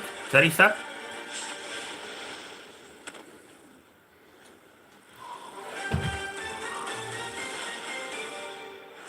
Literal N. Hace años que no veía a N animado. A Natural Harmonious Growth. Quinta generación. Hermoso. Animación de los dioses. Zoroark de N. Tiene su carta. El video de noticias va a ser poquentoso con esto. 2025. Muy pronto. Entrenadores Pokémon. R.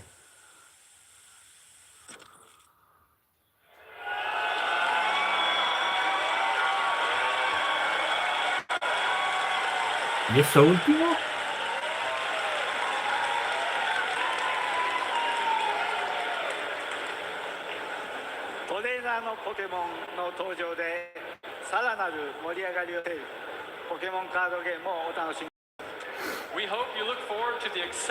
Esto fue de las cartas, pero ahora... Pokemon will bring to the Pokemon Trading Card Game.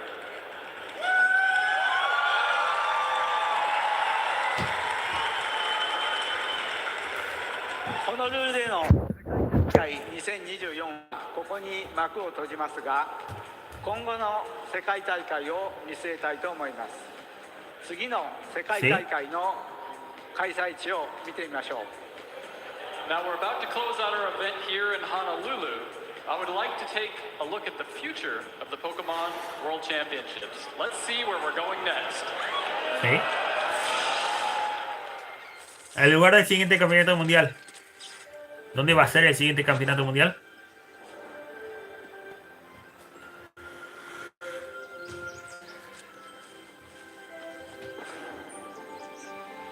¿Dónde?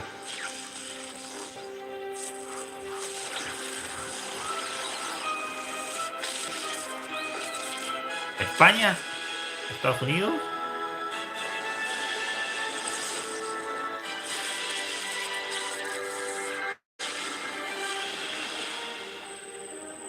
El campeonato mundial viaja a...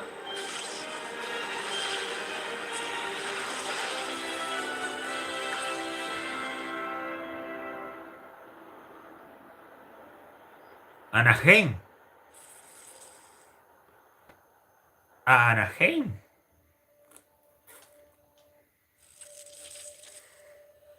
El viaje continúa. Los Ángeles, sí. Me parece.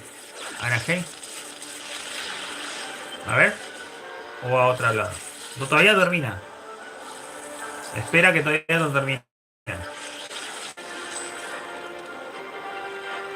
Espera que termine el tráiler.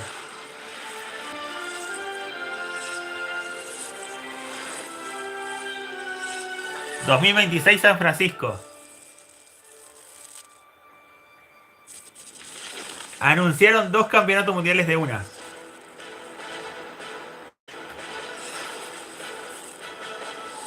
España y Estados Unidos. El siguiente va a ser en España y el otro en Estados Unidos, en 2026.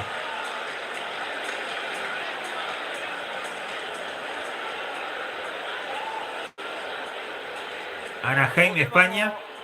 San Francisco, Estados Unidos. Ya sabemos los siguientes 2 mundiales. 2 anunciaron.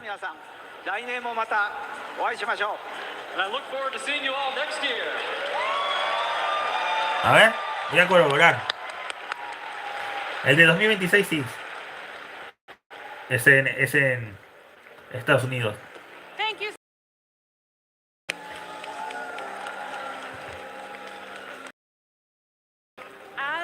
Se fue. Pokémon World Championships draw to a close. We leave more fulfilled and inspired than ever before. We've crowned new world champions and made new friendships and memories that will last a lifetime. The future of Pokémon shines bright, with the 2025 season coming up quickly on the horizon. A heartfelt thank you to our gracious hosts in Hawaii for the unforgettable weekend.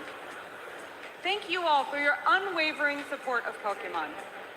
Until next time, trainers, stay strong, stay passionate, and we'll see you in the next chapter of our incredible journey. Bye for now. Anaheim está en California, sí, será en Estados Unidos los siguientes 2 mundiales. Va. 2 años más en Estados Unidos.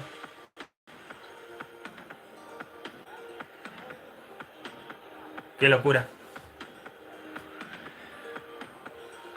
Bueno, esto fue el campeonato mundial. No hubo nada de ZA.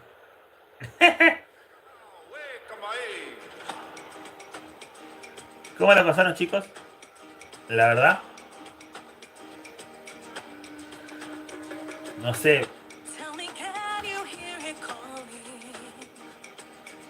Estuvo bueno, pero la gente esperaba otra cosa. Los anuncios ya lo sabíamos. 2 mundiales en Estados Unidos más, sí. 3 seguidos en Estados Unidos. Este, el que viene y el otro. Pero bueno, chicos, ¿les gustó la transmisión? ¿La cobertura? Habrá que esperar a la Comic Con, que empieza ahora el 21. Que ahí participa Pokémon Company también.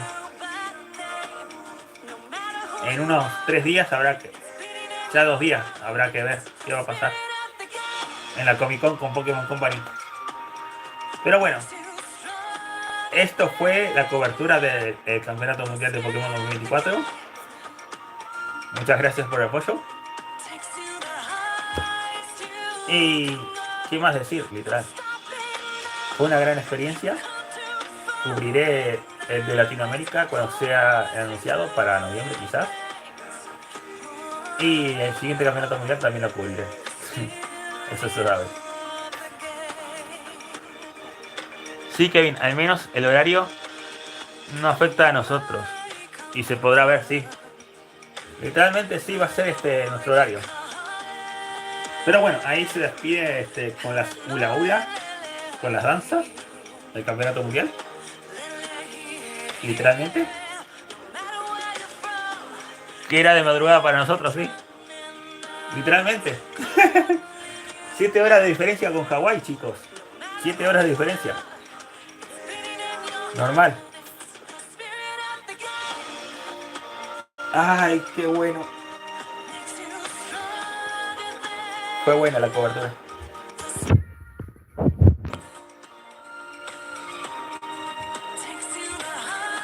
Pero bueno. Acá se está despidiendo el campeonato.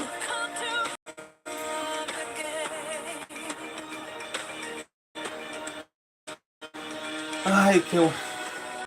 Yo veo a mucha gente decepcionada ahora en X, les digo. Y fijaros, porque todos los anuncios se habían filtrado al tipo. Si no se hubiera filtrado nada, hubiera sido espectacular, les digo. Pero es lo que pasa. Que hoy en día Internet. Y antes de tiempo. Eso es lo malo. Incluso con semanas de anticipación se filtró el Dynamite. Con mucha anticipación. Lastimosamente. Lo de los drones fue espectacular, les digo. Fue oro puro eso. Literalmente. Muchos filtradores se jactaban de que iba a haber algo de ZA, pero no. No pasó nada de ZA. Y seguimos a la espera a que haya algo en septiembre u octubre o el año que viene. Algún trailer o fecha que se anuncie. Yo esperaba por lo menos la fecha exacta del lanzamiento de ZA, de Leyendas Pokémon ZA. Pero ni modo. Esto fue todo y adiós, chicos. Nos vemos hasta la próxima.